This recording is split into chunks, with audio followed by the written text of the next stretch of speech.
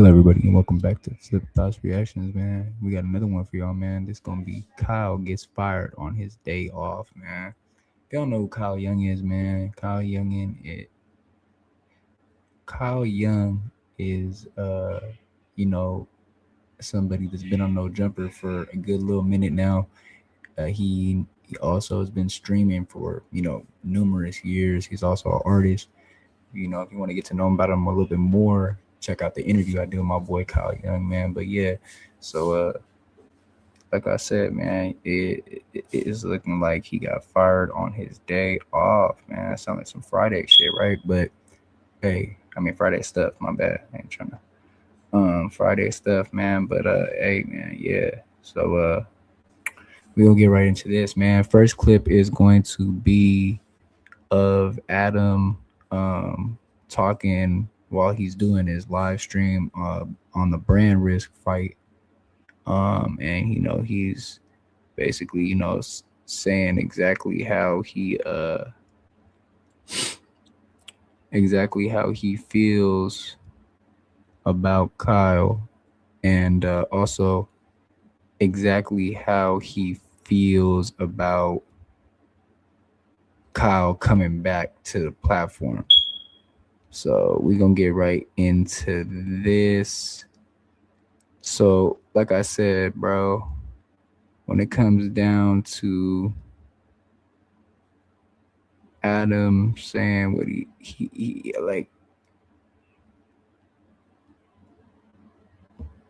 he literally calls this man mentally unstable, bro. Like, this is crazy, right? Like, wait, hold on, let me change the thumbnail real quick, y'all. But yeah, we right here with it, man. Tune in, tap in, all that good stuff. Um, like I said, man, we trying to see what's going on with this situation, man. Shout out to Bebop. He was just in the chat, and he said to do the Kyle video, man. So I'm up on here doing the Kyle video, bro. Where you at? Just playing. But yeah, man. I don't know, man. It's pretty crazy right now with this no jumper lore, man. Well, I mean, if you guys didn't watch the 24-hour stream, then let me, give you a little recap. So Doughboy's birthday, birthday, 24-hour stream. Everybody's drinking, everybody's lit. You know, you got Doughboy getting told from Steven to mush some cake in Kyle's face. So he does, and what transpires afterwards was just chaos, bro. To the point where, yeah, man, it's just chaos, bro. Like, to the point where he got the cake and he put the whole entire cake on the top of Doughboy's head, and then he proceeded to throw napkins on his head, and it stuck to his head. And then you got him popping a balloon and putting it over his head, and he couldn't see it over his eyes. Then he proceeds to throw the no jumper table at Doughboy, and Moose Man was there, luckily, to catch it before it hit him in the head. So, man, like, hey, bro. But Kyle, I talked to Kyle. Everybody's talked to Kyle. Kyle is very, embarrassed about the situation, and he's trying to, put it out there like, that was just the alcohol, and everybody was lit, man. So you really can't blame them at the end of the day. And Pooh was kind of instigating, man. Pooh was instigating for sure. But we're gonna get into this clip, man. Let's get into this clip. Yeah.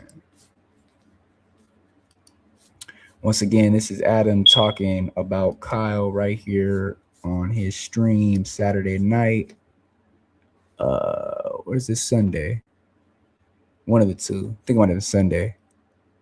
But yeah, we gonna get into this. Let's go.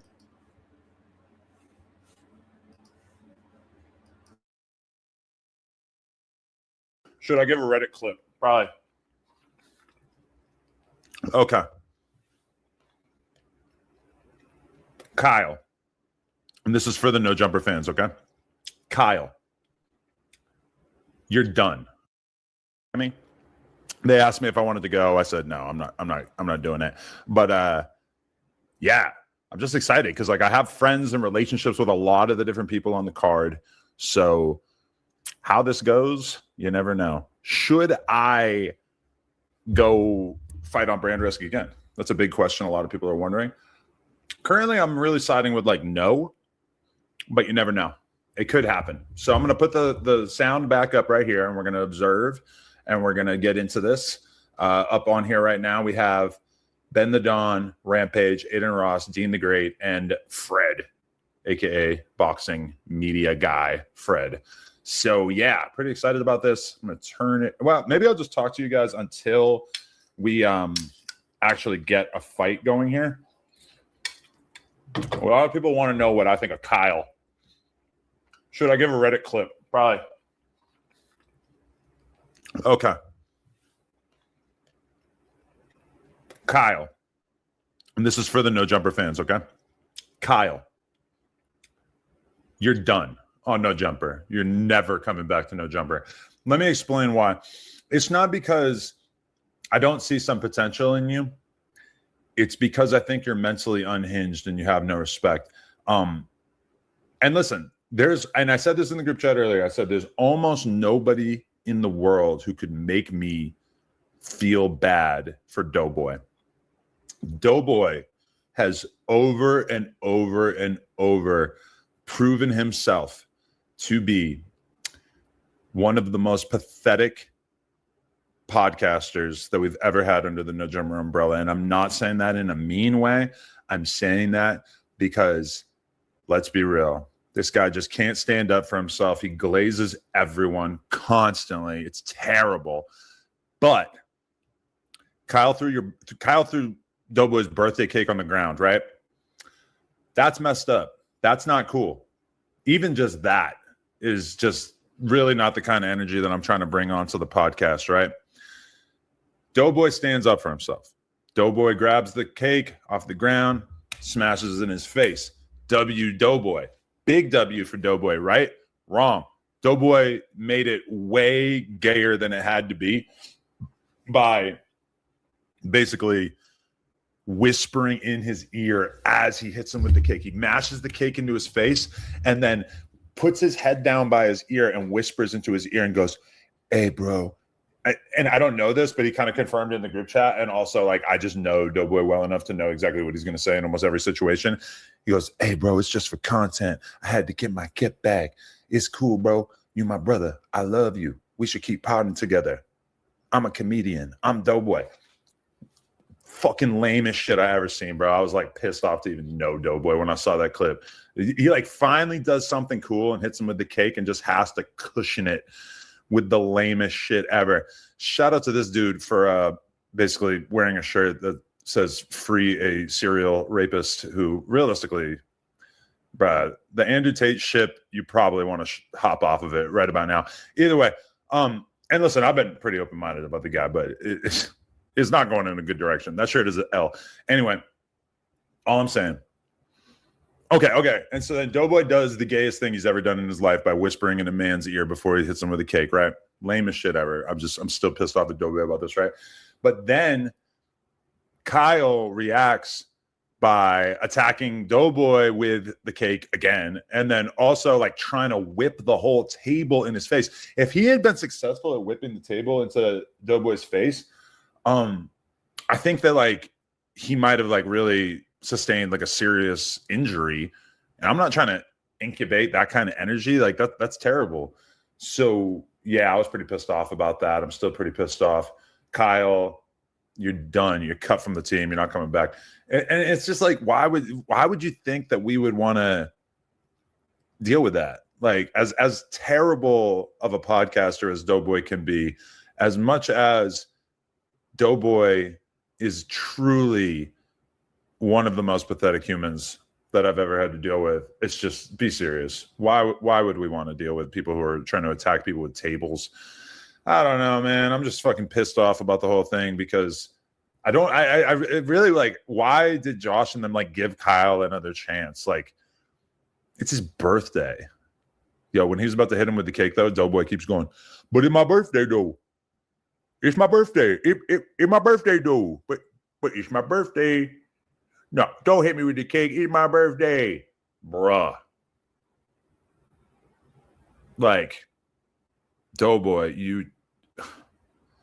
I just don't get it. I don't get it. I don't get how you live like this.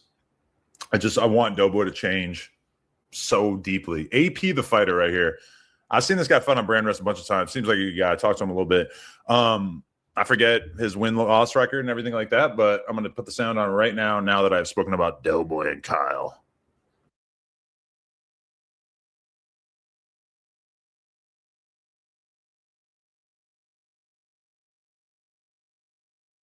I'm like a thought chick. You know what I'm saying? You gotta celebrate for the definitely like a thought chick. Okay, Celebrate we're on for the the same whole page with describing you as a girl. After what I saw on the stream over this week. But you know what I will say, though, is I got a different vibe for what the feel of the 24-hour stream was once I spoke to Josh, also known as Dragonite Jew. And he basically said that he was pissed at you. Like I felt like I saw a lot of positivity in the Reddit and maybe the comments, basically saying that like they like the 24-hour streams, that it's good content. But then when I talked to Josh about it, he's describing a Doughboy who was getting up, getting off the show, leaving people who were fairly unqualified on the couches, going out there, making out with chicks, which I told you to stop banging chicks here, bro. I didn't bang a chick here. He just made out with a few. If you were making out with her, you were working on a bang. It didn't work out. I don't think that's because you just decided you didn't want to. I think it's because probably she was like throttling your aggression. But I mean, Josh described it as a show that was totally out of control. No, I could take my accountability for it. Like, you know what I'm saying? Like once, you know, and I don't ever like to be that guy to be like, oh, I was drinking too much. I was, you know, but everybody was having a good time. I ducked off to go take a nap because what I had did where I messed up was I had already been drinking, but then I took 2 edibles. That was on me, my bad. And that just kind of stabbed me. I was just like, even when Spotty was laid down. Yeah, I laid down. I was super. It just made me pass out. So, and I know that, like, you know what I'm saying, it's my birthday. I'm supposed to be doing more. So, apologize, Dodge. You know what I'm saying? I could have handled that differently. Like, you know what I'm saying? But I love how he talks about his birthday more than any other dude I know. That's fire. Every other dude, besides like the big celebrities, Diddy's and the 50 Cents, they got to go hard for their birthday. But those are already people like doing nightlife, so they always looking for something to celebrate. But Doughboy, like that girl, is just gonna drag her birthday for a month. Because I always have birthdays, and that's why I was like, I was like genuinely sad. Doughboy, that's why I was genuinely sad. Like, you know what I'm saying? The biggest thing that I was thrown off about was that the stream had to end. I wanted that shit to keep going. It wasn't that serious. I know I got my protective angel. Shout out to my brother Moose. Wait, at what point did it end, and why? And why is part 2 forever gone? Did you guys forget to stop it on time? I know there was like a titty gate at some point that needed to be edited out. Wait, I don't know really? what part that was. But yeah. is part 2? That was part 3. Yeah, I can see it's a video now. Okay, so that's that one. Okay. I don't know what 2. But why did y'all stop it? Like the Kyle thing just got so crazy. You felt like you had to stop it. Like, was it that crazy? Josh made the call. Josh made the up top call because there was like a mob of people about to pat Kyle outside, and I think that was like Josh felt like that was crossing the line. Like, it's gone too far. Let's wrap it up. But can't he leave and nobody else leave, and then the stream continues on and he's outside? And that's what I would have preferred. That's what I thought was going to happen. Right. And that was just my biggest thing. Because, like, even when it wasn't my, you know, I'm not going to escape. That's what you would have preferred. For the stream to clean it up. And that's why you could just see the genuinely sadness on my face. Like, man, party. Happy birthday, Doughboy. Happy birthday. The Eeyore voice. Happy birthday. Rio called it perfectly, bro. He's like, he's our Eeyore. I would have plural. He's doing the anti-4 extra to you. Take the S off. Soon as go to Geo. Rio's the young OG, man. Because, like, I was highly unbothered by all the things that were going on. Like, even when he threw the cake down, I was just like, but that's a problem. He tried to crack your head open, and you're that unbothered? was a step too far. But the fact that you're able to like take those two instances and like remove them, like it was all good. There was just this one bad thing where he tried to throw a giant table at my face. No, because it was steps to get there. So after the cake got thrown down, I wasn't really even tripping off that. And then it was just like, you know what I'm saying? I'm a man. I make the decisions that I make. So nobody made me do anything. But I didn't really want to hit him with the cake. I was just like, I know how this is going to go. Yeah, when you whispered sweet nothings into his ear, we got the idea. I was just like, yeah, you know I got you. But like, and I'm thinking. That was so gay. I was so mad at you when I saw that. We got to talk about your review of me, Adams. Jesus. Just know that whatever I've said on camera, it's worse. So I don't know if you really want to. No, I want to dig into it. But let's break down this birthday thing more too. Right. So when it happened, so I'm getting the side talk from the producers, like, man, just hit him with the cake. I'm just like, bro, this is going to end the stream. What about the fact that you know, Nathan, who's like 16, and Josh, who's like 50, that they have to convince you to stand up for yourself and hit him with the cake after he threw the cake on the ground? Man, I just be wanting to have a good time, Adams. That's gay, man. You can't just have a good time. Sometimes it's wartime. I know, and it's just like, but I would have liked to, and you know, and I've talked to Kyle since then, like, you know what I'm saying? Like, we're gonna talk about that. And I told him, I was just like, bro, the only reason I hit you with the cake is I thought we was cool. I wouldn't hit it with a cake if I don't think that we cool.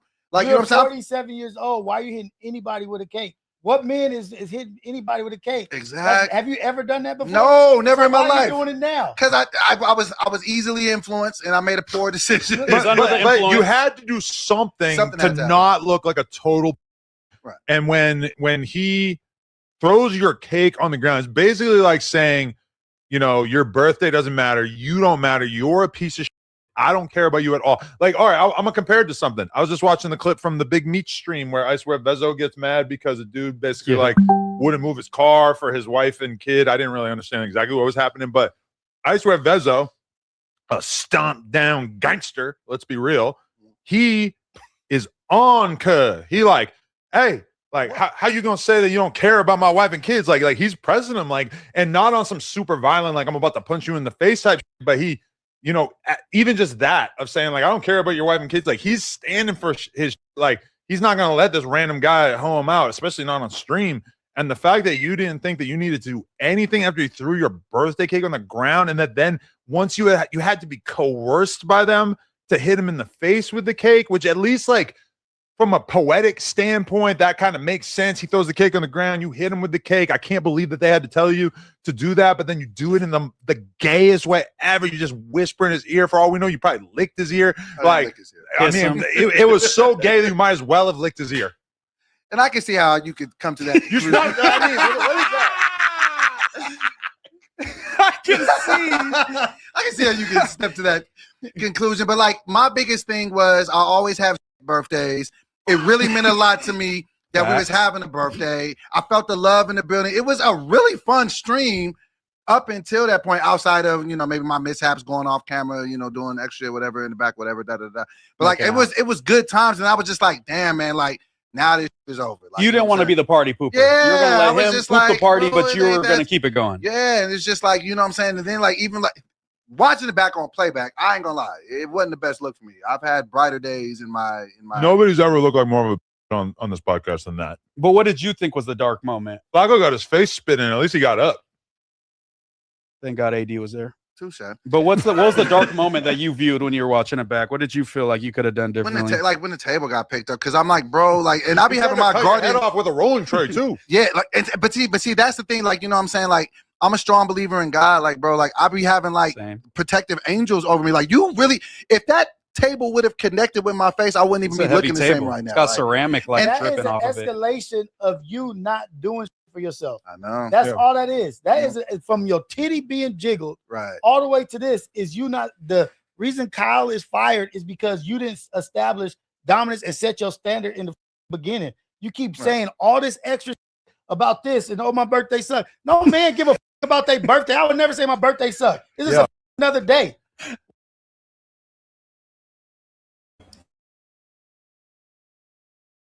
And this is exactly why people say that Rios is too serious, bro. Like, it's not that serious, bro. Some people do take their birthday serious like that, bro. I know a lot of people that celebrate their birthday the whole month. So what are you talking about, Rios? Come on now, gang.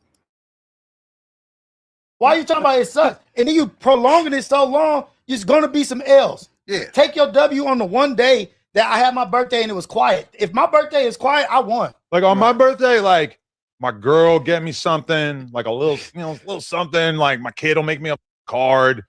I'll get a bunch of DMs, like, repost some people in my stories or whatever. Like maybe if it falls near a weekend, we'll like go out to eat.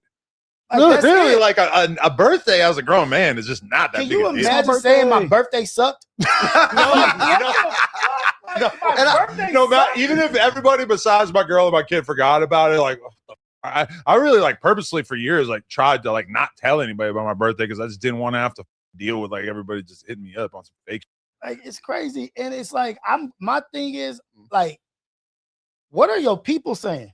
Like, what are your people saying? Where are your people? Where's your real? Who are these people anyway? Family and friends, and they aren't happy about it at all. They are more, but they're very bothered by your. We'll get to your critiquing of me. I know we'll get to that later. But they were just like, "Is this worth it? Like, come on, I know you like it up there, but drop your nuts." Like, you know what I'm saying? So the glazing dough. I know I've said this before. Glazing doughboys out here. Everybody ass. Yeah. Yes, I'm happy to be here. Like it is what it is, but all that glazing shit is out the window. All that doughboy, man, storm. You gonna crash out? The glazing doughboy is one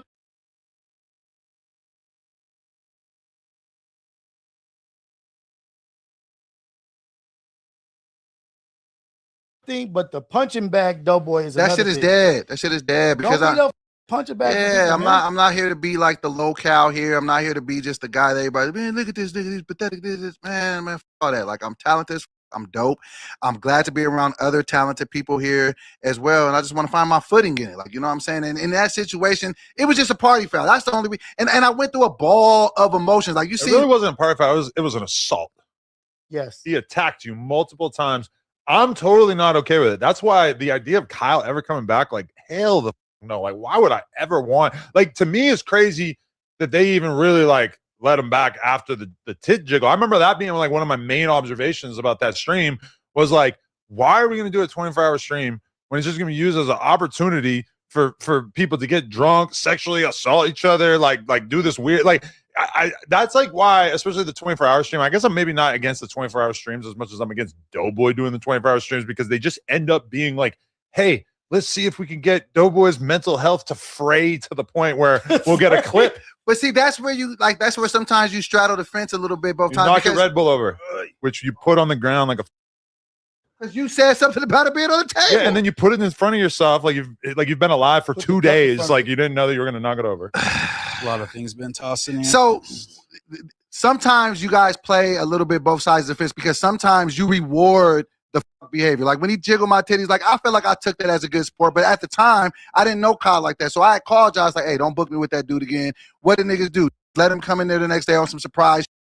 And I even ran with the punches then, like, all right, you out that day. Like, you know what I'm saying? Got the choke out and we fake got whatever. Like, all right, man, like I'm a team player because I know how shit could go. But then it's just like that behavior got him rewarded. It got him brought back on the show. So I think in his mind, he thinking, oh, this is just part of the. You not only invited him back onto your live stream, but then you got on another live stream and said that you were mad about the idea of him being fired. Well, no, it's because it's just like, it was a party foul. Like if it would have been not a party foul, you have to like acknowledge that it was something more than that. A party foul is me dumping a Red Bull on Moose's lap by accident. He's too drunk. Right. Yeah. Oh, I'm drunk. Right. I spilled my beer on you. That's a party foul. And then you go, my bad. Okay, afterwards. So let me tell you what my mind state was going. Once I got the idea pitched to me, hit him with a cake, I knew it could go bad.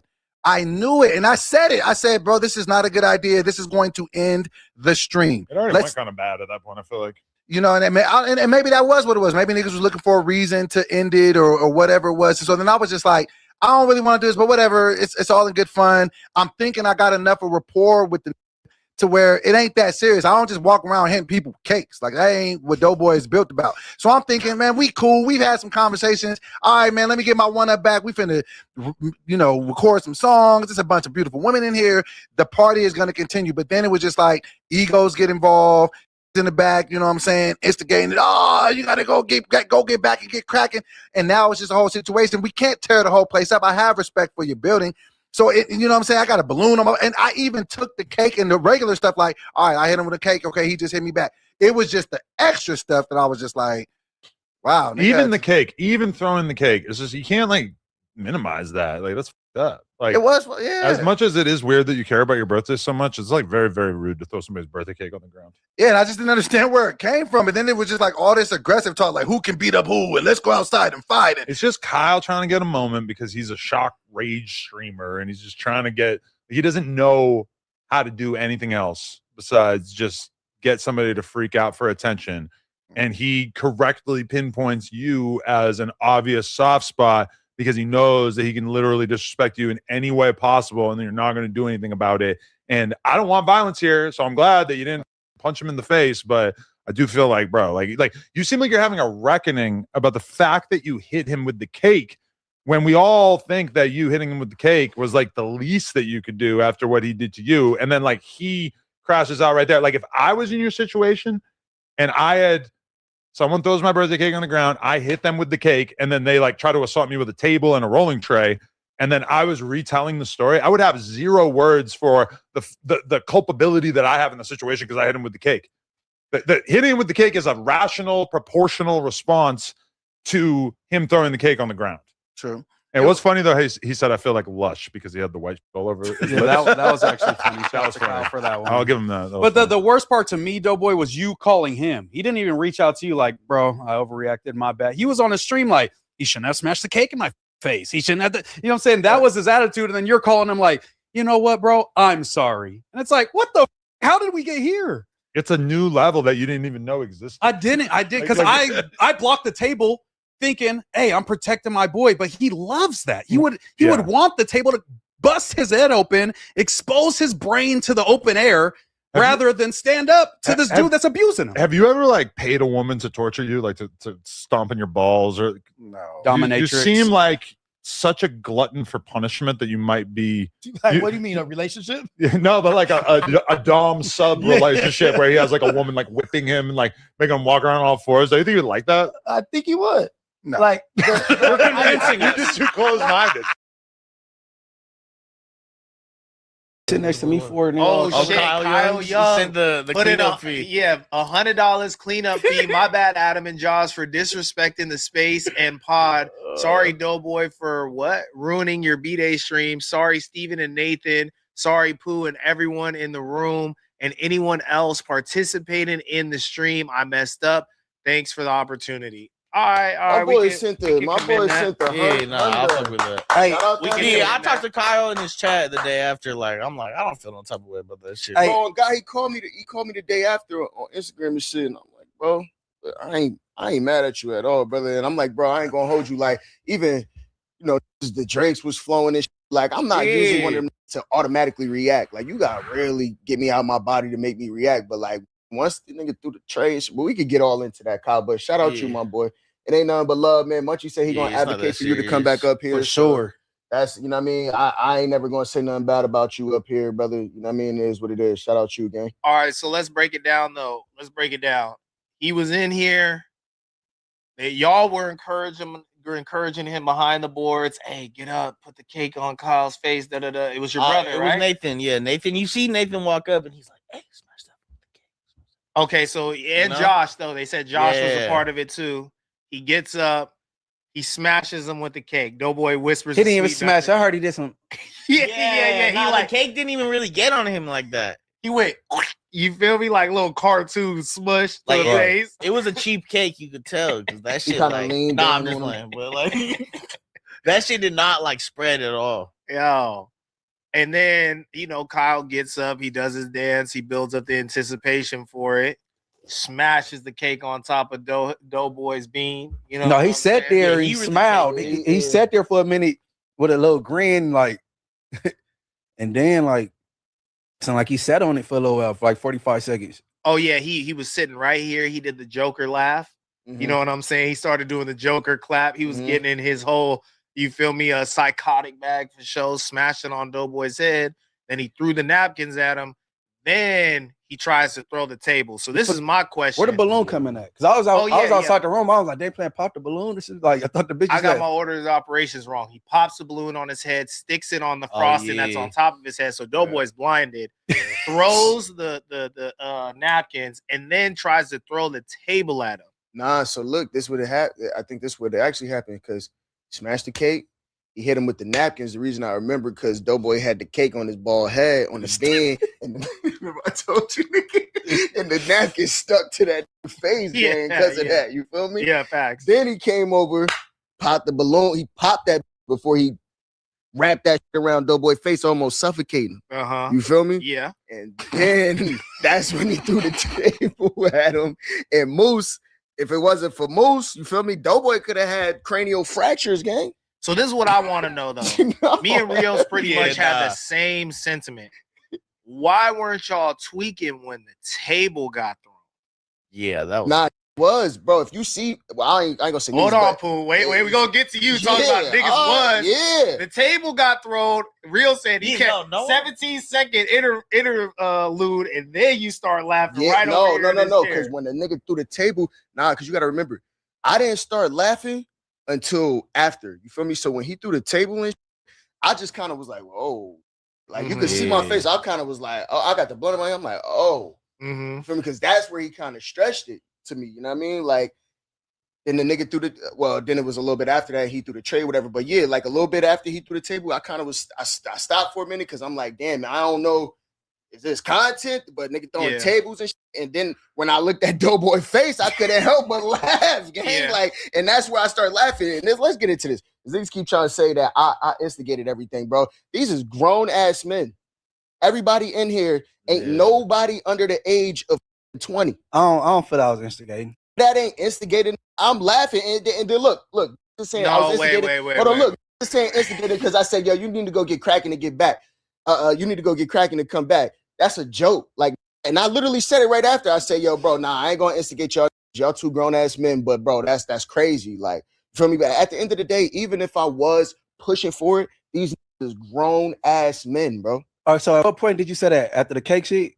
Because I heard you say, hey, no, for real though. Like, basically, you said the man up, man. He threw a whole table at you. Oh, God, that was after the cake. But it was two. That's instigating, or that's being honest? Kyle, you said, I think it was Kyle, you said, this is the biggest mark out in no jumper history. And that's when the switch went up. Verbatim. When he's sitting here and he got the cake on him, I think you said that to him. Yeah. And then you told Doe, you got to get cracking. We know Doe not going to do anything. Exactly, I don't think what Doe is instigating or whatever, but what we call it is side busting. You feel me? You the dude on the side, you throwing a little bit of what's the you put it on the grill, lighter fluid. You putting a little lighter, you just woof every couple of minutes. Honestly, you can't.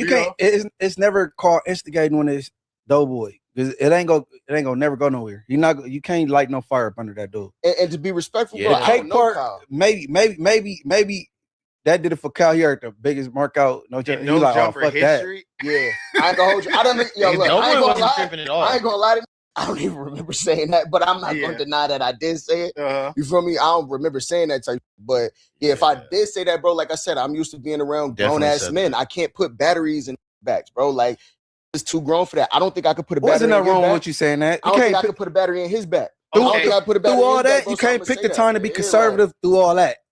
I'm not hearing that, bro. I understood. I mean, I don't think anybody's like really trying to, you feel me, get at Pooh for quote unquote instigating. But like, how do y'all handle it in New York? Like in LA, we call it side busing. Like you could be a part of a situation where two are violating each other, but if you get too involved, somebody might fire on you. So how do y'all be handling shit like that in New York? Bro, it's the same exact way, but it's more or less when, you know what I mean? Like, bro, if we on the street, that's one thing. You feel me? When we on the street, if you see me on the street, bro, I don't really, like, I'm in here with, we podcasting, we chilling, we having a good time, we drinking. I'm expecting this to be a comfortable, somewhat comfortable environment to where we could joke around and do certain things that I wouldn't just do to the average on the street because I don't notice. We're not podcasting. It's not going to be received the same way that it would be on a podcast. You know what I'm saying? So like, nah, for sure. Like it's the same thing outside, nigga, in New York. You gassing some nigga liable to fire on your ass. You feel me? Like I've literally been in fights like that. Walking by and bro, listen, if you know how Jersey is, bro, we laugh when we see that's funny, bro. Like I've been in fights walking by some laughed at some and then snuck me from behind. Had to get it in. You feel me? Like, hey, just is what it is. I think everybody felt everything was funny until the table got through. Really, they're like, oh shit. And then it settled in. Facts. No, it was hilarious until the table got through. Yeah, everyone got hella quiet. I ain't gonna hold you. Yeah. It wasn't funny. It was hilarious for me up until when table got thrown, but really for me it was when that fell off the ceiling. When he okay, so you got hit by something? You actually I ain't get hit. I dodged the shit. That's what I said. You didn't get hit, but why did that? It's like a little soundproof. The little rollers up here. It's like a little soundproof. Why did that clear the room, even for you? Why did you and your brother activate? I thought you got hit by something, so that's understandable. But why did I didn't even see it happen? I just saw Nathan. I saw Nathan pushing him out, so that's why I started tripping. Okay. I didn't. Oh, that's what most men said. Yeah, they took it outside. I think the Eggers is about to judge. I mean, yeah. Hey, man. I pushed him a little, but nah, that was it. I'm not tripping on that. Hey, look, put it like this, bro. When you come aboard, no jumper, there's no code of conduct and like thing you sign off on, like do's or don'ts. And after you see a lot of stuff get passes, you might think you could get away with some, bro. You know what I'm saying? Like I don't want to say. I want to say like, okay, at least amongst LA dudes, bro, we know how to treat each other. I'll say that much. we know the do's and don'ts. We definitely know the do's and don'ts. And bro, listen. We've had somebody brandish an iPhone somebody before. Okay, we have people get verbally abused, call them and all kind of things, disparaging things. We had guests get beat the fuck up. Shout out Kelpie, right? Yeah. We have things that took place. Like, I think Kyle deserve another chance, bro. You know what I'm saying? And then you got to know who you dealing with. I picked up on his whole thing about two and a half months ago. Like, oh, okay. You feel me? He like a ticking time bomb half-ass. You feel me? I blinded in the blind. Everybody go check it out. I told him, I said, hey, man, you need to stop sitting on shit. I'm like, you get a little aggressive off the alcohol. Look how he was like sitting next to me for it. Oh, shit. Kyle Young sent the cleanup fee. Yeah, $100 cleanup fee. My bad, Adam and Jaws, for disrespecting the space and pod. Sorry, Doughboy, for ruining your B-Day stream. Sorry, Steven and Nathan. Sorry, Pooh, and everyone in the room and anyone else participating in the stream. I messed up. Thanks for the opportunity. All right. My boy sent the yeah, I'll fuck with that. Hey, I talked to Kyle in his chat the day after. Like, I'm like, I don't feel no type of way about that shit. Hey, guy, he called me the day after on Instagram and shit. And I'm like, bro, I ain't mad at you at all, brother. And I'm like, bro, I ain't gonna hold you. Like, even the drinks with. What's up, everybody? Welcome to Easy Call TV. It's your favorite Cambodian YouTuber, which is me, Easy. And today we got a very, very special guest, my boy Kyle Young. What's up, bro? Hey, man. What's up? Why did you summon me here today? What did I do? Man, we got into trouble last night, bro. What happened? I don't remember. I'm waking up now. I'm on my way to get my Raising Cane's order. I don't even know what happened. People were wilding out on the internet telling me something happened. I don't even know what happened. All right, let's wake up a little bit. Let's wake up a little bit. What's going on between you and Lush, bro? Like, he called in, you called in. Yeah. Like, what's going on with that? I don't know. I think Lush, I don't know. I think I said some shit about Lush he didn't like, and he tried to, like, cancel me over that. And I'm like, I don't know. I don't know if that's fair, but I don't know. At the end of the day, Lush, I don't even know now. After last night, I don't even know, but at the end of the day, I'm cool with Lush. In real life, I'm cool with Lush. But yeah, also real life, you guys are cool. I think so. I hope so. Oh yeah. But what started though? Like, why did he call in on that timing? Shit, because people talk shit, and people talk shit, and then they get butthurt when the shit talk is about them. That's my perception of it. Yeah. People are so comfortable talking shit about others and will shame you if you are like, I'm not going to talk about people. But then when they get shit talked about them, they see it from the perspective. And my thing is like, I'm not always wrong. I'm just early, And it's like, sometimes I am the poetic justice. I am the karma. I'm all that. And sometimes I got to show people lessons right in their face. And sometimes it's a harsh reality, but like, don't say I didn't say it. My bad if the audio is bad. I'm trying. No, your audio's good, bro. I can hear you. You're good, bro. No worries. Right. I appreciate you pulling up on the fly, though. Of course. Yeah, so yeah, as far as the Lush thing, it was just like... Oh, you're good. Yeah. No, go ahead. No, basically with the Lush thing, it was just like, I feel like there was weird energy. Maybe it was just in my head. And so I spoke on it. And people get uncomfortable when I speak the truth sometimes. Yeah. What exactly did you say though that you think that like that sparked it up for him? Honestly, it's been a culmination. I believe. I feel like it's been a culmination of things where it's like it goes from me kind of giving Lush the benefit of the doubt. Now I'm a little more comfortable. Now I'm calling them out on this bullshit. And I'm not the only one that calls people out on this bullshit. And so I don't know. Maybe he thought that I was the one to kind of combat. And yeah, maybe I kicked him when he was down a little bit with the rehab thing. I don't. I'll look at the water fountain.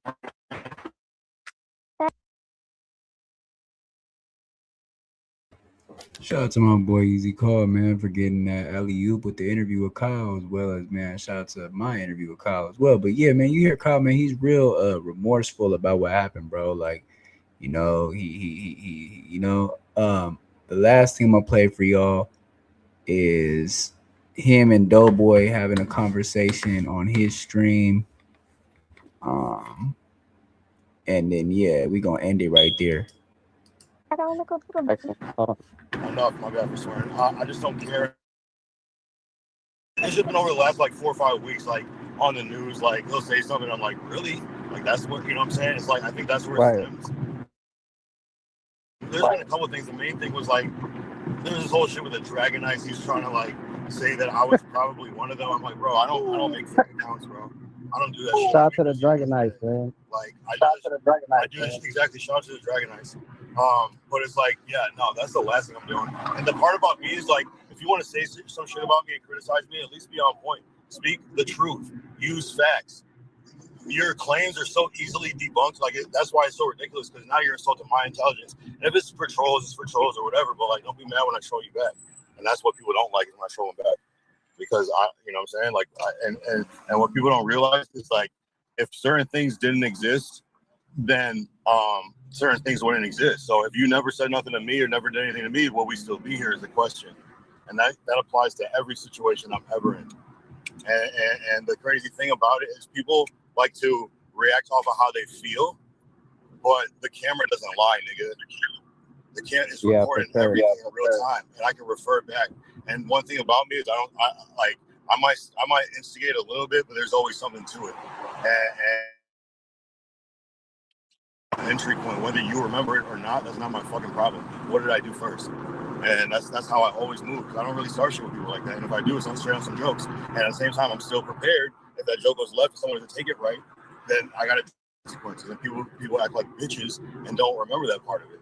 So tell me what I did first. Yeah. Don't be a bitch if I take it further than you did. I don't give a fuck. I didn't start it. Anyway. Yeah. The whole black lush thing, trying to disrespect me. You know my name is Kyle, bro. That's corny. That's like me calling Ricky Flip Phone still. That's gay. Right. Do you think with Lush?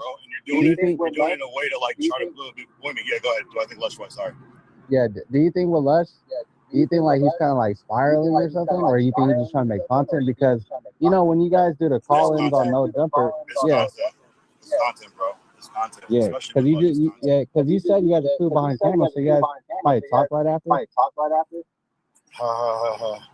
I don't know. I'm just saying it's content with Lush. Like without saying too much, it's content. Yeah, no, it's all good. But I feel like if you guys are willing to bring it on camera, bro, you guys are gonna turn it into content. That's what I'm saying. But at the same time, there's content, and then the people are real people sometimes too, and that's where it gets messy. Because as much as like I'm a content-based person, I clip farm and I troll, I'm also a real life crash out, and I think people might think that it's not real, but I'm not someone you should fuck with. I don't care if I fuck with people. I don't care if I jiggle Doughboy's titty. Like, do not throw cake at me, bro. You don't know me like that. You don't know what I'm gonna do. And people think it's sweet, and it's like, no, it's not, bro. I'm actually insane. Like, oh yeah, because you're not gonna like my reaction, especially when I didn't start it. If I threw cake on someone, I would be prepared for everything that could happen, because you're assuming that it's gonna be okay. Wait, I didn't catch the whole stream. So who threw cake on who first? I believe Doughboy threw cake at me first as a joke. And so I threw cake back at him, and then they got mad because I was drunk and I threw a tray or some shit. It is what it is. Oh, man. But they were laughing when I threw the table. But it was crazy because actually, yeah, the only people that were really trying to get big with me was like Steven, who was already drunk as fuck. I've never seen him that drunk. He was out of his mind drunk. Even Nathan was pushing him off me because he knows. Even Josh was like just disappointed because he knows. I didn't right. You know what I'm saying? Right. And Pooh was trying to get at me, and I'm like, Pooh, what are you doing? You look crazy right now. You're dick riding like crazy, and that's insane, bro. And it's like, I'm not even trying to insult, but it's like, bro, like, let the tray hit you before you try to do something. I wouldn't even have the same energy, but like, yeah, that was out of pocket. I'll take accountability, and that's why I'm not outside fighting with people. Because it's like, yeah, I did that. Okay, it is what it is. Just give me my glasses and I'll be on my way. And that's what it was. I didn't back down. I didn't run away. I was there. And I stood there until I got my shit and I left. Now before you came into the building, were you already lit? No. Hell yeah. I was sober. I drank a whole bottle of Douce on camera, bro. Like, it is what it is. Maybe I gave you guys were in there for a minute. I see Jessica West said that you had like did a 24-hour train. Yeah. Yeah, that's crazy. Yeah, I gotta rewatch it back though. That was actually insane. Watch the rest of this interview, man, on Easy Call TV's channel, bro. But we gonna go right here to him and Doughboy talking about it real quick, and we gonna end it. Kyle.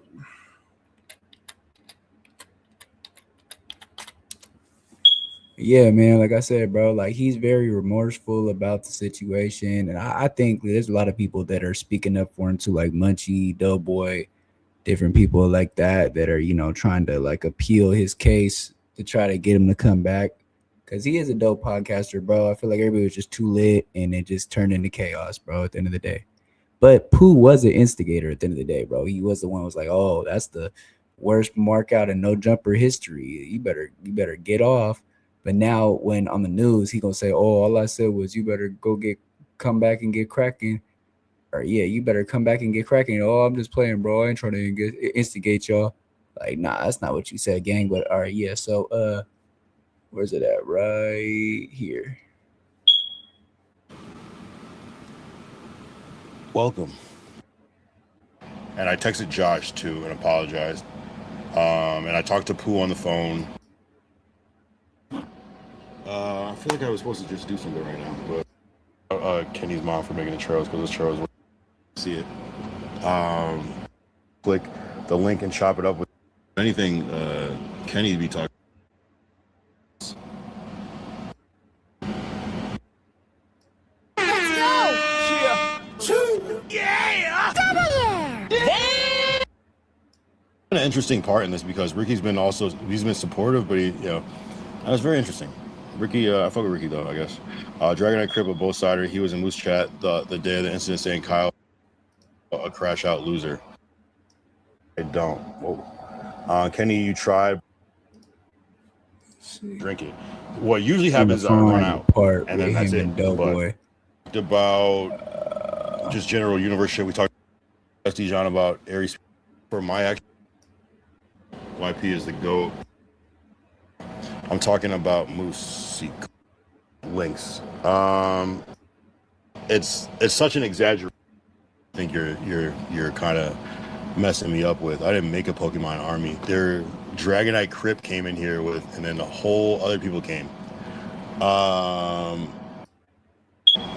Let me the same exact setup and the same person. Like my. Yeah, shout out. Wait, is this Brody? Who's Brody? Oh, it's a different Brody. Yeah. And the only reason I hit here, hold on. What's up, nigga? You overdrink every time right you drink. No boy gonna call in, y'all. Y'all really listen to this conversation. It's real. Assessment. I don't really know the thing and how that is. I don't know if I overdrink every time I drink, but it is an often thing, and I do have a hard time controlling myself, so that's fair. I'm not even gonna push back on that. Pause. Would you buy a pet fox? No. Dante made another account, and boom, you're back. Nobody blocked him. He dipped on his own. That's what I thought. We had an understanding. You ain't see my shit. Brody? Oh, why would you buy Pet Factory? What are we talking about?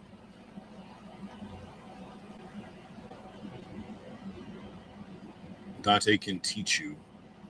You banned the king. Well, you hit the account. Let me see.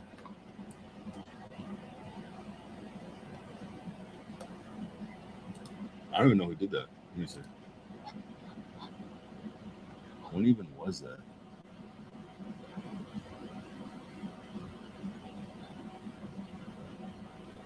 Oh, AJ did it. Okay, whatever. Shut up.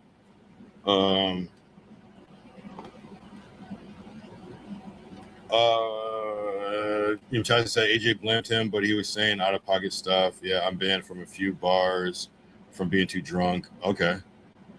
Yeah, it happens, bro. I don't know if it's like stemming from childhood shit or whatever. Just some people just get too drunk, you know. It's because, you know, the thing about that is like I don't think I ever intend to get too drunk. It's just I'm just there to have a good time, and then before you know it, you know. But that's irresponsible in itself, though. So that's the lesson to be learned. I swear to God, Kyle, go look. He hides my account. So you are Dante. All right. I thought you didn't make fake accounts.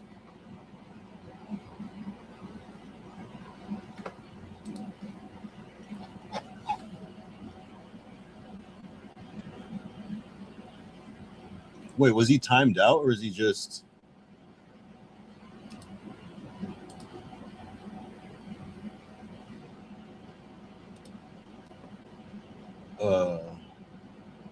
Whatever. Actually, we'll see. Don't fuck it up again, Dante. Then I'm gonna have to ban you. Just Dante, just chill out with the fucking freaky shit. And you can talk whatever shit to me, but just don't say weird shit that's not true. Or else I'm gonna ban you immediately again. AJ Blanton, Kyle, can we box on brand risk? Sure. No, I had the Dragonite Gushin roll. Nah, he's crying to Kyle because he got hidden. I said he was hitting Kyle. Yeah, I unhit him. Off the chinks, that nigga Doe sent you $9 instead of a whole 10. He's trying to give you that last laugh markout. Nah, it's $9.99, bro. And that's like if you're on mobile or on the computer, it's even numbers or 99. That's just the standard numbers, the default numbers on either mobile or the computer. But now I'm checkers. Okay, thank you, Kyle. I assumed you were. You just said me. Dante is a parasocial god. I moved to a safer city and got reckless. I have no respect for politics in the Valley. Yeah, I mean, yeah, the Valley does feel like the internet. I'm parasocial bad guy. Like who is oh my God, thank you, Kyle. We need people like Dante. Thank you, checkers. Hey, Dante, this is I'm telling you, bro.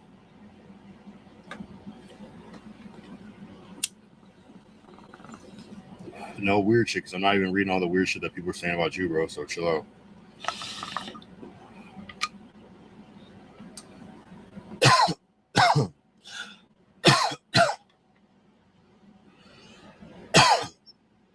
What's funny is how Dante used to say I was begging to get unbanned in DJ's chat, and look at him now crawling back. Packer Chairs, no problem, King. Know your place, Dante, said Malice. I'm done, man. Even with Crip, it's boring. All right, appreciate you, bro. Well, sock check. Give me the whole timer. It's not that. I actually... Or on your podcast. Yeah. Like, they don't want to... Like who is oh my God, thank you, Kyle. We need people like Dante. Thank you, checkers. Hey, Dante, this is I'm telling you, bro. Give me the whole timer. It's not that. I actually, you know what I'm saying? I just like and the same thing. I'm fired. I went too far. Bro, I'm a petition for you to get your job back. I don't want you. Wait, was he timed out or is he just...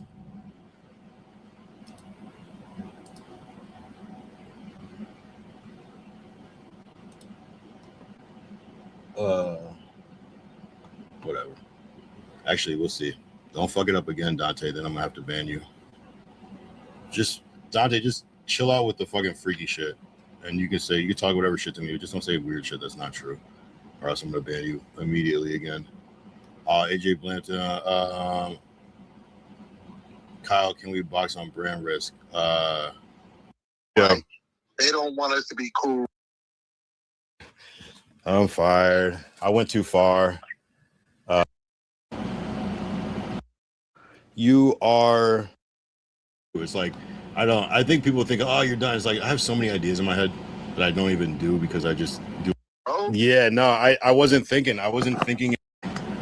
Oh. Yeah, no, I wasn't thinking. I wasn't thinking in my right mind.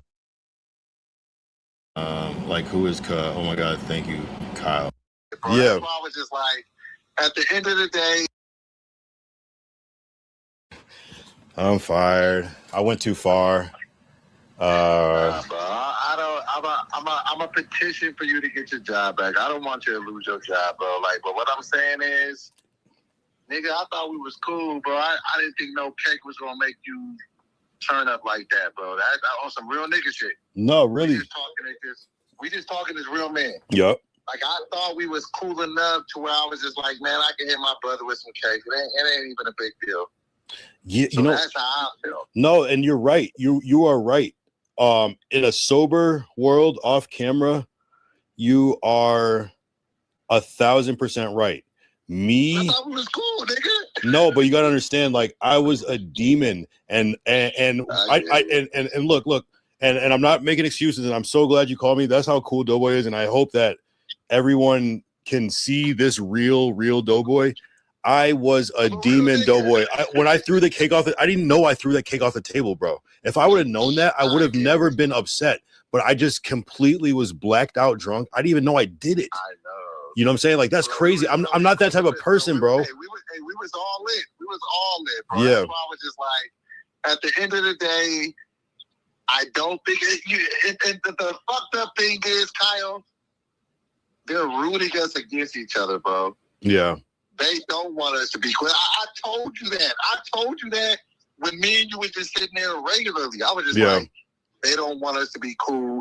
They want to keep making it seem like you marked me out. Yeah. And I'm just like, man, at the end of the day, bro, I don't want to see you lose your job over this shit, bro. Mm-hmm. Nah, they made you cake me. They made you cake me when I was like threatening to fight everybody. Like that's like such like a reckless.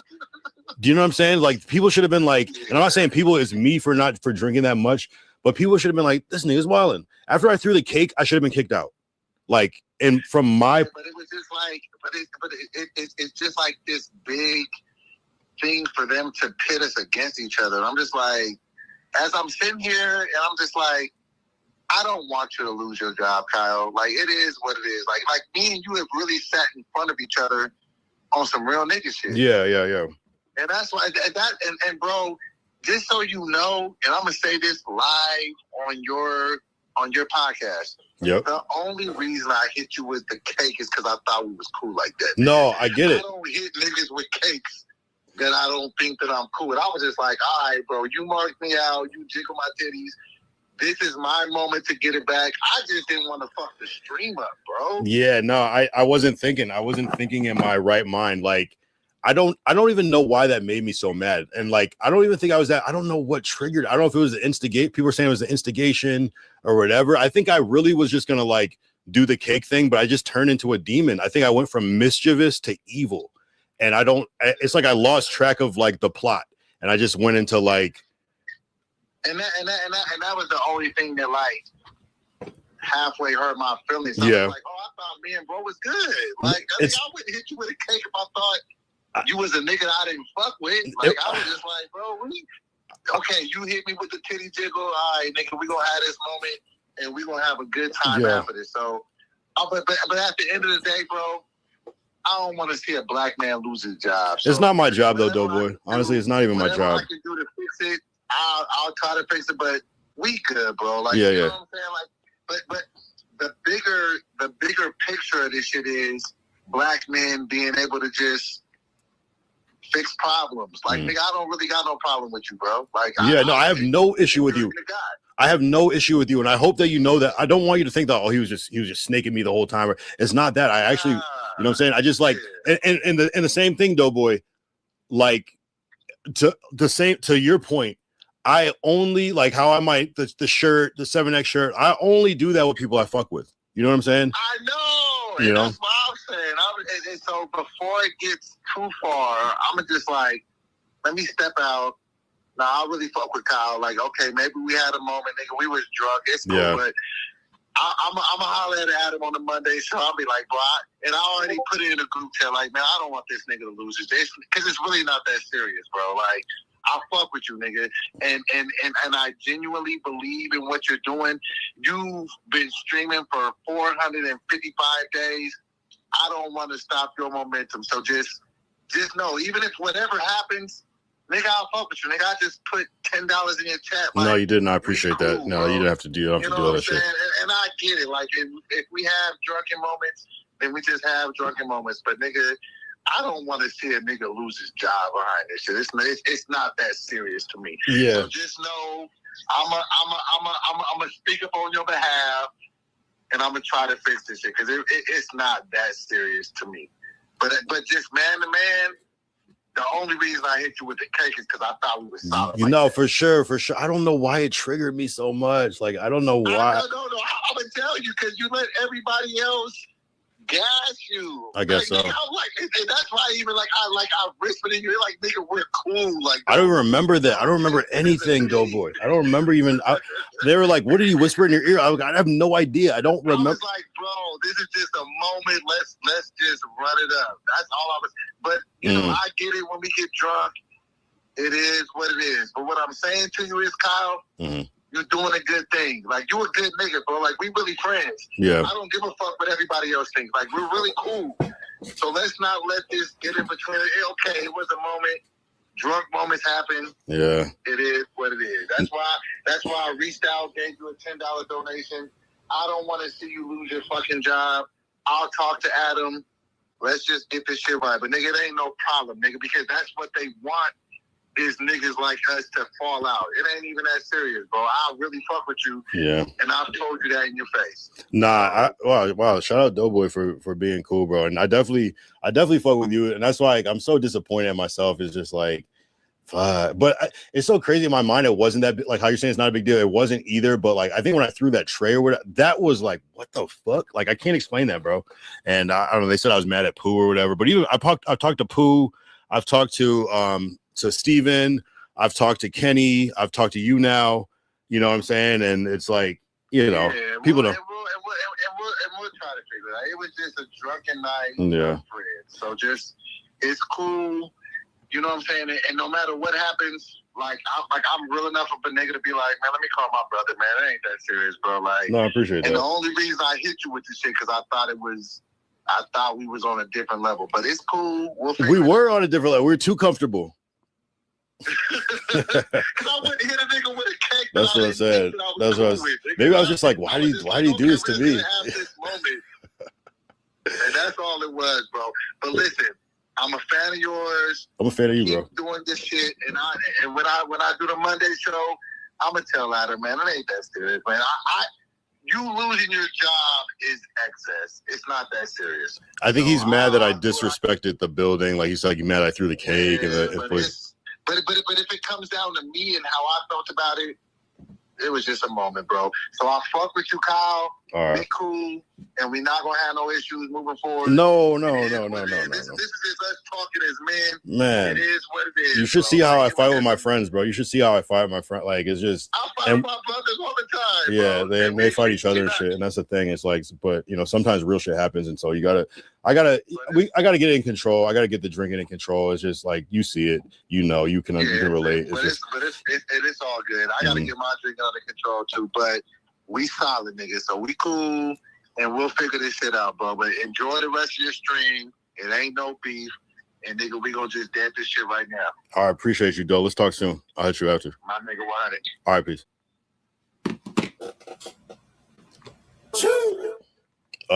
Man, I'm confused. Chat. What the fuck? Shout out. Yo, even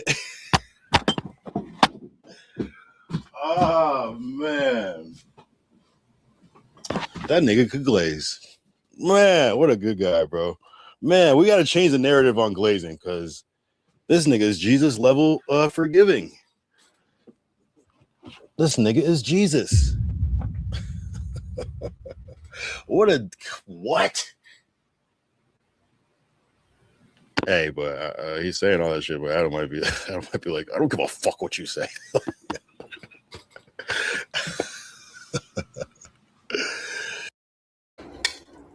A lot of people want to know what I think of Kyle. Should I give a Reddit clip? Probably. Okay.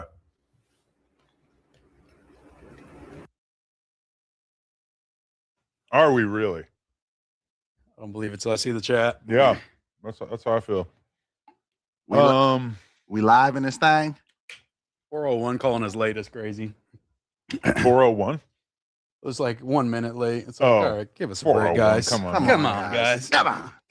You're late is like a whole personality type in the November community. Yeah, I love the you're late people. You're late. Shout out to the you're late I'm community. wasting my life. I've been sitting here for 2.5 minutes. I mean, I get it. Honestly, I would always like to start on time. But Doughboy.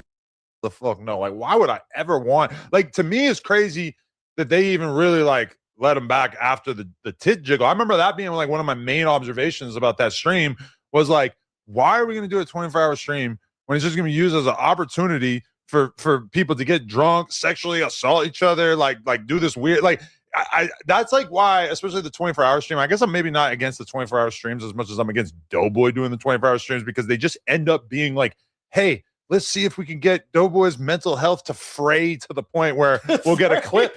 But see, that's where sometimes you straddle the fence a little bit both You times. knock your Red Bull over, which you put on the ground like a fucking dickhead. Because you said something about it being on the table. Yeah, and then you put it in front of yourself like you've been alive for 2 days, like you didn't know that you were gonna knock it over. A lot of things been tossing in. So sometimes you guys play a little bit both sides of the fence because sometimes you reward the fuck behavior. Like when he jiggled my titties, like I felt like I took that as a good sport, but at the time I didn't know Kyle like that. So I called Josh like, hey, don't book me with that dude again. What did niggas do? Niggas let him come in there the next day on some surprise shit.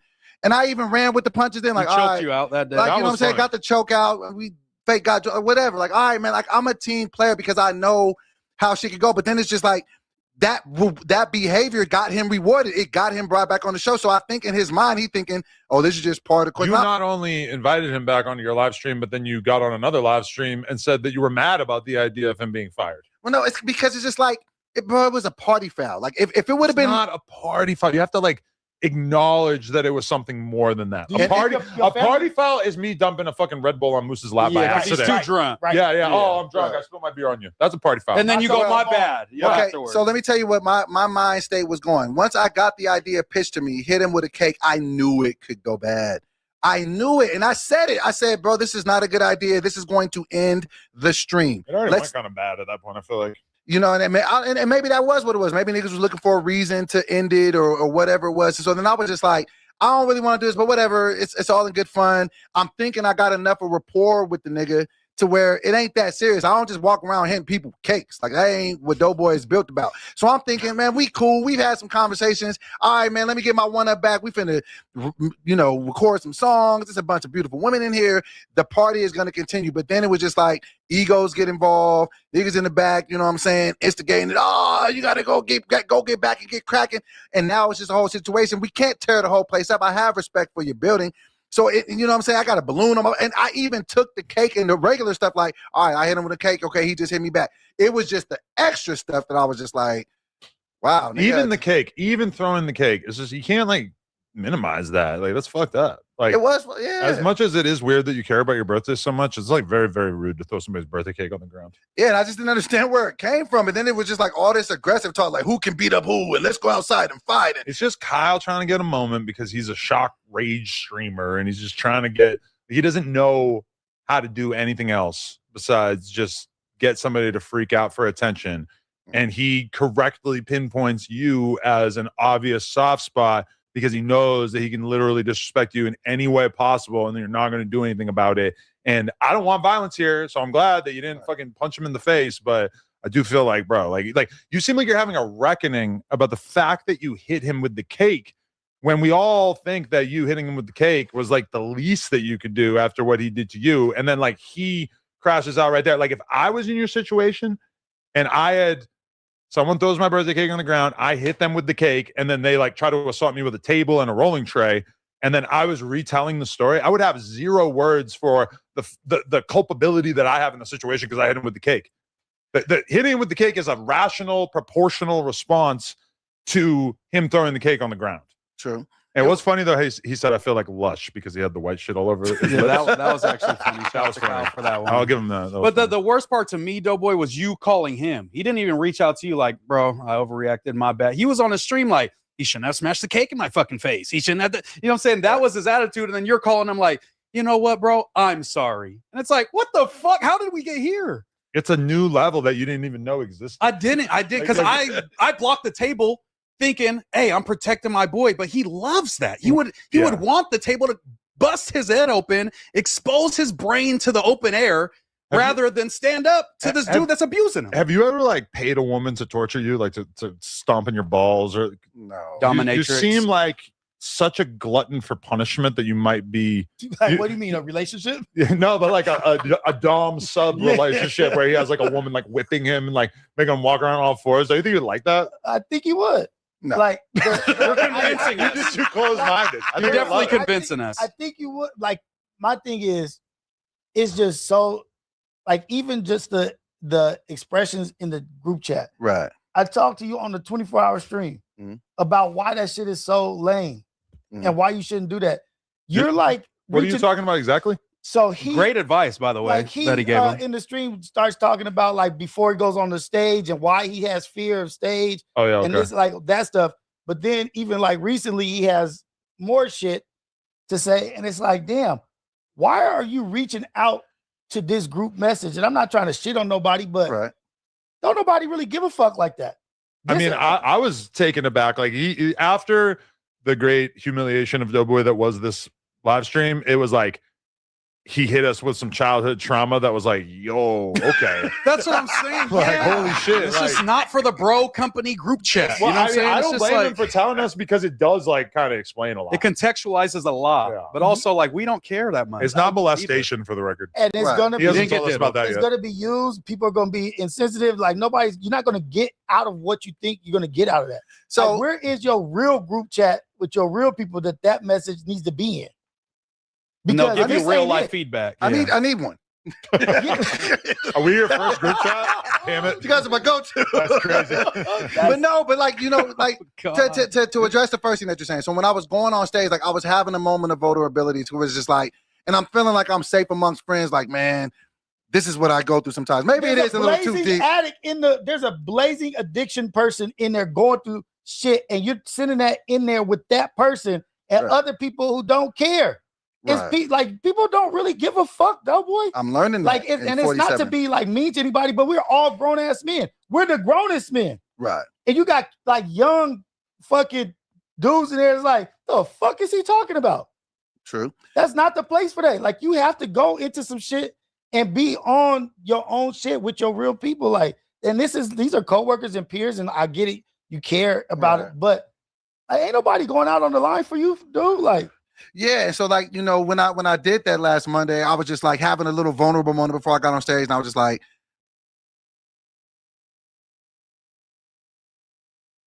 pop, and then, you know, I'm said that shit. Then I ended up going on stage, having a good set, you know what I'm saying? Then I felt good. And then like when I opened up more over the weekend, like that was just me just being a ball of emotion. Because you seen, like, I went from one moment, I was like, yeah, man, fuck this nigga, I ain't never working with him again, da-da-da. Then I thought about it, and I was just like, sometimes I just be having a little bit too much of a soft spot in my heart just because I put myself in a situation. I'll just be like, I've had to ask for forgiveness for certain things, and I've done and said stupid shit when I was drunk. And I'm just like, if it comes down to I'm the measuring metric of if this man loses his job, this is your company.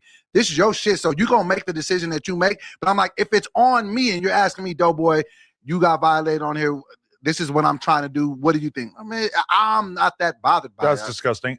Rios, as our resident in-house, the only non-tuna here, even though I know you've gone your own way, would you say that this weekend's events are DP worthy or put off worthy? If No Jumper was a gang. DP worthy. At the very least, perhaps At the very least, like everybody, like it depends on how he performs in the DP. Yeah, really. I've seen like was like, yeah, I'm gonna do this shit much akin to what I did here. And I know you might not see it now, but you'll see it one day. But Adam, I gotta take you to task on this, man. Stop calling me a bitch, man. Stop calling me a bitch. Stop calling me a pussy. What I mean, you could tell me to say it in a different way, but the way you behaved with Kyle this weekend was some of the most bitch-made shit I've ever seen. And I say that as a guy who did a boxing match where I didn't throw a single punch. Yeah. I mean, it was just, I mean, how could you take issue with me calling you a bitch when was like, yeah, I'm gonna do this shit much akin to what I did here. And I know you might not see it now, but you'll see it one day. But Adam, I gotta take you to task on this, man. Stop calling me a bitch, man. Stop calling me a bitch. Stop calling me a pussy. What I mean, you could tell me to say it in a different way, but the way you behaved with Kyle this weekend was some of the most bitch-made shit I've ever seen. And I say that as a guy who did a boxing match where I didn't throw a single punch. Yeah. I mean, it was just, I mean, how could you take issue with me calling you a bitch when you know you acted like a bitch? Hold on. How can you take issue with him calling you a bitch? And not a nigga throwing the table at me? No. Hey, this is, take it easy. This dude's wife has fucked another man on shit, had another man's put his dick on his knee. And like, and I'm not trying to big old dick. Big old dick. Like, and you really take it to task what he fucking thinks. You got an issue. This dude is not the one to grade you, dog. But I am, like, realistically, like as the guy who like employs people here, it's like my opinion of him obviously matters quite a bit. On podcasting, yes. But even if I wasn't employing him, what we know of Doughboy is that he would really, really care about what I thought regardless. Because like any guy who's in a position of power, he seems like he's kind of and it doesn't matter age. And age doesn't matter. That's the other thing is that you're younger than Doughboy. Yeah. How do you look? Don't say yeah. That's not a yeah moment for you. I'm about to get up and leave, dude. Like, I'm really about to get up and leave. Don't get up and leave. That's not what do. Yeah. Like, what is wrong? You're young. I'm fucking done. I'm 5 years older than you. Like, you're looking for validation from a father figure from a man that's like 10 years younger than you. And that's why I went into that rant, into that shit. I was like, imagine he was 52. Oh, so good. He's so fire. Like, Doughboy's trying to make some big changes in the end game, though. Like a lot of people would just kind of figure out, like, oh man, I'm 47 and I just am what I am. He's trying to like really change on a dime. I'm trying to run that shit up, man. I'm trying to be the nigga that I know I'm supposed to be. Was like, yeah, I'm gonna do this shit much akin to what I did here. And I was like, yeah, I'm gonna do this shit much akin to what I did here. And I know you might not see it now, but you'll see it one day. But Adam, I gotta take you to task on this, man. Stop calling me a bitch, man. Stop calling me a bitch. Stop calling me a pussy. What I mean.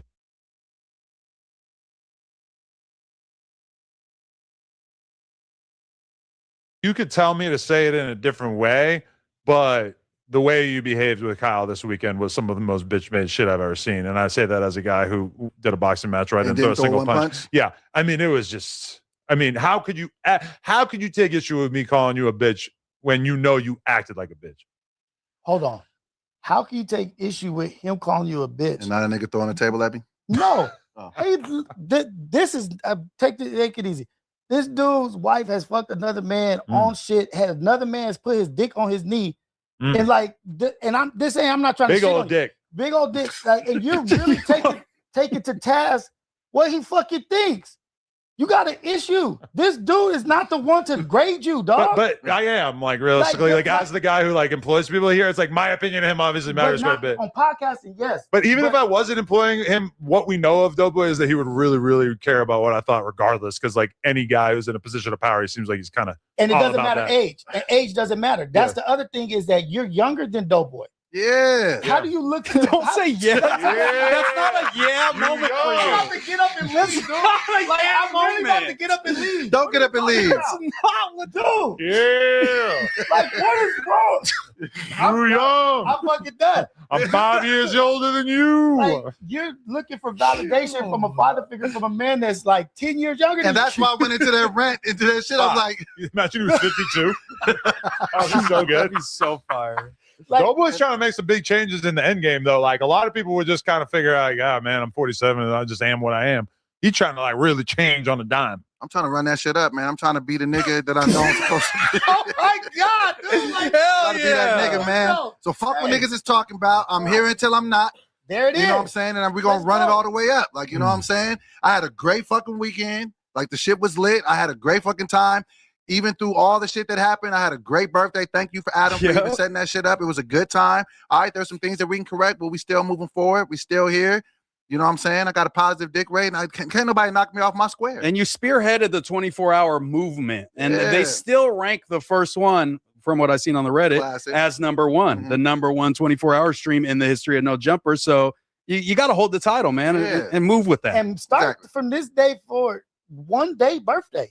1 day. Not the whole month. Just 1 day birthday. And don't say the word birthday so much. Yeah, I did. Maybe just limit it. Like, it's my birthday. Kyle's holding the cake. No, it's my birthday, Kyle. It's my birthday. Go back and watch the clip. It's my birthday. Happy birthday, Doughboy. He smears the icing off of his forehead. Yo, you got to give it to the Kyle that he was like dancing around. He was doing like a little like a kata. I'm going to put it down. Oh, no, pick it back up. You remember karate? Yeah, for sure. He's doing all this with the cake and then finally, bah! Spikes it into your face. He was trying to spike that motherfucker. He just having missed. fun, dude. Yeah, I was going to have fun, man. Start having fun. Yeah, man. Like these dudes are easy to pod with. You know, They are. They're fucking very. It's crazy to think like someone like Rios comes on the podcast. It's like, how much time have we spent like grading Rios's podcasting? And I feel like he's somebody that's like pretty well liked already.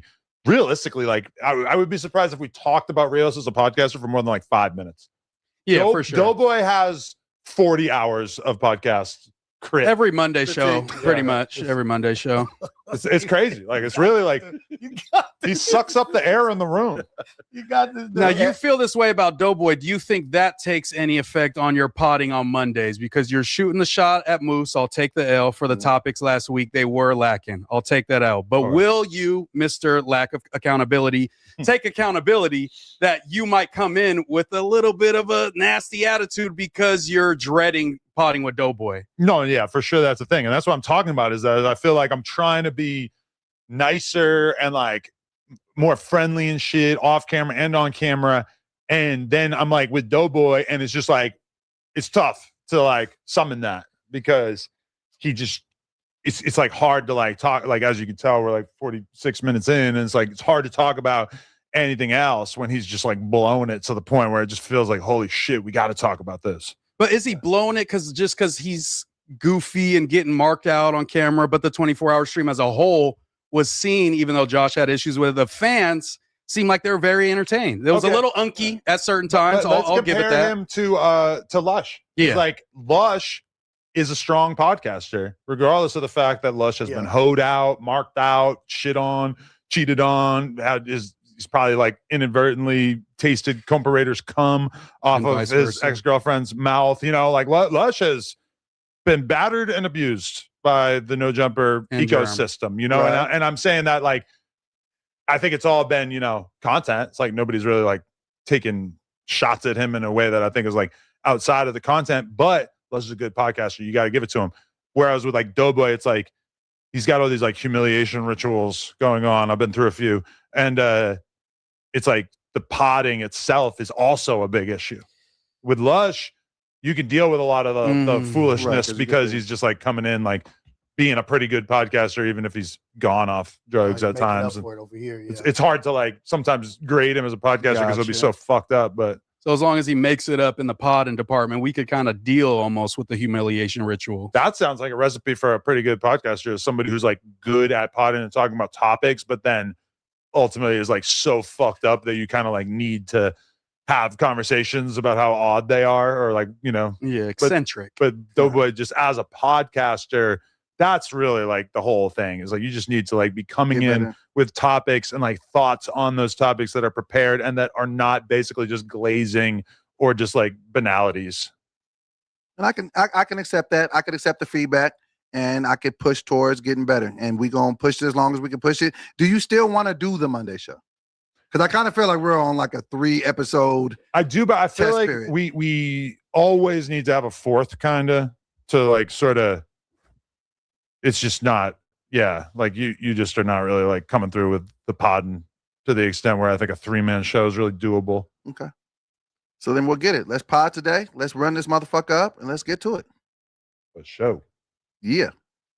All right. Shout out to Doughboy, man. I've been going hard for Doughboy. The Kyle thing did disappoint me, big time, but I'm still rocking with Doughboy. And even in the office, I'm telling people that are going a little hard, like, man, kick back on Doughboy. It's not a good dynamic when we're just going in on Doughboy. It's like, it's gotten old. The fans are over it. Right. Everyone's kind of over it. We have to figure something else out. And if you can't figure out anything else other than going hard on Doughboy, are we really good podcasters? Yeah, but we have to figure something out. After this weekend, though, because like we're going to do some sort of postmortem on the 24-hour stream or however many hours it ended up being.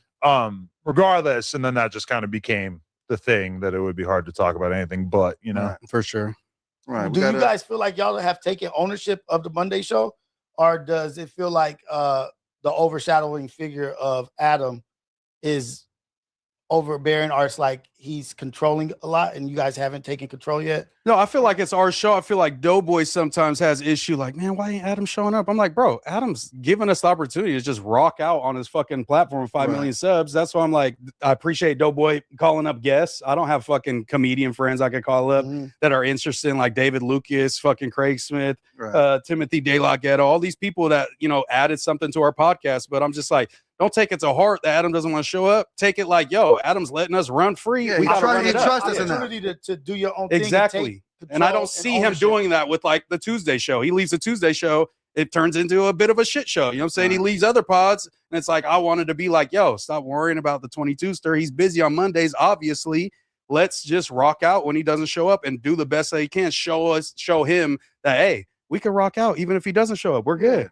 We're perfectly capable of running this ship. So let's just run this shit. Like I you know what I'm saying? Like I'm to the point to where, like, trust me, I'm nauseated by it at all as well. It doesn't need to be a think piece every time we come in here. Let's just come in here and have fun, man. I genuinely like everybody here. I ain't got no problem with nobody in here. So I like having fun. I like getting better. I like being corrected. And then we just let the chips fall where they may. You have to kill Kyle. I said, if you and Kyle were in the woods together, Kyle would absolutely murder you. So just keep that in mind when you're fighting for this guy to get his job back. I'm just getting, I'm a good read on people, Doughboy. I can meet somebody within 30 minutes, 10 minutes of talking to him. I have a pretty good idea. And that dude does not have good intentions for you. I'm just letting you know. Shout out to Kyle. Pretty good streamer. I fuck with him, you know what I'm saying? But he can't control himself. It's just a liability. You can't be 35 plus, whatever the fuck age he is, and still being like, I got too drunk. I couldn't control myself. So bring me back. It's like, no, you're a fucking loser at that point. Let's be real, would he say that Henny powered him? Yeah, I use Henny as a tool. It's like, that's 22-year-old shit. That's like like a content tool. But I 30 plus shit. That's how like you thought about alcohol was like when you're younger. Is like, oh, I'm gonna get drunk and then I'm gonna get pussy. Exactly. Or I'm gonna get drunk and I'm gonna be funny. Or I'm gonna get drunk and I'm gonna be comfortable. You're 30 plus doing that. I could the liability. Guarantee you that guy has a big chance of being a fucking loser. I'm not gonna lie. Nah, whatever decision Adam making, he seems like he's standing on his decision. So I mean, that's between them, and everybody got to live with their decisions. I said how I felt about it. I'm ready to move on with it, keep podding, and keep being great. Okay. What are you guys thinking? We got some freaking topics. We got a lot. We got a lot today, man. Oh, there we go. Yeah. Yeah. What about the overall concept of the 24-hour stream? Do you think it's something that we should continue with? I would say that like the main thing you can compare it to is like, people like Adine the Great and AB and stuff, where like if they were going to do a 24-hour stream, it would probably be more like an IRL style thing. The main thing that we do that's a little bit like easier and lazier is that we just like make the room the stream and everybody just sort of sits down. I wonder how much it would be changed if we were like moving around the office with like an IRL camera or something, or even just having cameras all over the office. I think is the best idea. There's other options, and then it's like, like people do stuff with like have a bunch of girls there, like hanging out, make it like kind of like a party vibe. I am like very cautious about any of this because having a party vibe does feel shit can go left. Yeah, we've seen how Dean and the Great, saying ABs, and they get hit with lawsuits. But I think streamlining it a little bit. Maybe if it's like more, even if they don't like the 24-hour, make it 12 or whatever. But I think it should be more scheduled. Like, we all submit, hey, this is who I want to bring. And then you guys approve, like, nah, we don't want this guy. Because I think there's just too many stragglers, people literally being thirsty as fuck to get on camera. Shit. Then I'm like, hey, we need to cycle you out. They're like, you want me to get off for what? 2 minutes, 5 minutes? It's like, bro, just get the off. fuck up. Yeah, like, let what us the fuck are you produce. talking about? I mean, I was annoyed that like, why is Pooh and some fucking random guy, boy West Coast or some shit sitting in the back and they're talking and laughing and they're on mics. I'm like, and they're just talking like while everybody else is talking. I'm like, bro, like, how is nobody in the room caring enough about the final product to like be like, yo, y'all have to stop talking without mics? I think that there is some juice worth the squeeze in 24-hour streams. I just think like kind of how Moose was saying, to piggyback on what he was saying, it just needs to be more segmented. Like maybe it could be a 4-hour Moose time, and he kind of has that, and then 4 hours with Dope, because 24 hours of anybody can be a lot. But maybe if we broke it down like into shifts and kind of like how you said, different rooms, different fields, different things going on, if it could be produced up a little more, and maybe not just super like frequently, but maybe like once or twice a month. I think like it could. I was thinking one every 2 months, Yeah, every 3 couple months. You know what I'm saying? To make it like a grandiose kind of thing where it's like, all right, it's coming up. I think there's like a version of it that more of the fans care about watching, because realistically, when I was looking at it, I was seeing what, like between 1 and 2K watching for most of it, which, you know, it's like the 24-hour stream is supposed to like be an exciting thing that like people are hyped to go watch. And it's like, from my perspective, it's a lot less than the average stream that we do. And that makes me feel like, oh, okay, the fans don't really care. They might like the clips that come from it, but ultimately it's just not really like bringing in a bigger audience, never mind a wider audience. And really, like, that's kind of like what we want to be doing, is doing stuff like, if we're going to put effort and time into something, it should be something that makes like that actually produces a good return, both in terms of viewership. I think we just kind of burnt out the current state of the 24-hour stream, where it's just people sitting down, one cast, we swap people out kind of one at a time. It's like zero effort. Yeah, I think it just needs to be a little more. That's like not you know, but it's like it gets a little mundane and like, not, I don't want to say boring, but a little bit boring. Like if you like engage the chat more, like even prior to the 24-hour stream, like every 2 hours, we have a challenge, or at this like 12 things, Doughboy gets shot with a paintball gun at this or whatever. Smash the table over his like, head. you know what I mean? Like, but just turn it into engagement. Like, hey, we have a list of things that we're going to do with the chat, and at this hour is when we do this. At this is where we're going to have this, or we do the 20v1 at this time. Like the fact that you guys did the 20v1, that was fun. That's fun, but like if that's like a scheduled thing and the people can anticipate, like, oh shit, when's the 20v1? Did they? So do I'll that tune yet? in at this hour. Yeah, I got you. Know what I mean? Like engage the chat and like ask them some ideas so that they'll be like involved in what's going on. I think it's a great idea. It just needs to, like Adam said, just the nature of it just has to change a little bit. Even like the race, when we raced on the Friday show the other day, the chat loved that shit. Me and J Hood racing you backwards. That when was I beat like you that day. Yeah, I mean, it was a tie. Is there like a video game you're good at? Man. Is there another video game that you're good at? I'm good at the fighting games. I'm decent at Mortal Kombat. I'm just saying because like I saw like Kai and Speed did like a long ass Roblox Minecraft marathon. Yeah, beating all the bosses. And I just was like wondering if maybe like, because it does seem like that's a cool thing, generally speaking, because it gives like a reason for the stream to exist. It's a reason for it to go on so long. You could understand that like a fan is just gonna like want to stick around to see how this plays out, but I don't know if like Madden is. We need like the challenge, some type of challenge. I mean, I can maybe play somebody from the chat. You know, you could put 24 hours of not 24 hours. And I feel like maybe 24 hours maybe overkill. But I was doing my research on it, like just to crunch the numbers a little bit. They said that if you can keep between 2,500 and 3,000 people into your streams, you can be seeing over 100K a month. Like, you know what I'm saying? So I know that there is something there. It's just figuring out. As a person who did a 5-hour live stream of the Brand Risk event over the weekend, and I believe when I looked, it said $360.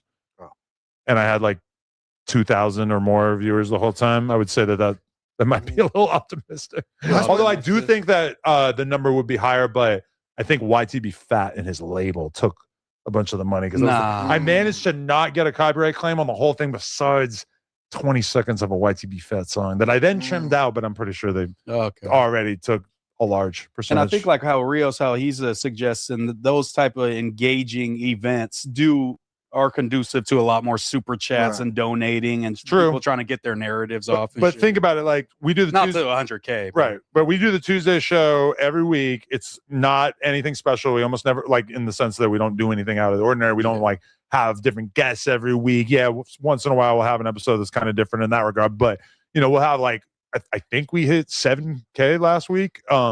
Like 5 is usually kind of like the low end once we really get going. Less effect if you ask him. Yeah, for sure. Yeah, I'll give him that. But when I say that, I just mean like, if we're going to do like a special stream, you would think that it would probably be something like closer to that type of viewership and not like quite a bit less. Right. And I think even other good ideas like IRL shit, the shit that we was talking about when we was in the group chat the other day, like maybe like a comedy show, something that's like 2 hours, like, you know what I'm saying? People can engage. If you and Munchie both do comedy, I will do an IRL stream at a comedy show. September 19th. Oh, that'd be dope. That would be sick. That allegedly, for the people out there, that's allegedly. I was just motherfucking Munchie be funny as fuck. Like, these on kill. Comedic timing is really on point, man. He got good timing for sure. Don't say But just think about like the people out there who are gonna be like, and he's just gonna be like, on blood. Like, I want him to not get drunk. Just like one butt water. Sure, but if One or two. he gets drunk, then he has like such a good excuse to like not really like do that good. And I actually think that he could do good, but I also just I feel like sitting down and writing a comedy routine is so crazy. Like it's such a unique thing. Munchie's never done it. I wonder how he would like approach it, or because really, if I'm Munchie, bro, like go out there and tell a fucking story about shooting somebody. Like obviously, Make like that funny. Look, So I shot a nigga, right? Right, no. You can make this funny. You're the most talented. That's what I'm just saying. You on your way. Like, listen, don't incriminate yourself. Don't do one of the ones where the guy died. Don't Just do a real one. Yeah. Because comedians have to like take license to like change shit up. Like he could just like, but like that would be so unique and so crazy to go out there and like it would, and he has the fucking reputation where people aren't gonna be able to say shit. If he told, like, I guarantee there's a story from Munchie Spin Somebody's Block 20 years ago that would be so funny, and he would just have to sit there and think about the funny details from it and like just put some fucking jokes together, bro. Like that could be killer. And I say that I don't want Munchie to go to jail. I hope nobody thinks that, but just like a crazy ass street story like that. I mean, he could be something. I think all he needs to do is just get up there and because that's the scariest thing about stand-up, just getting up there and knowing it's all going to get quiet and everybody's listening to you. I think he got to get up there and just talk about being blind too. Like, bro, people are uncomfortable with blindness or like any kind of disability like that, So like, if he just sat there, if he just got up there and like told a bunch of like shit that we never thought of that sucks about being blind or that's dope about being blind or whatever. I mean, that's like very.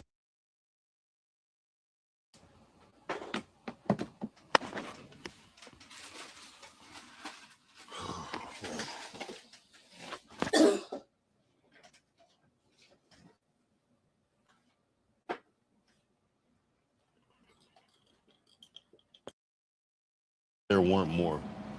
Like, most people don't want conflict. Even KZ Fly, this is my cousin, Vertical, my boy Tommy, Wreck Love, who's Irish. Main character syndrome reminds me of 80. He doesn't kiss ass like Doughboy, definitely main character syndrome. I'm from the Bay Area, and there are to say, but it's just like you're really trying to destroy. And the month later, he goes, hop on Discord with me at 11. If you're free, I'm gonna be live. I said, bet. I go live at 11 already. He hearts it. Sends his. Oh, I probably shouldn't send that Discord link.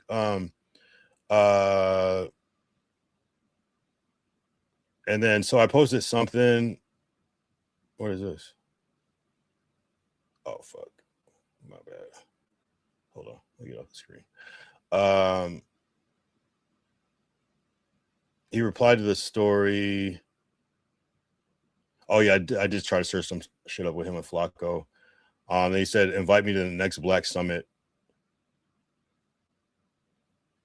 I think and then I said, oh, yeah, he's just is like, he's like hard and shit. So it's like when I see people, it's like, how can you be hating this much, bro? But you're like interacting. It's weird. It's weird. mixed signals. And that's why I would like shoot Moose bail a lot of times, because I'm like, yo, you guys don't even realize how it is off camera. It's like completely different, but he'll still go and say some crazy shit, you know? And then that's when I start saying some crazy shit again. Like, fuck this nigga. Like, but it's, I don't know, bro. Oh, you can do this now. And,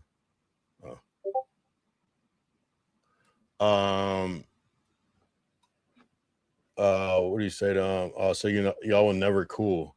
Not really, bro. Like, honestly, it would be like in person, we would be cool. And then so I would like come home and stream about that. But then when I'm not there, he'll say some weird shit. And it's like, okay, I'm just defending you and you're still saying weird shit. You know what I'm saying? So I think that's what I'm talking about. Okay. You said something to Moose where he doesn't ever want to fuck with you. Yeah, no, I bullied the fuck out of him in the beginning. I'm not gonna lie. I bullied the fuck out of Moose in the beginning. But it was because he said that gum thing. And it's like not the worst thing to say, but it's just like you're really trying to destroy. Like in a weird way.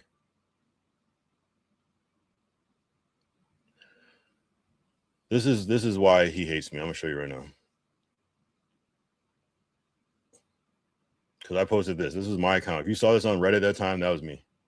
I posted this. I didn't even say anything. I just wrote it. I just wrote his name. And this moment, yeah. But this is after the I posted this because of the gum thing. You feel me?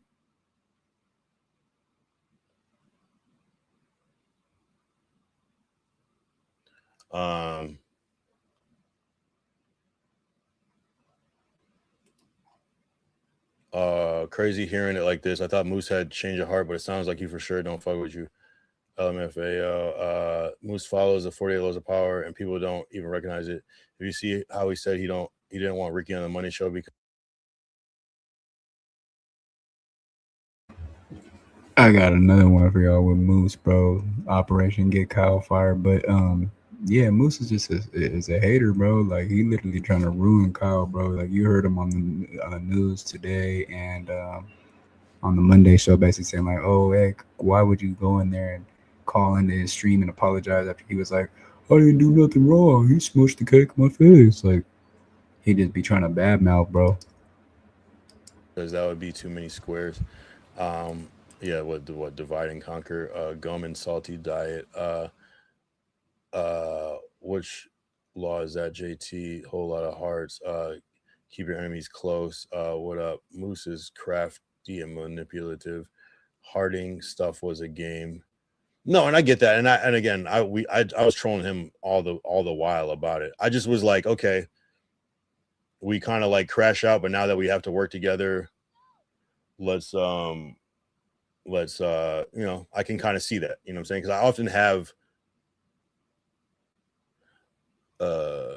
often have dynamics. Like I'll start off like kind of bad with somebody and then we'll kind of like crash out, but then we end up being friends. So I'm like, okay, I'll put you in that category. And it just was like, nah.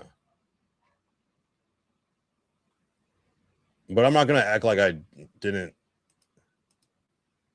like I wasn't shooting the whole time, you know what I'm saying?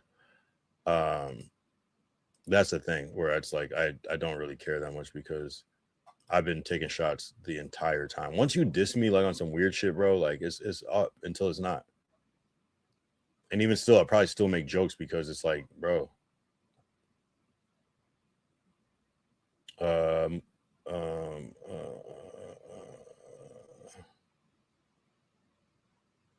He's trying to exile all competition, and I don't blame him for that, bro. But it's kind of like it doesn't really work when you all competition. I see what you're saying. Well, that's still not gonna work. You don't want you want to have strong people around you because that's gonna make the program better. What about when you're not there and then you're showing? You know what I'm saying? I hate you two for that pick. Well, I mean, he shouldn't have taken his shirt off. Jerry and Chris says, I regret asking. Yeah. He shouldn't have taken his shirt off, and that was the point. That was dumb.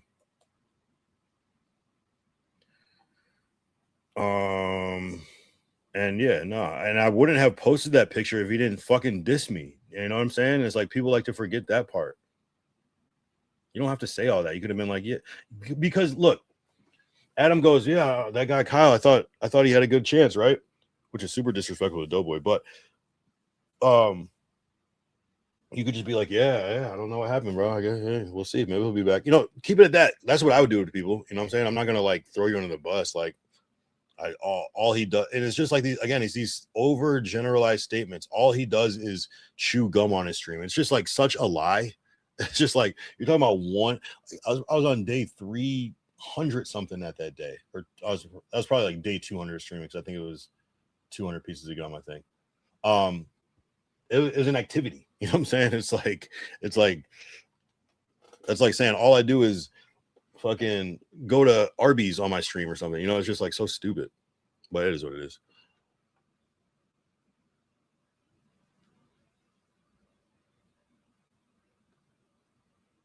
Wait, you confused our names? I told Ricky not to trust Moose as a joke before the day in LA shit, but now I think it's real. So you're saying you always thought Ricky was the rainbow dude? But why'd you say my name first? What the fuck? Nah, it is what it is, though, bro. Like, it is what it is. I just got to tell my story. And again, please be careful who you just listen to and believe, because I'm the one that's showing the receipts. You know what I'm saying? I'm showing the evidence. I'm not just making statements. I'm not just like saying shit. I'm fact checking and showing everything to you. And with time codes, you can ask me. I will show you. I'm not just saying shit. I'm not like, oh, I don't want to talk about that part, but I'm going to say some crazy shit about somebody. No, I'm going to show you the shit. I'm going to show you all my worst and all their worst. Like, I'm not going to hide anything. I'm not going to, you know what I'm saying? Like, and it's so unfortunate that people would rather go with the story that they want to hear. They say Kyle and Spody are twins. I don't see it. No, we're just black, have glasses, and wear a hat. That's about it.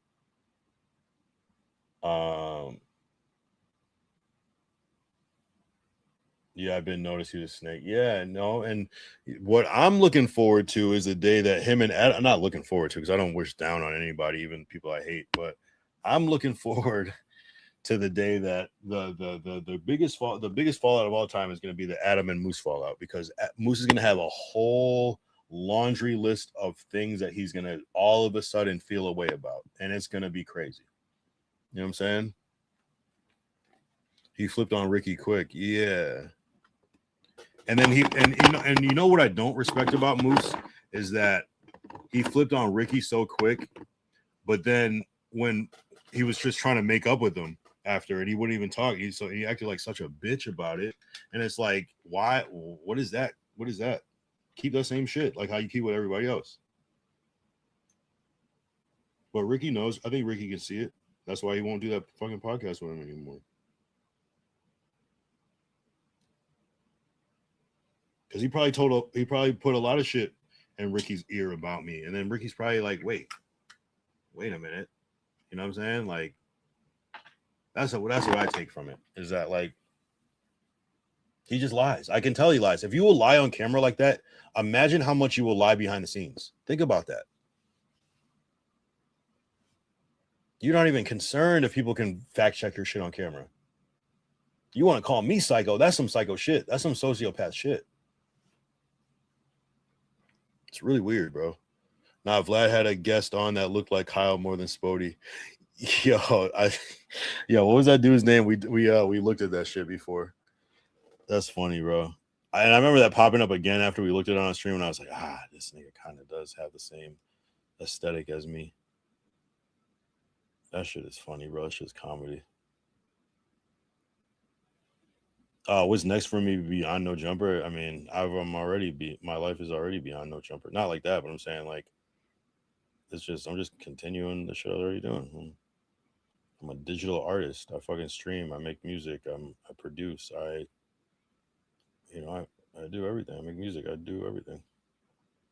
It's just that. It's just elevating. I'm just trying to get to this money, bro. And whatever is the next flow and next hustle for that, that's what I'm gonna fucking do.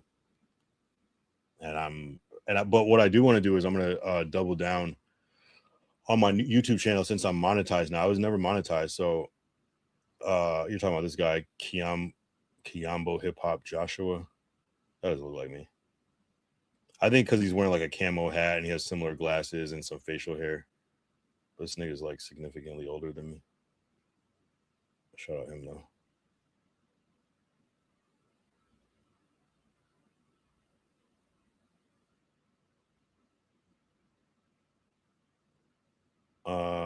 I could see. I could. Is not the same, but you know, I guess if you're racist, we look the same. Shout out this guy though. There's probably like one thumbnail that kind of like favors me more than others. You know what I mean? You better not be saying I see it in the chat. I swear to God, if I look up and I see it, I'm ending the stream right now.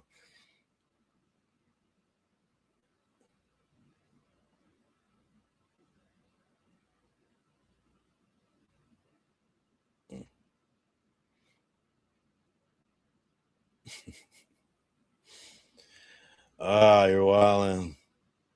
Oh, the YouTube commercials are too much. Yeah, I said those shits on high. I said, fuck it. You gotta sub up, my boy. Or get premium. Podek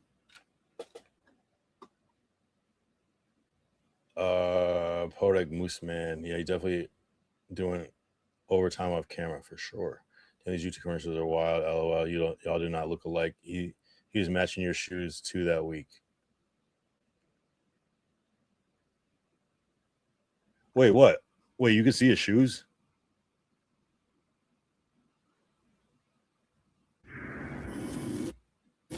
You're talking about this Vlad shit? They showed his feet? Wait, who are you talking about? Who was matching my shoes? I don't know. I've seen anybody in the same shoes as me.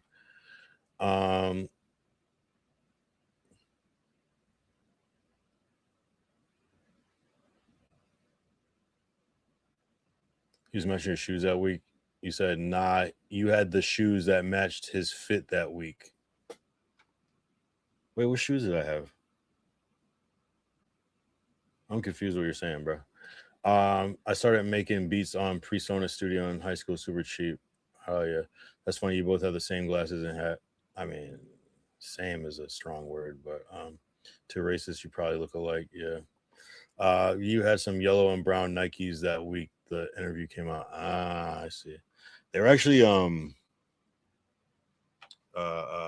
Arizona Dunks. They're actually maroon, but yeah, I feel you. Maybe on camera they look brown.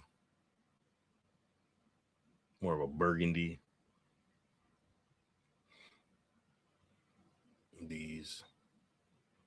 No one could see my shoes on a day in LA. I kind of want to wear those ones again.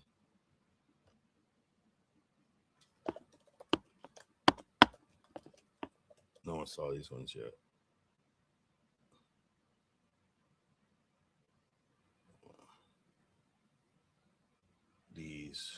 These are what I wore on a day in LA, but you couldn't see my feet. So I'm definitely re-rocking this vibe. Again, the black and yellow joints. Hard. They don't show their feet, but Vlad does usually take a standing pic with them. Oh, I see. He's your twin. All of a sudden, you had them on the no jumper. Everybody's listening to you. I think he got to get up there and just talk about being blind too. Right. Like, bro, people are uncomfortable with blindness or like any kind of disability like that, you know? So like, if he just sat there, if he just got up there and like told a bunch of like shit that we never thought of that sucks about being blind or that's dope about being blind or whatever, I mean, that's like very unique perspective. I feel like right there between those two things, he could have a solid fucking 10 minutes of funny shit, bro. Absolutely. Do you think it's advantage not? Of course, I'm not being insensitive, but do you think it's advantage not seeing the crowd? Yes, absolutely. Because you can't get nervous. I mean, you can't get nervous. I wonder if he would get nervous anyway, but yeah, I feel it's probably pretty good. I need a couple butt But waters. you can't see like the facial expressions and this and like, you know what I mean? Like people not laughing or whatever. Well, you you'll hear a hear couple. that. Yeah, you hear a couple laughs, you might be like, all right, let me keep rocking. You And know I think that's what would make him wildly unique because I'm a pretty good student of this stand-up game. I can't recall a blind comedian. And a blind gang member from LA, I just feel like his insight, was kind of like Adam was saying, would be so dope if he can get up there and do it. So I'm excited for September 19th. We're putting it together behind the scenes. So I think that'll be fun. I think just different things like that. Like, you know what I'm saying? Like, I think that we could do that like once a month. Have you come out at the end like Russell Simmons? God bless. Thanks for coming out. Blah, blah, blah, blah, blah. It'd be like Blind Fury, but a comedian. Yeah, don't compare me to your fucking freaky landlords. Well, no, I'm just saying, like on Def Comedy Jam, when he would come, I'm my own freak. Russell ain't hitting it like me, man. Hey, let's see your skills on stuff right now. Like, let's see your potting skills. Well, I never saw the 10-minute stand-up performance. It was a lot better than you would think, and the crowd was. You could hear the crowd laughing the entire time. I'll be honest. I'm funny, Adams. All right.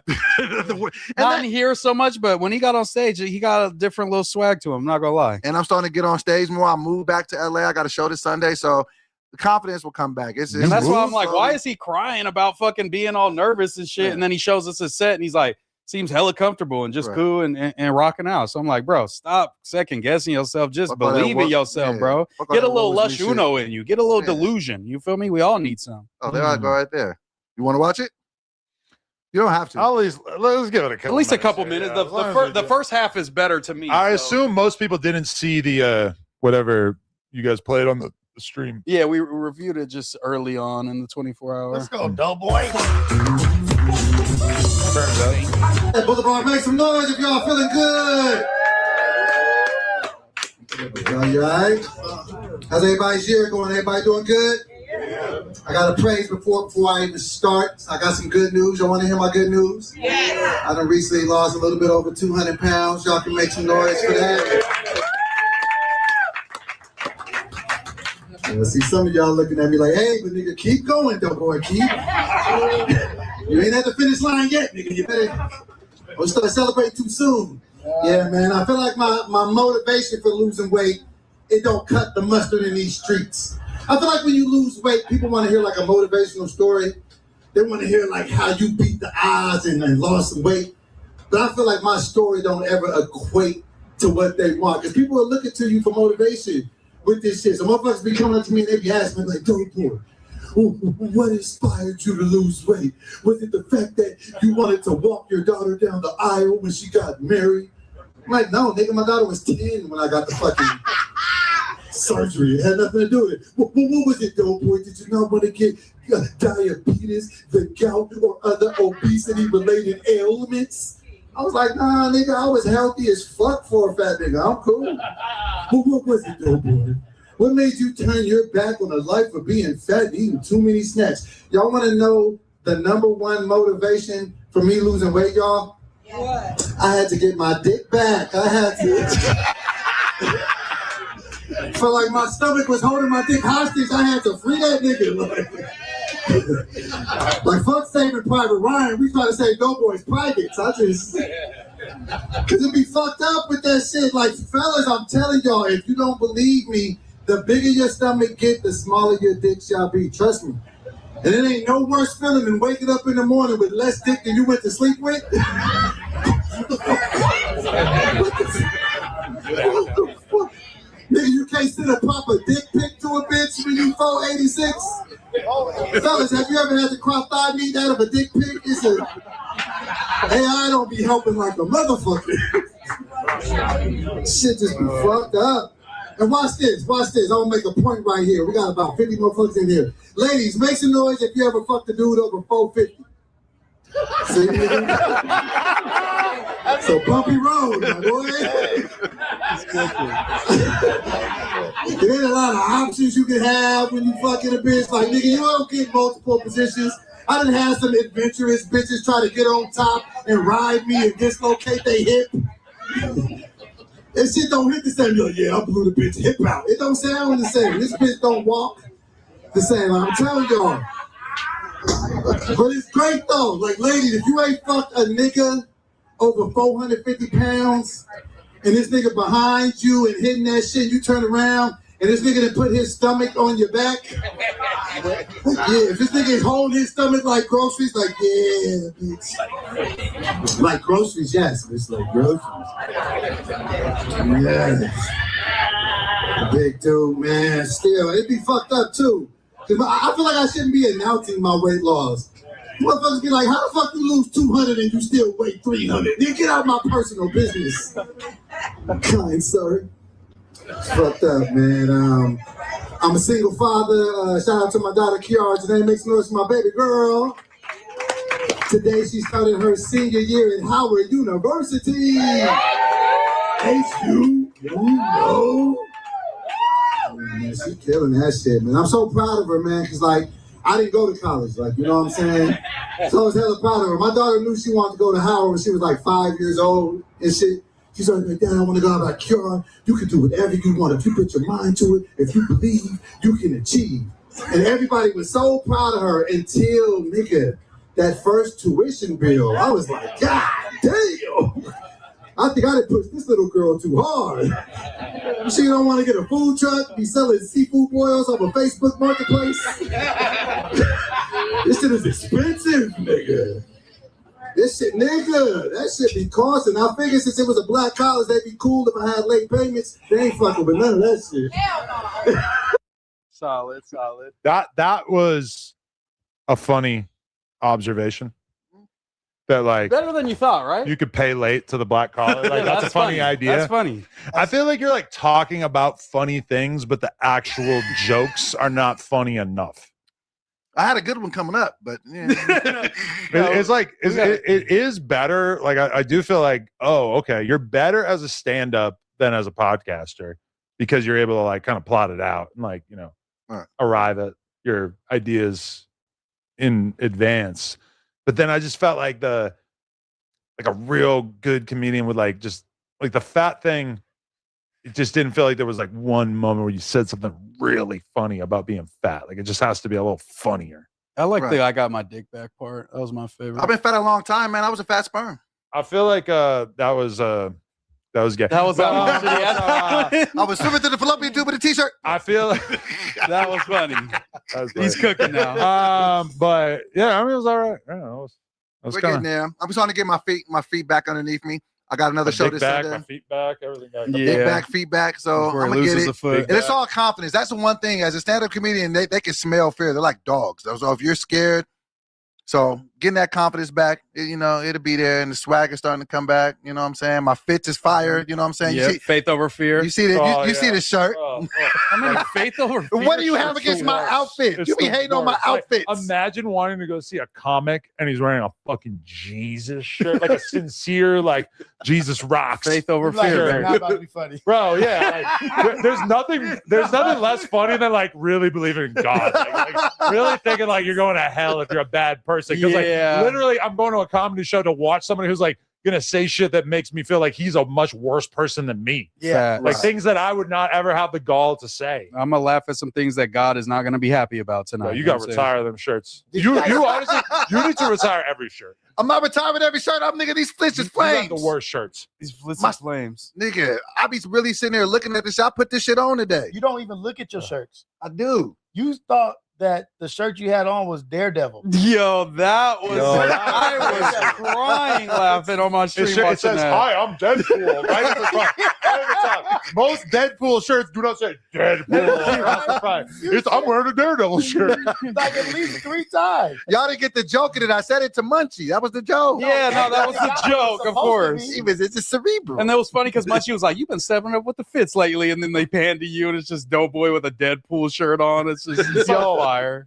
I've never met anybody in my whole life who needs a stylist more than you because I've never seen you wear a good fit. Adam, you think you dress better than me? Hell yeah. You got it fucked up. Your shirts suck. Challenge on. Nigga, you have a gorilla on a blue tie-dye shirt. And this is a part of my life. I went to San Diego. I went to the San Diego Wildlife Alliance. Yeah. Boom. Exactly. I'm living my truth. You out here wearing like gay, like AI Jesus merch.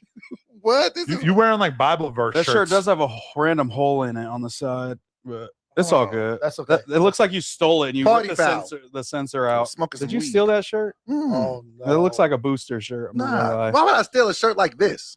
I mean, shit. you have a lot of them. I'm starting to think It's you like steal a them. fake Armani Exchange shirt from 20 years ago. I told you that I could go with you to Burlington and we could get you fitted at Burlington. Let's do some Like, IRL shit for I that. swear to God. Will I they can't. let you IRL stream in Burlington? Hold on, Adam. You feel like Moose dresses better than me? Of course, yeah. You believe this as well? Well, it's a lot more difficult for you. I've seen Moose put together plenty of like cool fits since You he's been here. And I say that as someone who doesn't give a fuck about putting together cool fits Yeah, at all, shout but out. he clearly has some stuff in the stash. You ain't never seen me one time like, Doughboy, put that shit on today. No. I thought Lush had a good barometer of who's swaggy or not. He was like, who would they let in the Rick store to shop? And he was like going through all the no jumper hosts. He's like, Adam would get in, but just because he's rich and famous, he was like, and then he's like, then he's going to everybody else. He might get in. Moose on a good day, he'll get in. Doughboy, hell no, they ain't let him in the Rick store. I'm like, none of the Rick. Well, but I guess some of the Rick stuff has like crazy oversized fits. for My fit sure. up normal. Yeah, but yeah, that was funny. You know that Kyle had bought me a 7X shirt the other day too. That was fire. What You should are wear that. You got to be at least a 2. 5, right? He said 2. I'm a 2X. 2. This is a 2X shirt. Yeah, it is. I mean, they looked at it the on the 24 hours. Yeah. Sometimes I wear 2Xs. We the same size, nigga. No, you're so fat. 2X tall, maybe. Like when it's like super long. You're literally like 150 pounds more than me. Yeah, but obviously I'm still. This is a 2X right now. He has like 2X shoulders, but it's like the bottom half. Yep, You know what I'm 2X. saying? But I think you buy clothes at the big and tall store, so it's like it's a different 2X than the 2X. It ain't the Chinese 2X. It's the 2X. Alabama 2X. It's a little bit unproportionate. Like he's like I said, you little bottom heavy. Like so, your waist is probably the. He's built like a pyramid kind That's of. these Like thighs, man. I gotta get over these thighs, man. Look at my thighs. Because like in my new space, I got like these mirrors in front of the bed, and you know what I'm saying, and like the life size mirror in front of the closet. I seen myself the other day. I was like, what the shit? I didn't like how I look. You got fatter? I just don't like how I look naked. What are you right now? 309. And what's your lowest? Since I lost weight? Yeah. 255. Oh shit! Damn, that's how much I weigh. Yeah. Pretty low. Yeah. What's up with Crackgate? Why does your butt crack constantly come out? Like that was the they thing said I you was don't more- have draws on. I'll be Is having that true? draws on. I'll be having They draws said on. that you that picture- admitted to 24-hour stream not having draws on. There's a picture of Steven just pointing at the monitor, and it's just Doughboy's crack. And me and Ricky are like, Moose Man was getting mad Am I ass being out? when he was pointing at the crack because he was like, we don't give a fuck about. Or was it Ricky? It was Ricky. Ricky was like, because Steven kept going, hey, yeah. Look. Hey, and Ricky's like, we're in the middle of a serious conversation, Steven. Stop trying to make us look at and take the crack off the screen. I'm like, okay, Ricky really bought it. Let's go. He like took his soda hard. Spody face was Oh, yeah. It was Him and his arc Spody with went Spody. at it. Yeah, did you see that? The Spody and Ricky I did spar? see it, and I felt like Ricky pretty much like won the argument. Oh, you think he won it? Yeah. It was like people thought that Spody cleaned him up. That Yeah, seemed like that's what I'm the saying. public sentiment at What least. was the fucking argument about again? It was pretty much Ricky was saying, hey, Oh, right, Spody right. was a DEI hire because of 4 Extra. He only got hired because you were trying to piss off 4 Extra. I went through the gauntlet, jumped through the rings of fire, and came out, victorious. I should be in the big leagues, not just placed on the biggest show on here because of a DEI. But type of okay, like situation. I just like I didn't hire or start fucking with Spodyface to like get at 4 Extra. In fact, the first time Spodyface ever came on the podcast, his one and only request was, I don't want to talk about 4 Extra. And I said, yeah, that's cool. That's fine. And so I do think he's wrong about that in terms of like my actual motivations. But at the same time, I mean, Ricky is right that him coming in as, I mean, Spodyface is kind of like a famous LA gang dude, regardless of his cousin. Like, people have just heard about him over the years and shit, even like social media. Yeah. But like, people just heard about him and shit. But I just felt like Spodyface kept saying like, I've been somebody out here. Like they've been knowing about me in the hood or whatever. Well, it's like, that's different than the internet. Ricky, you got to give him credit. He did come in here with no cosign, no nothing, and has been able to, granted, he has his detractors, but he's been able to do his thing here. And I think people have he's grown on them. But that's like a trait. I feel like No bodies. Spody was saying like That we know they knew my name before or whatever, and he was saying, Ricky, they didn't know your name. What do you think about Ricky pretty much saying like they've had me on the bench, they need to bring me and start me, like pretty much saying I deserve to be on one of the big shows because I feel like I came out victorious. Doughboy won a contest and got placed on his own show. You know what I'm saying? People are getting placed on the Tuesday show, and y'all have relegated me to the news when I feel like I'm potting at a level that's deserved for hire. Well, so number one, just because the news has been like not maybe the best at times over the last couple of years, it's like the news still needs to be good.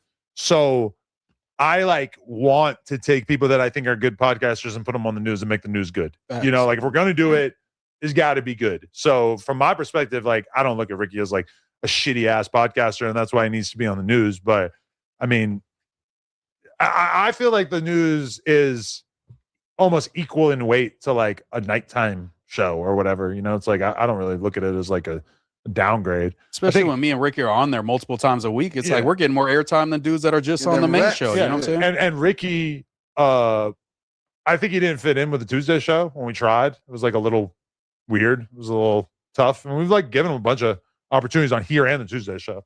So I don't think Ricky has got like, I don't think like if he feels like he's marginalized, I don't think it's because of a lack of opportunities. And I think he's gotten better as well. Yeah, for sure. I like him more than the fucking anti-Ricky hate mob in the chat. What do you think about trying him out possibly on the Monday show for the 4th? But we've had Ricky on here. I'm just saying, just as a permanent. I'm like nervous of like getting fully locked in with a 4th, just because I feel like 4 is kind of like the number, and then 5 can sometimes be a little much. And I do like him, but it's like I feel like the rotating 4th seat has been kind of good. Although, you know, if we do like I don't want to do like interview type shit on here, but it is nice to be able to have space to like put somebody in. I don't know, but like, I mean, Ricky does fit in decently on this Monday dynamic, you know? Yeah, Ricky's he's really probably good. with us a couple times. Like if he, even though that there may be like a hate train or whatever on the chat, isn't it still good that there's still talk like he's causing a reaction? You know what I mean? But there's like levels to it, because some, you know, sometimes you just got to listen to the chat if they hate somebody so much and you can see the views declining, and you're like, well, this is not like there's no silver lining here of like, well, at least they're talking about it. I'm like, they're sending a lot of messages before they stop watching permanently. But I mean, yeah, there's a little bit of that. Like, I feel like Doughboy is kind of like that, where like the Doughboy hate mob is they're watching. They're like avidly, like they want to watch how this plays out. Yeah, hate watching a little Same bit. with Lush too. Like Lush is kind of like in denial about the fact that a lot of these people are just like, they really just want to see how this plot unfolds and I how think bad he'd this can move really go. differently if he saw how people were, you know, Watching looking the at train him and wreck. kind of, just want him to crash as much as possible. But it's funny with Lush because it's the exact same thing that happened when he got kicked off No Jumper, is that he just like started his own thing and like started getting positive reinforcement from shitting on me and the platform. So then all of a sudden that's all he's doing, like every day. When I pop up. Yeah.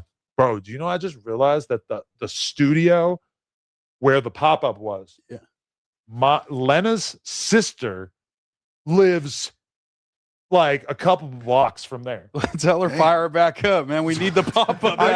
Someone messaged me and told me that because I posted a picture in the fucking parking lot doing something else, and they were like, that's the pop-up parking lot. That's so funny. And I'm like, this is where Comparator like got robbed for the bricks by Brick Baby in the parking lot. Like all these things. I'm like, bro, like that's fucking crazy. Like, but she didn't live there at that time, so it's not that.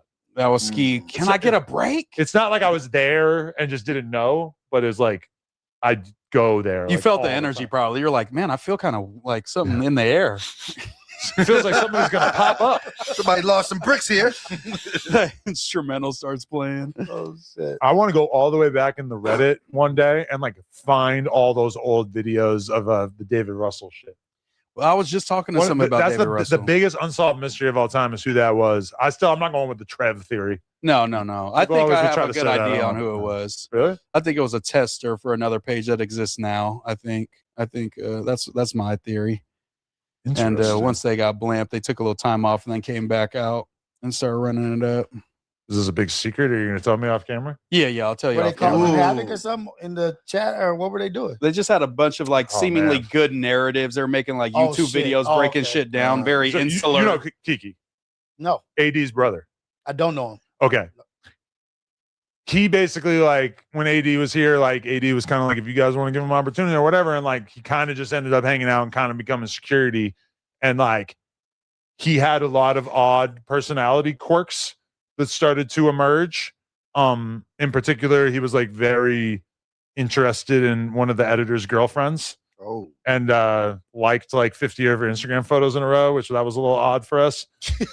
Went back like 5 years in her IG. Chat off. Which is one thing, but Made it a like little then awkward. there was other weird things, like, you know, like some dudes came that like I guess he had beef with because he's like really from that shit, and he like just went and like slept in his car, and like I was kind of like, well, you know, if we're gonna have you doing security, like, which obviously it's not like a real security guard, he was just a a goon, I guess. But Extra muscle. But then, so basically, there was this dude on the Reddit and maybe Instagram, or like he had his own YouTube He was on channel, YouTube right? because that's the one that got blamped, then he disappeared. And he would make these really, really high quality, like animated videos of Kiki and that girl that I'm talking about that he was like in her phone. And it was just so funny and so good. And the narratives would just be so unbelievable. And then one day it just disappeared and never came back. The content did?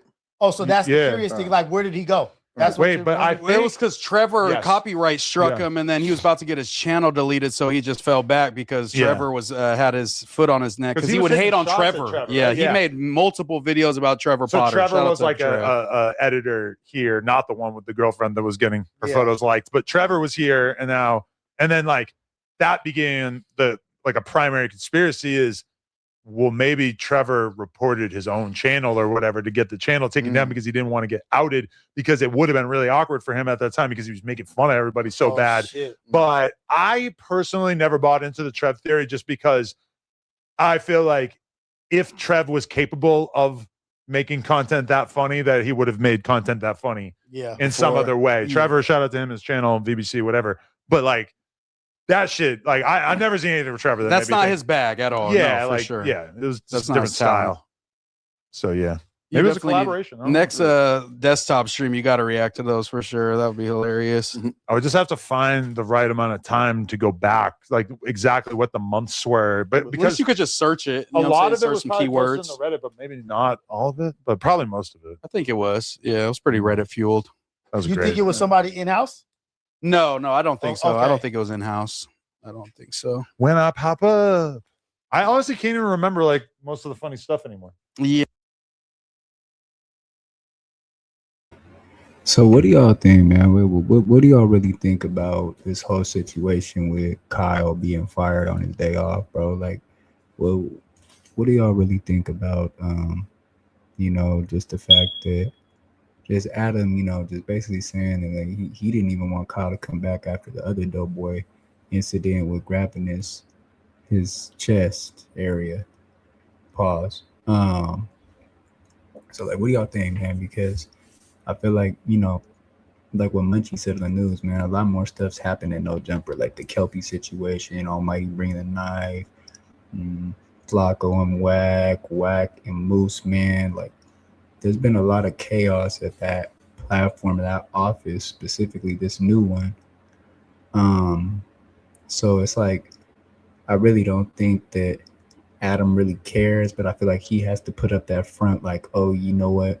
I can't condone this type of stuff, so I'm just gonna sit here and like basically boycott this person, even though like Doughboy, the person that was the victim, if you want to say, is apprehending Kyle and basically trying to appeal his case in this basically like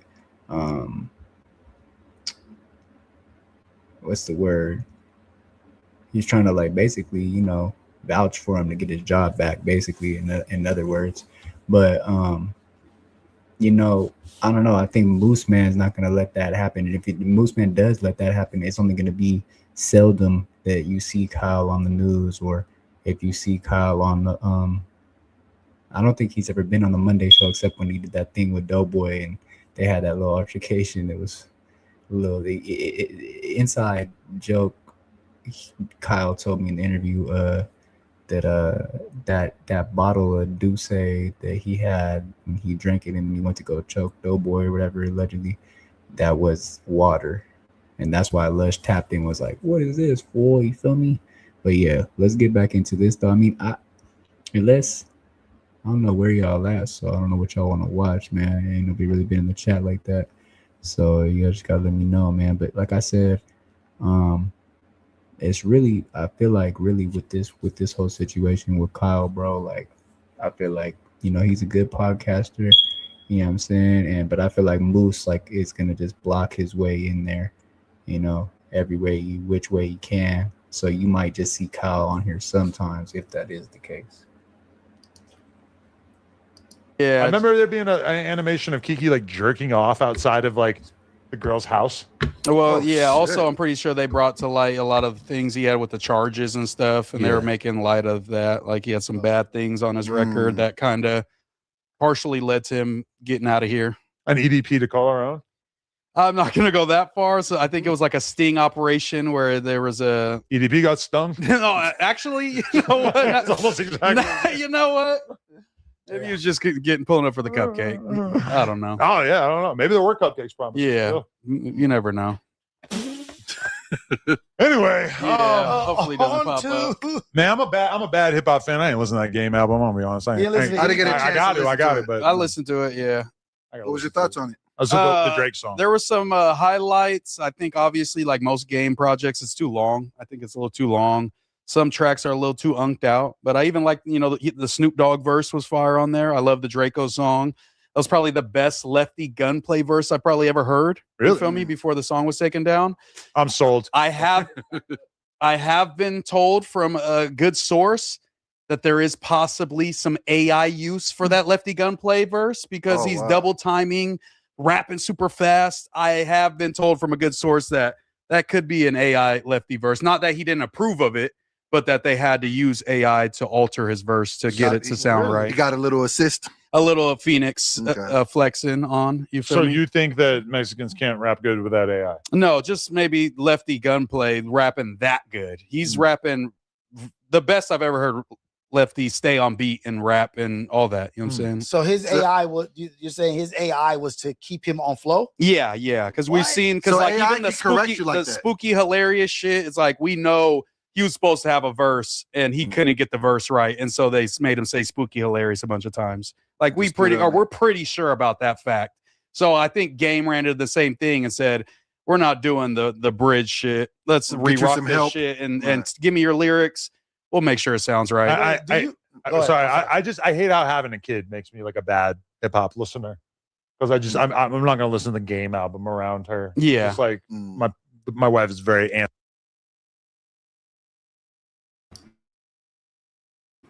I'll give my little, opinion on the Game album, bro. I only listen like four songs as of now. I listened to that. Gas, No Breaks. I think it's something like that with him and Drake's on there, but he's really just doing the hook, bro. I don't really count that as a feature, but it is pretty good, or maybe it's called No Breaks, I think. And then I like that LA Monster was pretty good too with Ye on there. I think the only song I really liked like that was the No Breaks, and I like the Geekin' with Draco. I didn't hear the Snoop Dogg one. I didn't hear the YG one. I think the YG one is the one that has lefty gunplay on it that they're talking about. So I can't really react to that one because I haven't heard that one. But I did hear the one with Ye. I heard the one with Draco. I heard Long Live Draco. I heard the one with the Drake hook. Well, that's only 3 then, huh? Well, I guess I only listened to 3 then. No Breaks, Geekin', and LA Monster. Yeah, I didn't listen to 4. My bad. That's my fault. But all right, yeah, man. I mean, like I said, I feel like it's pretty good. It just, I feel like the Game still kind of like, his flow kind of sounds like not early 2000s, but like a 2011, 12, 13 type of, I don't know, it's just kind of aged in a way, but it's good. It's just, I just don't think a lot of people are going to really pick it up the way that he's trying to let it be out there. But let's get back into this though. Anti-profanity. I think she'd like LA Monster. That's very like, I feel like kids could like that. Yeah, you got that. That's the joint with Kanye, right? Yeah. And so the azchike verse is gone on the new version of that song. I didn't run it back since it's been posted. They took it off. Mark Lux, I think, did the verse instead. No, that's what Wack was saying. Yeah. But damn, I don't know. Like if there's no, I hope there's some validity to that about. That's what I heard from, but it's a reputable source. That would have to be like the last thing you want as a rapper. Is it begin some help from AI? Well, not to not get on a song would be number one, but then once you get on a song, to have AI, not for your sound and not for you to like to tweak your voice, but to get you on beat. Yeah. That's like some. But I feel like so few rappers take pride in their rapping these days that I feel like it wouldn't be hard to get people to sign on to AI just because that culture of like, hey, I'm a hardcore MC and everything I do is like a product of my own imagination. Like, I don't know, like if you're in Griselda, yeah, okay. If you're, you know, I mean, shit, there's so little like pop and rap right now that it's kind of hard to even like a lyrical, yeah. like very cares about his lyrics type of thing. Yeah, but I feel like, you know, if you're like, if you're Ken Carson and it came out that you're using AI, nobody gives a fuck. Playboy Cardi is rumored to have used AI on the music album. Kanye West has like bragged about using it. Dr. Dre just said that he thinks it's great.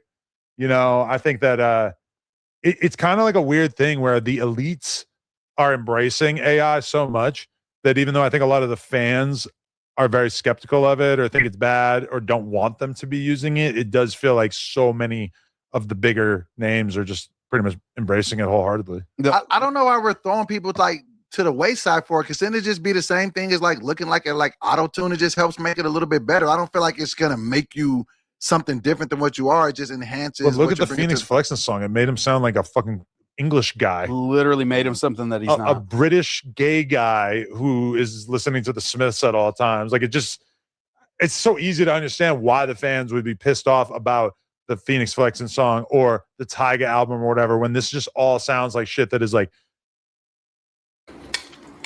Well, a lot of people want to know what I think of Kyle. Should I give a Reddit clip? Probably. Okay. Kyle. And this is for the No Jumper fans, okay? Kyle. You're done on No Jumper. You're never coming back to No Jumper. Let me explain why. It's not because I don't see some potential in you. It's because I think you're mentally unhinged and you have no respect. I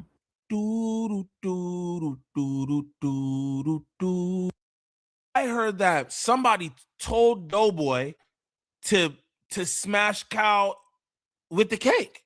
That's what I heard. So it wasn't even like, oh, he wanted to do that after.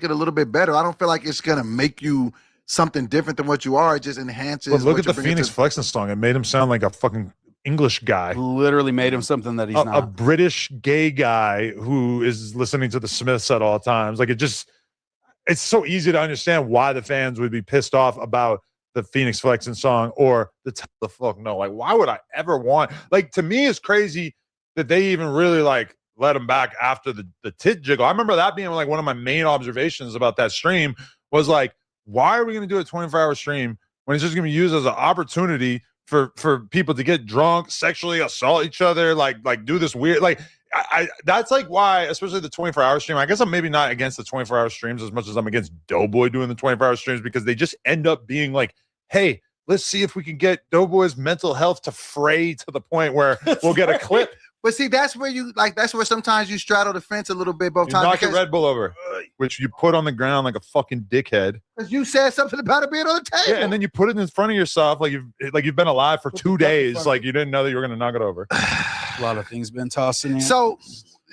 sometimes you guys play a little bit both sides of the fence, because sometimes you reward the fuck behavior. Like when he jiggled my titties, like I felt like I took that as a good sport, but at the time I didn't know Kyle like that. So I called y'all, I was like, hey, don't book me with that dude again. What did niggas do? Niggas let him come in there the next day on some surprise shit. And I even ran with the punches then, like, he choked you out that day. Like, that you know what I'm saying? Got the choke out and we fake got whatever. Like, all right, man, like I'm a team player because I know how shit could go. But then it's just like that behavior got him rewarded. It got him brought back on the show. So I think in his mind, he thinking, oh, this is just part of the course. Aiden, I don't think Aiden wants to do that at all. And yeah, I mean, Aiden Ross probably would be like the kind of person I could maybe box. Yeah, but I might be good. He's doing that.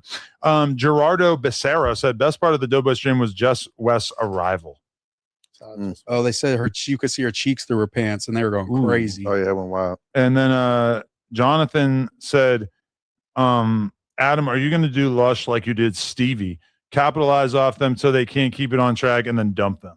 Shit. That's actually crazy because he's talking shit about a dude that from probably like 2010 to like 2015.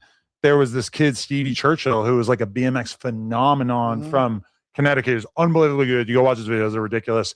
And this was like kind of like basically like the 5 years like leading up to No Jumper starting. He lived with me. We hung out all the time. He was like my fucking son. And at a certain point, I just kind of had it up to here with his fucking drinking. And I just moved out, stopped talking to him. Yeah. And they feel like you left them in the hood type shit. I mean, yeah, I did just kind of give up at a certain point. I like. Is that CKY2K time? Nah, that was like early 2000s. Did Jackass ruin that shit? Jackass was the TV version of CKY, which at the time was like a VHS series that a bunch of skaters like Bam and his friends were doing. That But shit then was dope. Jackass was the TV version. Yeah, I feel like that shit like put up a lot of people on skating too. Yeah, you know what I mean. huge. Like a lot of Yeah. motherfuckers are watching that shit. That was a huge part of what. Yeah, I have to say that's true. Jackass, Bam Margera, people like that on MTV kind of endorsed the skating, other than like people like Tony Hawk and then other people that were BMX people in the BMX world and stuff like that. So yeah, that's pretty true. Made skating have such a moment in like 99, 2000 type era. Fucking Tony Hawk came out. Did the 900 at the X Games? Yeah, like dude. Now you got little Japanese kids who do back-to-back 900s. That's crazy. It's fucked. Oh wait, did you see the BMX dude who did 2 new tricks on the big jumps at the X Games that won it? I've seen a bunch of it, but dude, he did some crazy fucking shit. I'll send it to you. Tito's Key said, link sent to the Adam22 account. Moose Loudon and Ricky Luther King also follow me. Free sus. We've done gaming content. Tito's Key. I see you're in bad luck because I looked at my DMs last night for the first time in like a week, and it took me. We're going to jump right into this Kantiana, man. And as you can see, the game has a new album out. The Documentary 3 is out now on all streaming platforms. And it's a song that's been called That Part, featuring Lefty Gunplay, YG, azchike, produced by Mike and Keys, that has been removed from the album, man. That's right. This song right here, That Part, has been removed from the album. Removed from the album, removed from the album, removed from the album. They're saying it has something to do with this. So Game has this song out with Draco the Ruler, and as you can see, the comments are going crazy. You feel me? For sure. But, we know the truth. Long live the ruler. Yeah, man. You know that Draco and azchike and all those guys have had some problems. Let's go to this. Make jokes about it because I don't care. Like, I respect that. And I respect that you kept it up. I respect that. yeah, like, I don't care about none of that shit. Like, you can't. Man, all right. We got to get into this topic. Mm-hmm. You called out Drake the Ruler. Mm-hmm.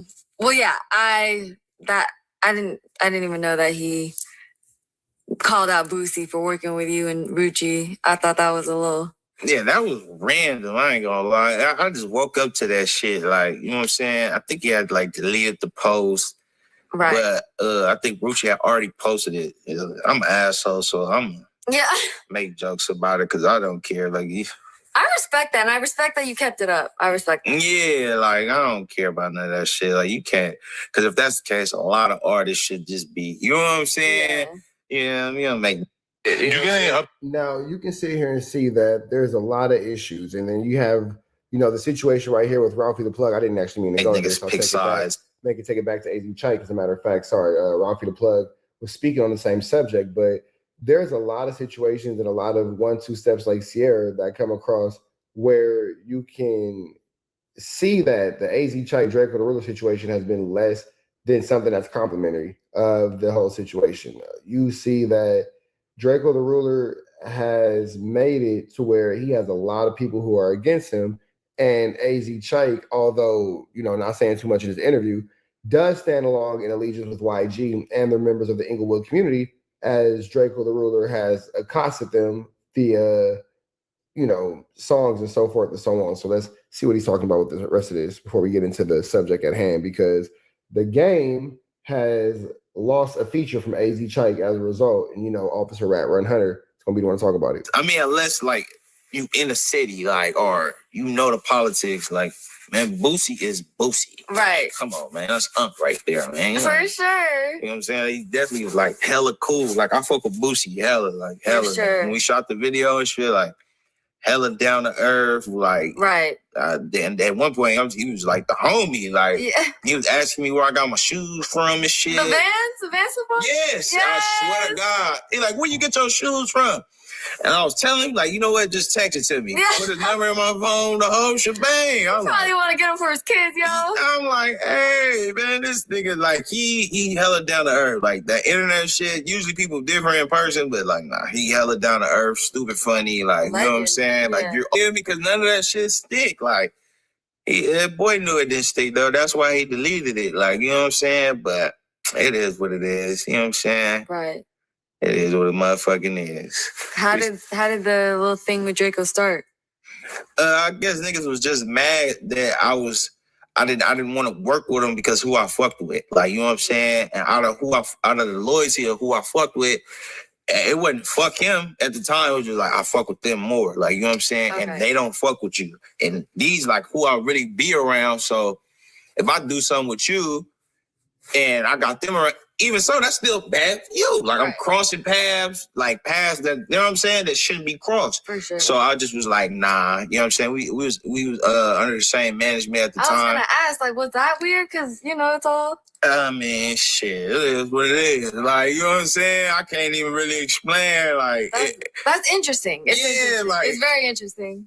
Even now, I can't explain so you can keep it bang. Like, I don't know. It was what it was, but like, that's all it was. Like, niggas was asking for a verse while nigga was locked up. And, like, guess he was just fucking with all the hot LA rappers at the time, getting verses and shit. And I just, like, kind of played it. So that right there, you know, is, again, just showing the origin of this issue between these gentlemen. I'll give you guys a little bit more before we get to the game actually losing his verse from azchike. Left. I ain't disrespect him or nothing. I just left it alone. Like, I ain't, you know what I'm saying? My people. He took that to heart? Huh? He took that to heart? I swear. So, you know what I'm saying? When he got bounced out, he was fresh out, you know what I'm saying? Just popping it, going crazy. And I ain't gonna lie, I don't go for none of that. I mean, now I'm a different dude. Like, you know what I'm saying? If you wanted a response with some beef, you should have did it then. You missed your window. You know what I'm saying? So, but back then, though, like, even now I might get at you crazy and put you in check. But, like, I just wasn't letting none of that shit fly. And I just feel like a lot of... So let's see where this leads to. So as you can see, Kendrick Lamar's homie azchike removes his track That Part from the Game's Documentary 3 album. And this is what Wack has to say about it. Ass cheeks. You just pulled a weird move. You had a song with YG and Lefty Gun playing yourself. Snatched down off the Documentary 3 album. Hey, bro, I'm going to be real. I've been told Game to replace you with Mark Lux. He way harder than you anyway. Don't nobody really know who you are. I mean, I don't even name azchike, your name azchike. We don't know. But I think you was doing that for the sake of Kendrick. Kendrick don't care, bro, who feature on Game album. I think you thought you was gonna get some brownie points. You was in the studio, you did like 8 songs. I told Game you was ass. Replace you with Mark Lux. I told him, right? It was just an error. The wrong version got uploaded. The real version will be up in a minute. Y'all stay tuned. azchike. So that's what the game is. That's what Wack is saying, excuse me. You can see Kendrick. Okay, so it's a quote from azchike where it says, Kendrick don't put nobody on from the West, LOL, literally just changed my life. So I don't think that Kendrick Lamar has anything to do with it. I think it has more to do with what I was saying earlier as far as azchike having that situation with Draco and Draco being on the record and, you know, the other record on the Game album. So if that's the stance that he's putting and that's the stance that he's taking, I'm not saying that he's 100% wrong. Should he want to take that spot? Should he want to take that, you know, way of going about it? That's the way that he's going to go about it. But the reality of the situation is this.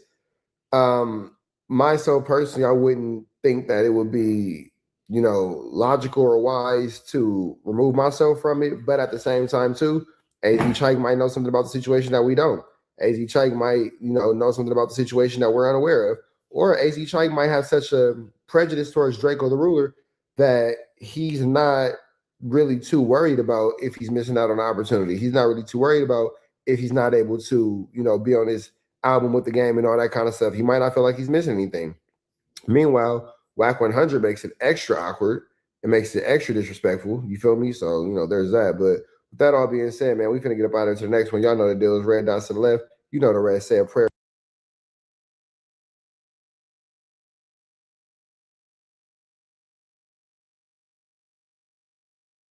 Azchike is on a record with Lefty Gunplay, YG, and Game, right? Cool. Song comes out. It's like number 17, 16, 18.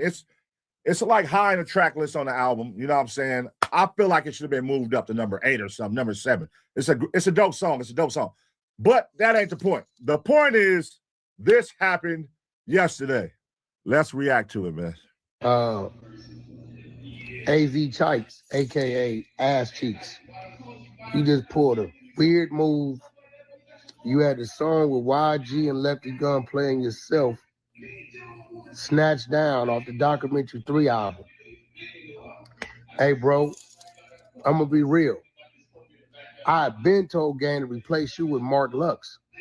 He way harder than you anyway. Don't nobody really know who you are. I mean, I don't even, your name azchike, your name ass cheeks. We don't know. Why you get that check like that? I think you was doing that for the sake of Kendrick.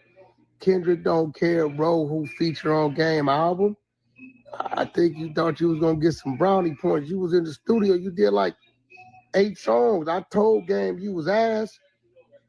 Replace you with Mark Lux. I told him, right? It was just an error. The wrong version got uploaded. The real version will be up in a minute. Y'all stay tuned. So what happened here is Chike pulled the record, man. Listen, now usually when an artist pulls the record. So Chike pulled the record because of the Draco verse the Game has, that Geekin' song on the Documentary 3 album that they're talking about. I thought that it was Wack that, was the one that kind of put that into motion. And that's what they're kind of trying to put out there. But it seems like he backed out because of the Draco verse being on the album. And because they're saying like, oh, it was to be kudos to Kendrick and, to honor Kendrick because of him being on GNX. But I think it was more so because of Draco's verse on the album, on that Geekin' song. I could be wrong though, but that's what I'm picking up from it. But I didn't know it was Chike that removed it. I thought Wack got it removed. So let's see.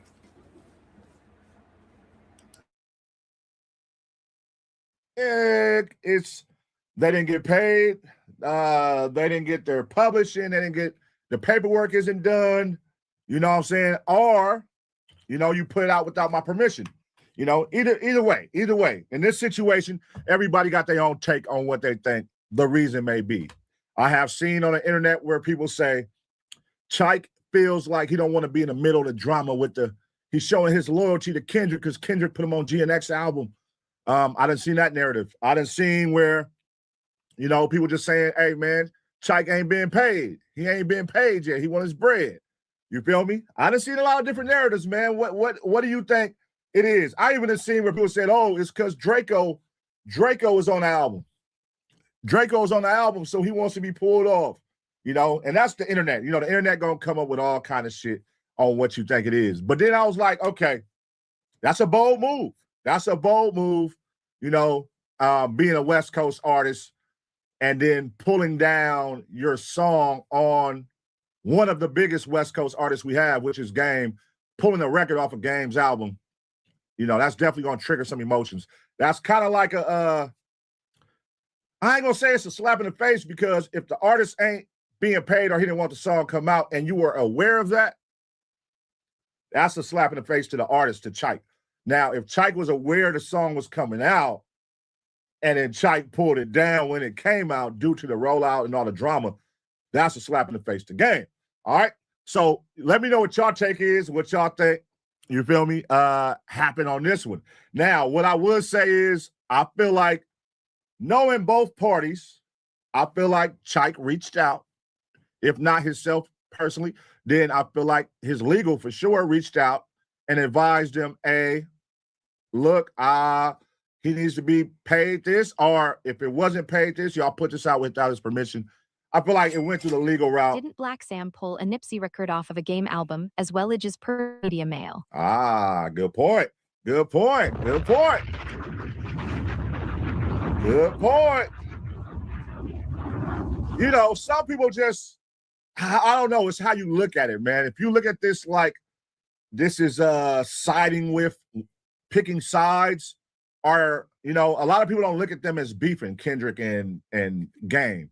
You know what I'm saying? So if you look at it from a beef standpoint and you think they're beefing, if you think like, oh, he is throwing subliminals, I don't want no parts of it, pull me off it, that's cool. But my thing is, if you knew the song was coming out and you said pull me down or take me off and he still put it out, you got all rights to pull it off. Man, pull it down, nigga. I told you I didn't want the song to come out. Now, if you knew it was coming out and he told you, I'm going to drop this record, you said, okay, and then you pulled it down after, that would be some square shit. And my boy Chike ain't no square, and he wouldn't do nothing like that. So I'm going to go with the, you know, Chike didn't want it to come out, and he knew. You know what I'm saying? And he still put the song out. So let's see, man. We finna jump right into this Kantiana, man. And as you can see, the Game has a new album out. The Documentary 3 is out now on all streaming platforms. And it's a song that's been called That Part, featuring Lefty Gunplay, YG, azchike, produced by Mike and Keys, that has been removed from the album, man. That's right. This song right here, That Part, has been removed from the album. Removed from the album, removed from the album, removed from the album. They're saying it has something to do with this. So Game has this song out with Draco the Ruler, and as you can see, the comments are going crazy. You feel me? For sure. But, you know, we know the truth. Long live the ruler. Yeah, man. You know that Draco and azchike and all those guys have had some problems. Let's go to this. Make jokes about it because I don't care. Like, I respect that, and I respect that you kept it up. I respect that. yeah, like, I don't care about none of that shit. Like, you can't. Man, all right, we got to get into this topic. Mm-hmm. You called out Drake the Ruler. Mm-hmm. Yeah, as far as feeling sorry for him, I don't feel sorry for him. I think I know. I think he knows what he's getting into. He knows what he's doing. You know what I'm saying? He just asked where you was at. Hello. What's happening, Wacko? What I do now? Oh, we're live. You know you live? Well, we not live. We pre-recorded, motherfucker. Oh. We're pre-recording, right?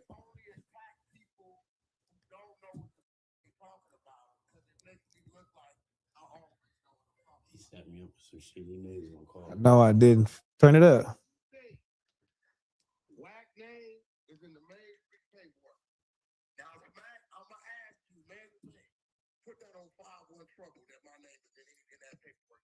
On 5-1 Trouble, I was doing content like you do.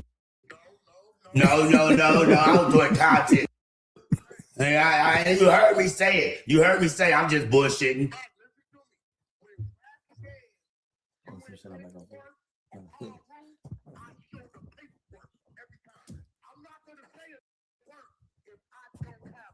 Right.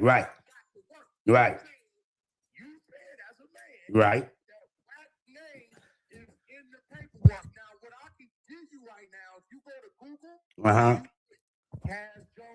He loved this content, dog. He lost his mind. So now let's see, man. I'm hearing Game dissing a homie. Hey, Game, you already know what time it is, bro. You better stop it. Bro. Because our Compton and your Compton not the same Compton. You know that. You get what I'm saying? So relax with all that. If you're trying to play with the homie name, don't do that. We both know not to. You don't do that. You know what I'm saying? Like, what the hell? You're not him, bro. Straight up. You're not him. Yeah, no, that's a fact. Game, you not him, bro. You know that. We all know that. So chill out. If you playing with the homie. Straight like that. He already what's his Compton? Not ours. Game is a respect. Respect the game, bro. Respect the game, bro. He say game from Compton, they from Bompton, bro. Oh, mamas, bro. His Compton, not our Compton, man. He ain't the Compton like real Compton, bro. That's how I feel right now. If you gonna bash my, I gotta get at you like that. Like honestly, your Compton not like where we come from in Compton, bro. You wasn't in the field like that. Stop acting like that. You were acting, fool. Straight up. Like, stop playing games about it. Because we keeping the city at ease with you right now. Stop playing. If you play. Did Game actually diss Kendrick Lamar though in this tirade? We only got about 5 minutes of it. So I'm gonna break down certain aspects that I think need to be broke down because we got some answers for some of these questions that Chuck Taylor, aka Game, is talking about. I put Kendrick in places that, I wanted to be, that I wish would put me. And I didn't ask for nothing in return. Top Dog, I'm saying this, and I know it's gonna go to the internet. Top Dog wanted to give me half a TV. I told him I got Black Wall Street. It's good, bro. I want to see the name. You know you good, make that shit bigger than everything. And he did. So I got love for him. And, bro, it come across like you trying to have your cake and eat it too, bro. I ain't gonna lie. Both side type shit, but, I could be missing something, bro. And also, when this nigga Drake came in the game, he adapted to me, homie. Like, we got close. Drake is on my albums way back then. He on Good Girls, Bad Girl. Nigga, album that came out in 2009, 10 some shit. And Drake doing Good Girls Go Bad, bro. I'm gonna be honest. I function with that song highly, and it showed me how goddamn Drake was gonna be great when he hopped on that with Game, and to give it 100% up to Game and Drake. That song did come out in 2009. The Jodeci Back shit came out years. See, bro, they do go way back. I had no idea. Years later. So in that instance, Game, you should have led with that shit. You should have did that in the beginning. To go, he gonna go. Right. Can we agree? But also, I feel like Drake shares like. Well, we not speaking on is how the Game has no associations with wack100. Every feature or song that he does with someone on his Instagram story, at the very least. Has he done it? I haven't seen it. I just checked. He has no story right now. That's all I'm saying. And I really shouldn't have said it because now if he does it, yeah, it's gonna look like, because this isn't coming out for 3 days to the public. Yeah, I think Drake is a little spoiled, and he really ain't showing no honor to those that's honoring him. When Game told me that his album had a Drake feature, I was tripping. I immediately get on the AI to confirm Drake has not done a verse for another rapper since the Kendrick and Game, or since the Kendrick beef. Isn't it crazy that Adam did not have the... So now let's see, man. I'm hearing Game. Songs like Hate It or Love It and family, and that right there is what boosted it and activated his own album to actually be coming out. Right. So I seen the way he did 50 Cent is that the people told him, you better than 50. You more gangster than 50. Because there was a moment in time there around the time the documentary came out where it very much was like, it just seemed like the Game was like surging past 50. And it was because he had. But Fifth, I could tell he run a strict program, bro. Any real nigga gonna want to get up under that. Like, nah, nigga, I ain't finna be your underling my whole life, bro. Fuck, nigga. Hot ass songs like Hate It or Love It. And, 50 was like maybe not going crazy with new music at that time. And that definitely did feel like it was a big part of that. I think he caved into the pressure of, man, you don't need him, man. It's the West Coast, man. You like 50. But what 50 had that Game didn't have was the business knowledge. And so, what the documentary 3 is, That wasn't for them. They good. This one just graduated from college. This one ain't got, like, my case is good. I'm not doing it for them no more. They straight. They good off the residuals from the. This album, the documentary 3, is so. Stop playing with me. Yeah. Don't play with me. 21 years, 22 years in this. It ain't a rapper on this planet that don't know that I'm with all the. And so it's the pen. It's not just the pen game, right? It's not just the pen. I studied it so much. I studied rap like I was studying to be a doctor. So you cannot play with me there. I will find a flow and I will find the pocket and I will annihilate you. No, bro. They say once you pick a side, stay there, type shit. So, you know, bro.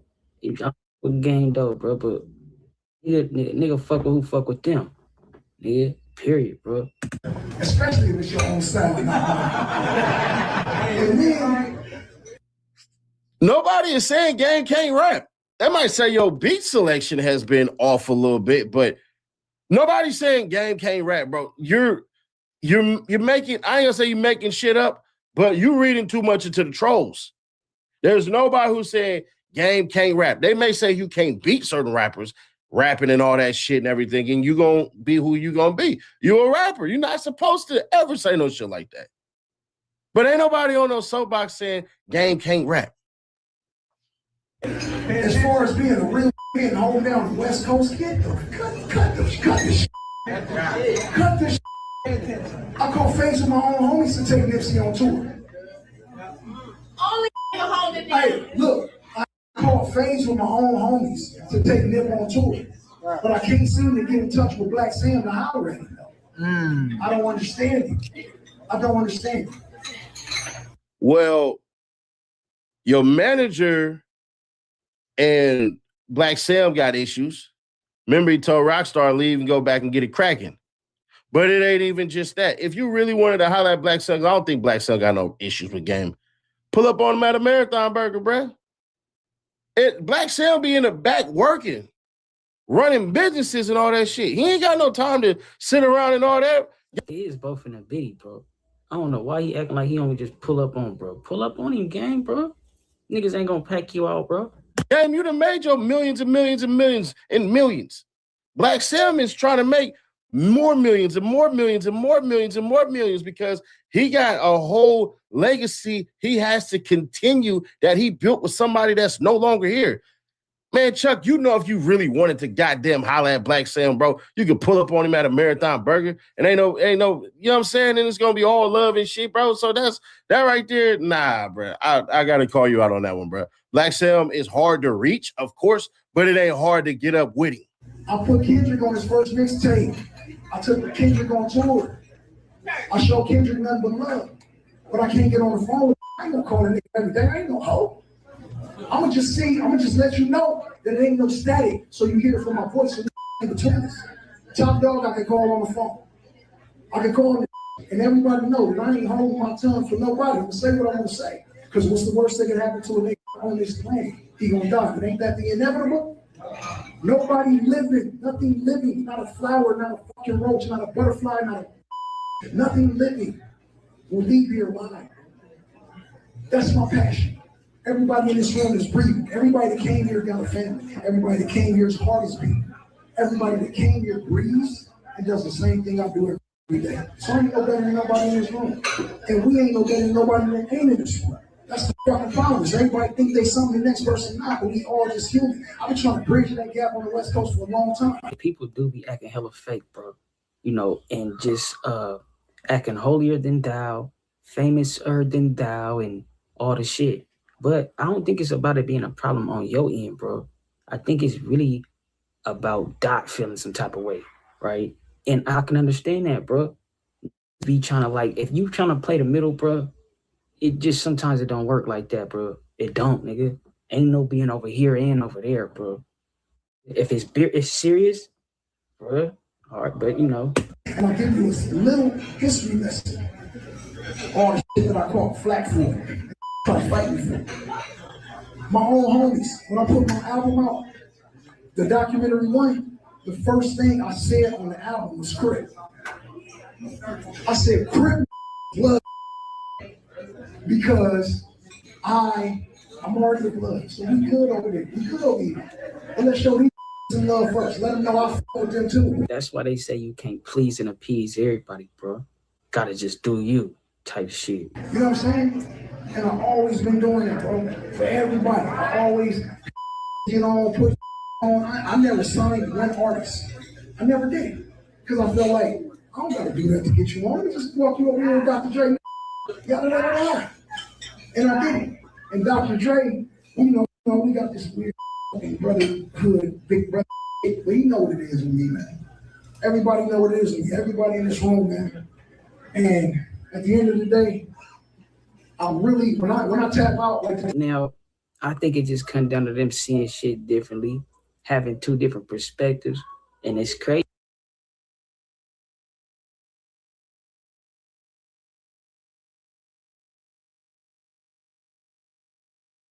Because Kendrick said he'll cut his own granny off if she don't see how he see it, bro.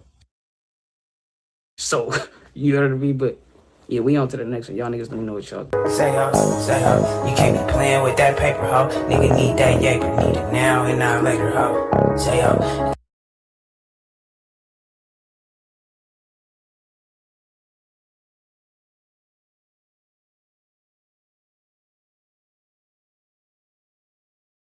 Homie, none of that kind of shit. I don't even acknowledge you like that because my kids don't gang bang. I see what you're trying to do, and I'm not gonna egg that on because I don't want to see that for you.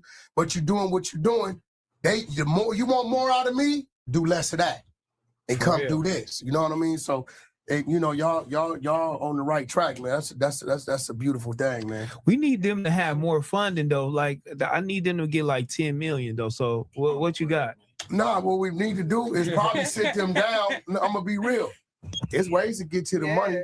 Get to the money. Get to the money. We gotta sit them down. We gotta sit them down with the right people who know how to structure them to get to them. Do I have the people? Quite naturally, I got the people. You know, I just gave him the phone, boy. Yeah, this is my. You know what I'm saying? So, bitch ass, nigga. and it look like y'all structure is right. You know what I'm saying? So that's what we trying to be like a Maxine Waters, like, you know what I'm saying, in our community where whatever you want to do, we come right here. You want to medical assistant, you want to be a barber, we got JTM Academy with construction, like we got a resource hub. It's called Avalon Carver. You feel what I'm saying? They like partner with us with a lot of stuff. And we push our kids through there. You feel me? They got a lot of resources up in there, free, especially to the youth. You know, a lot of this shit, like when niggas was giving away money to other situations, people just don't know.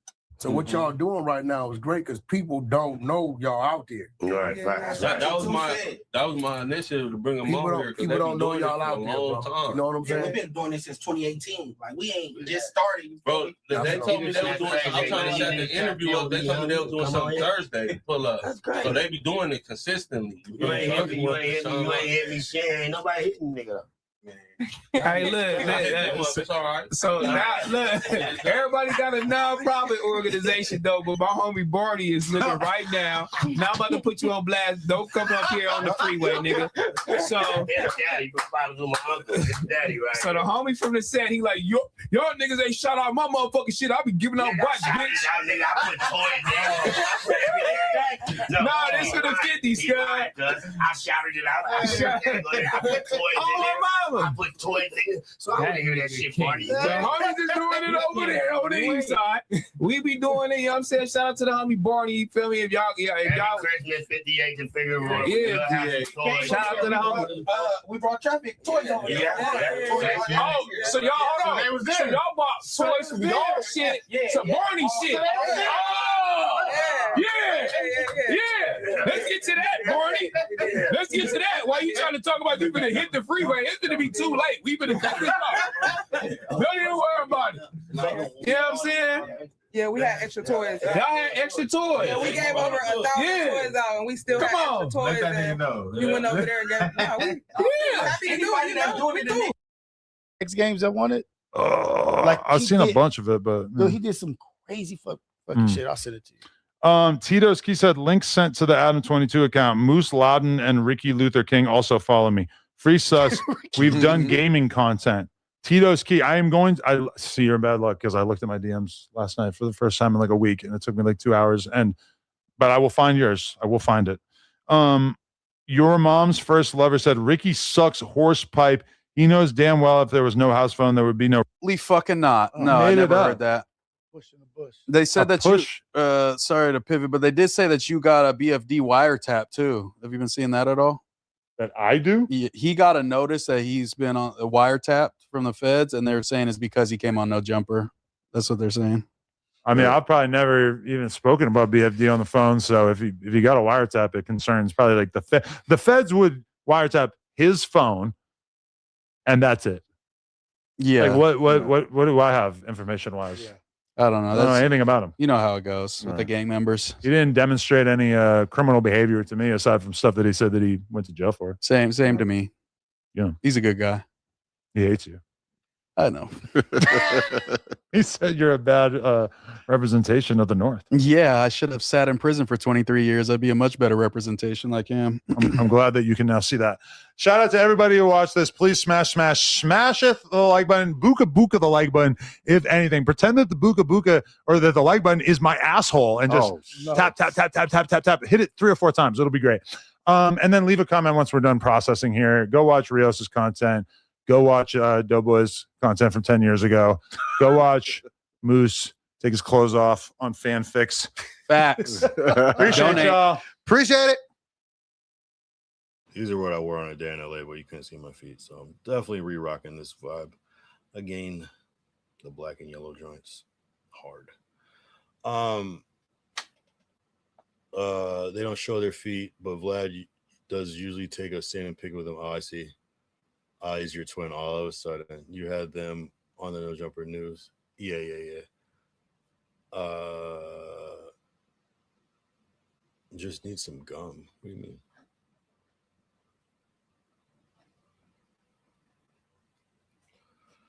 Shout out.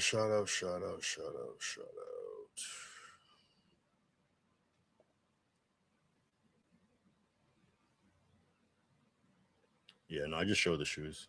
The Arizona shirts. Arizona State. Yeah, I have like too many pairs of dunks now. I have way too many. Even the dunks that I wore, I don't even know if you can see my dunk. No, you could probably see them on the 24-hour stream. Those are cool too, but I'll definitely wear those again.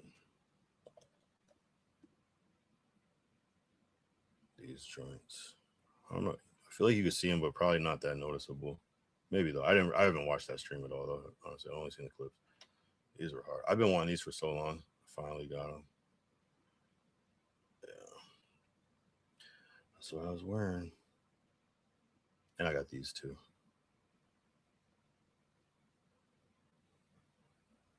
I wore those a couple of weeks ago. But now I can stop buying dunks and fitted hats for a while. Just chill out and focus on my life.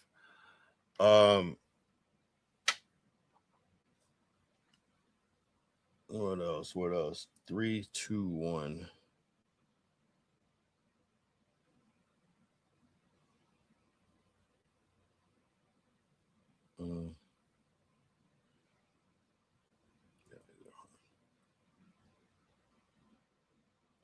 The guy Vlad had on looks like you, Kyle, the same way Josh and Lush look the same.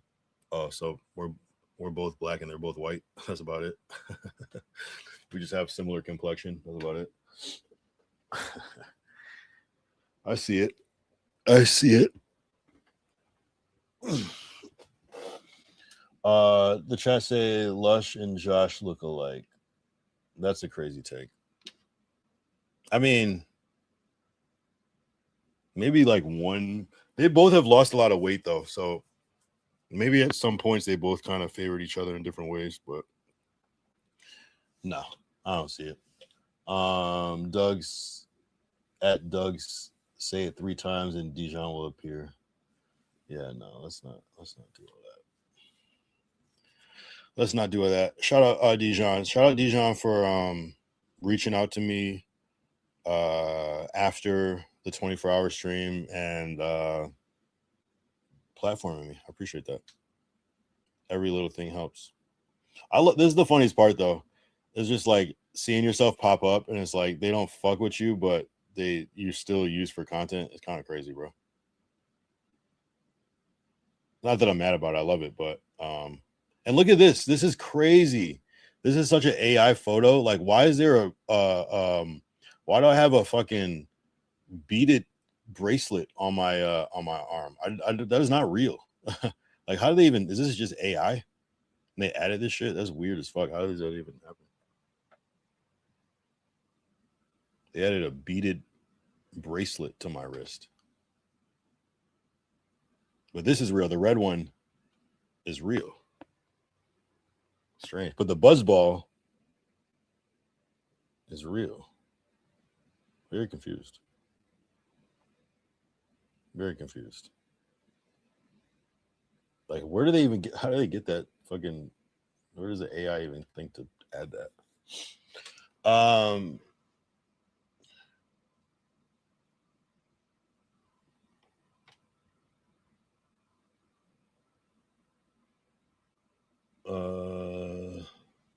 We don't need to put up a side by side of Lush and Josh. We know what they both look like. Oh yeah, they have different beards. Well, Lush just has a mustache now. Lush stash. I'm waiting on another Dijon crash out. He's entertaining when he's mad. Yeah. It seems like he's coming to like peace though. He didn't really like crash out. Oh, didn't he just do a stream though with about RJ tonight? Did he not crash out on that? Well, maybe his crash outs are becoming more calm. Go. I didn't give RJ his hands. I'm keeping RJ. RJ, I'm holding your award hostage. I was supposed to RJ check me. Let's check Billboard and see when RJ has ever charted. Never. So we're not even talking about like an actual industry hit record. Let's just stay on some Chef Boy Gang Gang. Joe Moses, but I'm done. Dragonite GH. This might be the video you might be looking for, my boy. I'm waiting on another. I'd report that video. Don't monetize off me getting fired. Nah, that's fine. That's cool. I added to my fucking playlist. Does anybody know about my playlist? Everybody should fuck with my playlist one good time. I have a whole No Jumper playlist. If you type in Kyle Young No Jumper, a playlist will pop up. This is my playlist. This isn't just some random thing that I created. And this is my whole, it's 134 videos of my whole No Jumper journey. Some of it's repetitive because it's like a clips, like, but if it's like the news and then like Gangland Neem reported on it, I put it, but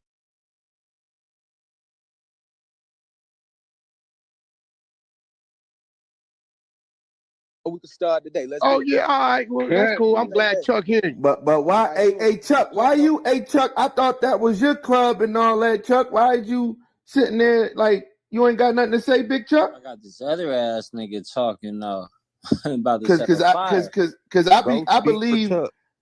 I believe Wack was over there helping y'all build y'all politics up and build y'all part, bro, and build y'all shit up. That's what I think, like, because I don't even know this dude. Even exchange ain't no robbery, nigga. Where's the even exchange at?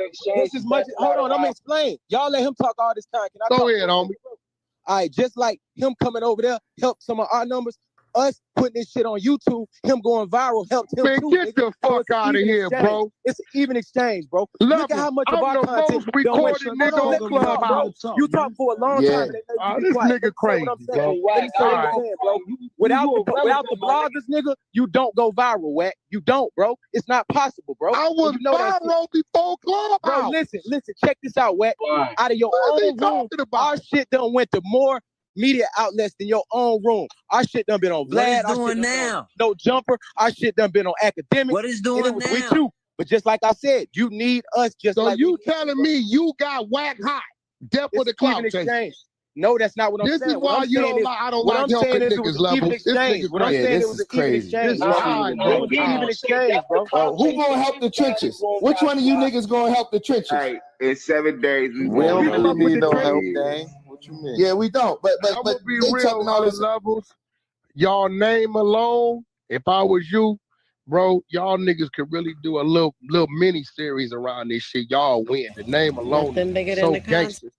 Y'all can No just doubt. do a mini series around the trenches and make that shit whatever you want it to be. Scenes from narratives that's in the rooms. That shit gonna win alone. I'm gonna keep it real. The name is gangster like a motherfucker. So you know that tool alone. Nobody is bigger than a motherfucking content.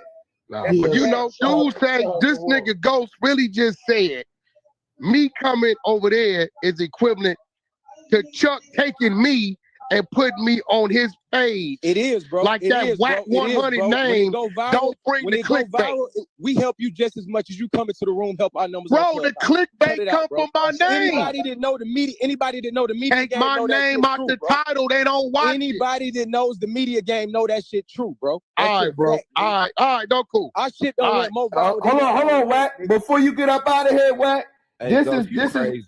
hold on. Before you get up out of here, Wack, they just sent the clip over and about this, about how you did. I think this is why the niggas upset because they said Shorty was trying to get them to go to lunch. Hold on. Who the women are, the nigga hating on me, the women that they talking to. You know what I'm saying? So silently Not the women. Yeah, silently and secretly, I slide up under them. You know what I'm saying? So what I do, almost some bitch ass nigga shit right now. I take some of the women off my stage and I sit them acting niggas. And as soon as they bite, I be feeding they women everything they saying. I pull them to the stage over here with me. Then I go tell them after the fact what I did. See, I think that's why they mad. Wack. Yeah, You but know? listen, bro. I kept it 100 with Chuck. But that ain't had shit to do with R&B though. Hold on, let Wack talk. Let Wack talk. Listen, hey, Levels, listen. See, Chuck don't be telling niggas everything. When Chuck called me and asked me, when he find one, I tell the nigga, hey, nigga, you got that one. That was one. I don't lie about it. I tell the nigga. He like, Wack, I heard that shit. Whoop, whoop. I said, well, what you think? Whoop. I said, Chuck, I ain't gonna lie to you. That's one. And it's two more over there. I tell the nigga. It's real shit. Yeah, that's player. That's P. That's P. Yeah, I ain't like, nigga, like, you know, what's the Ghost? Do you know that? No, what? Okay, all right. Guess What you just said? Hey, Ghost, man, you sound like you. Hey, Ghost, you sound like you. You got some lot of animosity, Ghost, man. What's up, man? Come on, you sound like you got a lot of animosity, man. We can talk like some players in here, man. You got to talk loud when you got whacking all these people coming off the mic. Hey, you gotta let your malice go though, Ghost. Right. I know y'all want content. That don't have shit to do with R&B. At the end of the R&B, why you motherfucking keep day. like, first of all, R&B, listen, one thing you don't do is you don't allow a motherfucker to feel like that they moving you, right? All this shit content. They mention your name. We didn't mention your name. You ain't no little motherfucking kid or no pound on my stage. Absolutely. You know what I mean? Everybody got to work their way up. So everybody got to put their work in. It's just like the streets with me. So you the last motherfucker I'm going to send. By the time you go win the same card. So don't listen to them. They don't know what we do. We know what we do. Yeah, she ain't never come at nobody over here. She be in the see, I wouldn't even, I would never put her up to no. But who said she took them to lunch and asked them to lunch? Which one of y'all said that? That was Chuck said that breakfast. Oh, Chuck. Oh, she tried to get Chuck. I don't know nothing about now. Hey, Chuck, listen. No, but this was way before those levels. These niggas be mixed. This when she was over there. Yeah. Oh, she was over there. So you knocked her. Hey, Wack, you knocked her from over there? Hell no, that is not what that was. R&B from coming to Sleepless over R&B really. When I first got on the app, I wasn't a regular Ma on Chuck's stage. When I went to Chuck's club, like I went to help. That's what I do. I serve at the end of the day. I redid their PTRs. We talked about other business stuff that I wanted to help them with as it relates to product development and all of that. Chuck was supposed to take me to breakfast because I did the PTRs. I said, don't worry about the money. He's like, oh, okay, I'm going to take you to breakfast or whatever. So he never made good on it. So I hit him up and was like, oh, I'm at breakfast. So that's what I said. I said, I'm at breakfast. I was going to send you something to remind him that he was supposed to take me to breakfast for the shit for the PTRs. So it went. So I didn't say that. That ain't what I said. That it had nothing to do with WAC. It had nothing to do with me being a regular mod on the stage because I was modded on other stages too. I just helped them out. The PTRs that they wearing now are the PTRs that I did. I redesigned. So what the fuck are we talking about here? When I came in this room, you told me she done chose up. What? That's what happened. Is Matt ain't Matt? It's true. No, because he was trying to push it out of context. That ain't what the fuck happened. That ain't what I said. That ain't what I said, shorty. That ain't what I said. That ain't what I said. Question, Level. If you got somebody that come over there and voluntarily put some work in, help create some PTRs, whatever, and y'all got dialogue about doing whatever, merch or whatever, and you say, you know what, good looking, let me take you to breakfast, and then out of, respect for what you did, let's talk other business, and then I guess you a no-show. I didn't know nothing about this, but then comes another gentleman that say, hey, yo, what you off into? I do this, that. Oh, yeah? Call this number. These people got a couple plays for you.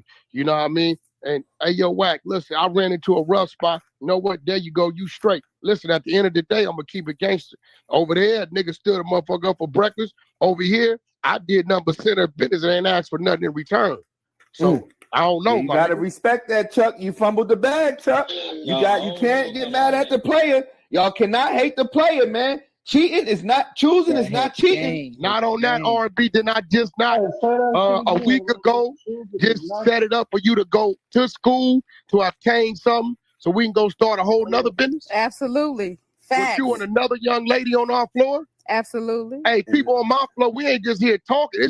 It be real shit going on, like you say, Levels, in them back channels, my nigga. So I do real shit. So, people could determine what it is and what it ain't, bro. That ain't on me. I never knew about what he said until he said it because she never mentioned it. And I was just a week or so ago. So it wasn't like I was playing on, look what Chuck didn't do. I didn't know nothing about this shit. I just did what I do. Yeah. Don't hate the player, hate the game, my nigga. If you ain't got none, get you some game. She said she wanted to take me to breakfast 2 times, bro. That's what she said. That's a lie, Chuck. Quit lying. That is what you said. So you didn't. Chuck, quit lying. You a goddamn lie, Chuck. You was supposed to take. I said I was gonna send you some grits, motherfucker. I never said I was taking you to breakfast, Chuck. Come on now. No. Let's wake it up, Chuck. We ain't gonna cap on no baddie, Chuck. R&B be in the trenches, man. She gang. Bro, we ain't gonna cap. R&B tell a whole different story now that Wack wasn't here. She said R&B ain't tell no story because R&B wasn't talking. I have nothing to do I said you're spinning a narrative. That's what I said. The narrative that you're spinning is a lie. That's what I said. So why the animosity for what though? He ain't got nothing to do with her politics and breakfast and nothing there.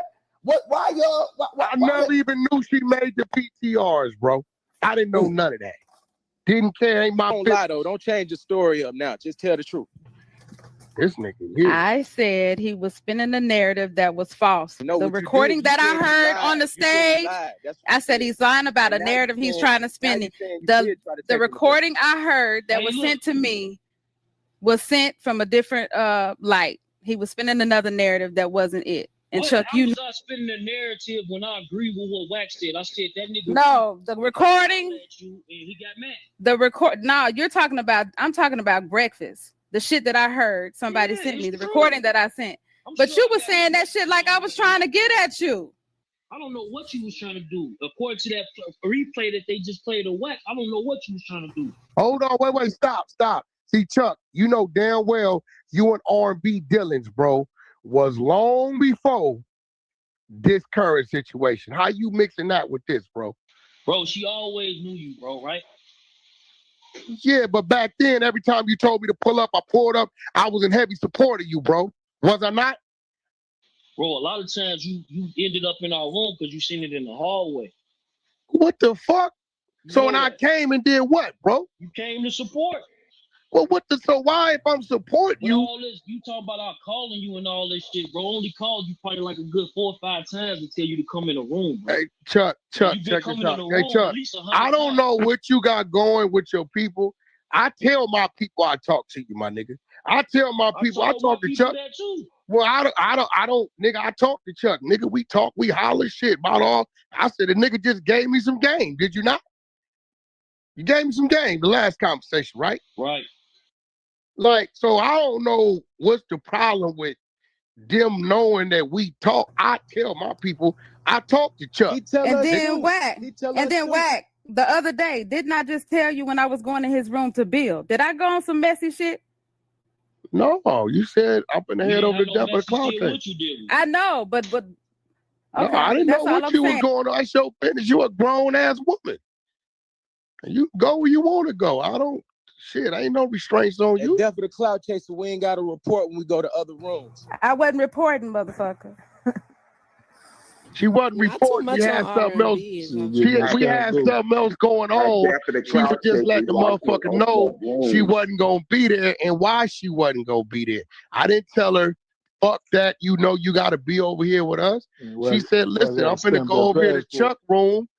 I ain't gonna be able to make the room. I'm like, all right, cool. I found somebody to fill in for you. What is this nigga talking about, bro? Y'all gonna have content all week. This nigga said we gonna play 7 days. We got you. Play ball, go. Oh, I ain't tripping. My ball already played. Ours is too. Leave that. R&B. Yes, love. Your nipples hard. Yep. Period. Come over to the trenches all day long. But I do know this, bro. Shout out to the trenches. They out got of the content. in the last 30 days, 80% of your content got whack name in it. You can't survive off me, nigga, without me, nigga. That ain't true. That's a lie. That ain't true. That ain't true. Let's go pull a replay. Go look at our replays for 30 days and see if it's 80%. Guarantee you it ain't. 80%, bro. You want to bet? Just last week, every day I you just said for the last 30 days. Let's do the last 30 days like you just said, nigga. Go ahead on, pull it up. And let's see how many times y'all been in my type. That ain't what the fuck you said, though, my boy. That's my point, nigga. You just said about 30, That's my 30 days. point. You said can't 80%, survive. 30 days. Nigga, you cannot go 7 days without putting my name in that title. We leave Clubhouse on Clubhouse. We barely ever put Clubhouse. You a motherfucking lie. You cannot go 7 days without putting my name in that title. Clubhouse content. Show me where you went 7 days without putting my name in that title. Like I said, bro, we don't put. I can show you I went 7, 10, 14, 21, 30 without nothing got to do with you niggas in my title. That don't mean that's cool. We not in the media like you is, bro. You always saying some crazy shit to get you in the media, so we gonna report on it. That's what media do. Okay, cool. I ain't tripping. It ain't gonna stop shit. If your name in the headlines tomorrow, I'm not we gonna report tripping. on you tomorrow, bro. You a little confusing because if I'm the op, why you helping me? Who keep saying you the op, bro? I never said you a op. You said I'm a your op. actions say that. You said I'm an enemy. I never said in this room one time you was my enemy. You said bro, that. Listen, hey, look, I'm gonna be real. I got a lot of love. So if you took the stance and you feel like I'm your enemy, I got a lot of love for Chuck, bro. That's something about your self-esteem. You and your mouth, bro. You gonna really. I wish you had your own situation because you really, bro. You really ain't a team player. Your man, bro. You crazy as hell. You should go as far as he goes. You don't when know it come what to the him. fuck I do. You don't know what the fuck I do for team, nigga. I'm all the way team player. Hey, look, that's cool. All right, leave it where it's at. All right, leave it there. You said 7 days. Let's just leave it there, bro. Let's see who win in them 7 days. And just for the record, this ain't about no female, right? Hell no.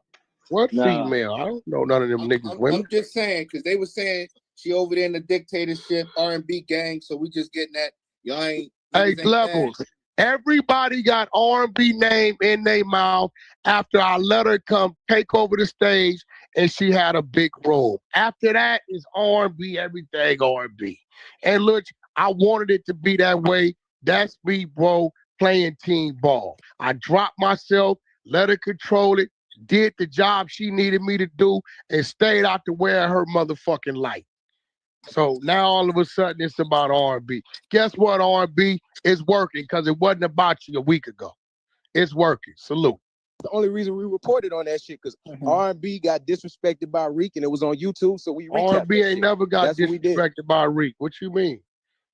When Reek disrespected R&B? Do you got that content?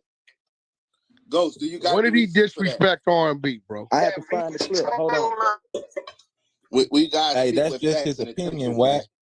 This nigga crazy, bro. Like, yeah, but this nigga opinion be far from the truth. Like, Yeah, Ghost, I ain't gonna lie, you real opinionated. I am, bro. In my opinion, don't change, bro. I got my own opinion. Nah, it's opinion. when did but Rick disrespect opinions like R&B? it's facts, though. Like That's Wack the got only his thing own we saying. opinion. You Why entitled to your own opinion. Nobody saying and that. ain't none of y'all 100 But you can't millions gonna spread it change like my it's opinion. facts, though, because That's it my ain't opinion, facts. bro.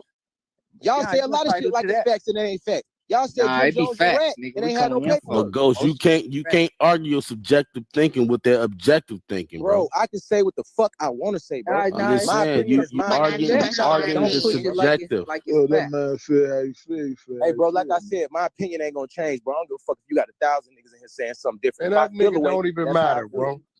He don't matter. I ain't tripping. Oh, He ain't. That ain't his greenhouse anyway. He ain't got one. Shout out to T. At least he went and got his own greenhouse. I don't want no We in the greenhouse. dark side of the trenches. Share the fucking room. Ping up. You know, let's get it. Let's get it up. 86 shares and it's You's a 600 great y'all in sheep, here. my nigga. You Ping ain't got up, no wolf ping in you. up. Nah, Hey, you ain't got Ghost. no wolf in you. Hey, Yeah, Ghost. y'all. Nigga, This shit everybody looking know at Wack. it Hey, wrong, listen. bro. Hey, go check this out, bro. I'm gonna beat my chest. Nigga, you ain't a third of what I am on this shit. We talking clubhouse shit. Hey, bro, I Look, don't nigga, give you a out fuck your about league. no clubhouse shit. You bro. out your league, look. That's all we Nah, I talking. ain't out my league. You just You said out your 7 league, days. little nigga. Listen, You's a you little think I'm a nigga, little itty nigga? You bitty think I'm a ass little nigga, little bro? boy You on think this I'm a app. little nigga, bro? Little You bitty said boy, 7 you don't days, bro. even matter. You said 7 days. You's a Bring the little smoke itty for the bitty 7 days. boy Quit when talking it about comes to this all app. you do is run You your keep up motherfucking mouth, looking bro. up to something All you do that's is run your greater than you, motherfucking mouth, bro. little All you nigga. do is run your mouth, bro. Okay, well, Run your guess mouth, what? bro. You listen to me all Make it day crack. long. You said 7 days, so make it crack. You said 7 days. Oh, yeah, don't worry about it. Do what you gonna do. Bust your move. Shake some. Quit playing, talking, bro. All right. God damn, Ghost. You Yo, tough Wack, as you hell, pussy, man. nigga. But no, we ain't gonna do that. We ain't gonna do that. Whoever said that, shoot him, man. We ain't He's doing a that. coward. What I'm saying is, Big Chuck, this your situation, Big Chuck. Why you letting the nigga put a bounty on your club without even saying nothing, man? You gotta check. Sometimes, man, this shit is business, never personal, man. That's your brand, Big Chuck. I don't know what Ghost got. You know, he opinionated. He got, you know, he's saying this about Wack, but you gotta say something, Big Chuck. Me and Big Chuck, every time we get Bro, on you the don't phone, think me we and got Chuck done talk behind the scenes, bro? You don't think me and Chuck talking right now while I'm talking, bro? Come on, man. I ain't just doing this for no reason. But Nigga. see, they If can do Chuck ain't that. want, if They Chuck can felt do like I that, was but doing we something can't, wrong, right, Chuck Levels? a man. He can speak up Right. and say I'm doing wrong, bro. Don't play with my boy like that. He's strong as hell. Don't play with your boy. You call the nigga a boy? That's my Damn. partner. All That's right. my boy. That's my boy. Oh, Yeah, that's your my boy? partner. I wish a nigga, I don't call That's how niggas we boys talk in where I'm Atlanta, at. bro. That's how we talk in Atlanta. Oh, okay, all right. Last I heard, that nigga from Chicago. Chicago. I'm from Atlanta. He from Chicago. What difference that make, bro? He your boy. I got you. Hey, what a hand donkey there, man. You said you got me for 7 days. But them 7 days ain't gonna be as easy as you think, my boy. Oh, it's real easy. I ain't gonna lie to you, Oh, all right. Ghost. I just been listening to the shit. This the godmother. I'm just trying to understand like your reasoning, because like listening to it, you don't really got no valid point. You made a lot of open-ended statements saying, first you started out by saying, and you kind of said it without thinking that it wasn't going to get addressed. Like you said it like, man, that's a dictatorship. Okay. Then when you were asked to give examples, you said you could give 100 examples and then you failed. You gave one example and they cleared that up. She didn't ask for no permission. And if she's not saying that she don't feel that way, then what perspective, I mean, what's your grounds like for and why and give me a second. Give me a second. You had to give permission to go over. And what's your I'm not talking to you, dick eater. So take dick out your mouth and stay on mute. Cause I'm talking to Ghost. I believe I said that. Shut your fucking mouth. You heard what the fuck I said, nigga. I will That's pack not you what the we fuck gonna up do in here. though. That's not you in the fucking Hold on, trenches, niggas. You in the What is fucking you talking trenches, about? and one Don't thing play. about Act it, like you know where you at. nigga, use it. Get that nigga Act dick like you out know your where mouth, you at, bitch. I'm bitch. talking to Ghost. Hoe ass nigga. Fucking booty clapping for another nigga. Shut Who your is bitch it? ass up. One dick eater at a time. Now I said, Ghost, I want to know what's your fucking perspective for feeling like, bitch, I'm not talking to you. Who is it? I gave Who is that? Who is that's that? my opinion. And come off mute again, bitch, and I'm gonna show you what my name is. And I done said it before, bro. I done said this before. This ain't my first time saying it. I done said it. You said what, Ghost? You said, yeah, like, and then why is it a concern to you? Like, why you feel so like you got a lot of hostility? You wanna like, bro, say you gonna make content and shit. That's when y'all get it wrong. What's the problem? Internet, bro. We just talking. He's a fun. bitch. Content to me. But why do it matter? Why do it matter how he run his room and how his team fuck with him? It don't matter, but that's my opinion, and I can state my opinion. Cause I'm also look. I'm gonna tell you this. Over here, we got a whole over here, and the way things are ran over here. If one of our members decide to go to another room, hold on, Ghost. If another one of our team members, we just had this situation last week, go over to another room, they hit us in the chat or via whatever mechanism to communicate, and they say, hey, look, I ran over here real quick, so hold it down, or I ran over here real quick, so that we can stay in the loop. So really and truly, that's not a dictatorship, that's teamwork. So what are you saying? So give another example, because right now you're going outside. I said how I feel, bro. All right, so but say why. Are you not able to articulate why? Do you have enough intellect to articulate why? Let him talk, dear. Almost an hour, bro. I did a reason, and I gave y'all an example before, and several people in this room said, yeah, that's right, that is a dictatorship. So I ain't doing that shit all over again, bro. I done did the way feel like it's a dictatorship, bro. No, the way that you explained it. She let me know, Wack, I know we got the room going, but I got something to do over here. All right, cool. I'll find somebody in the I feeling told for your y'all spot. at the beginning why I felt like it's a dictatorship. I feel like niggas in that room, majority of them besides Cadillac Ty, if this nigga say something, even if it ain't true, they gonna say it's right. And sometimes that shit ain't good because they'll be standing behind something that's easy to be proven. True, bro. No, listen, I'm gonna show you one reason, right? I'm gonna show you one example, and this was with me. Okay.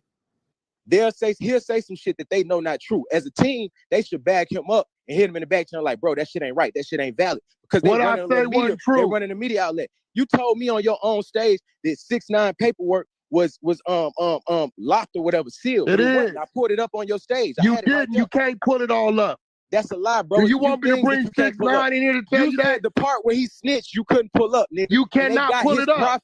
Okay, I'm finna PTR his profit.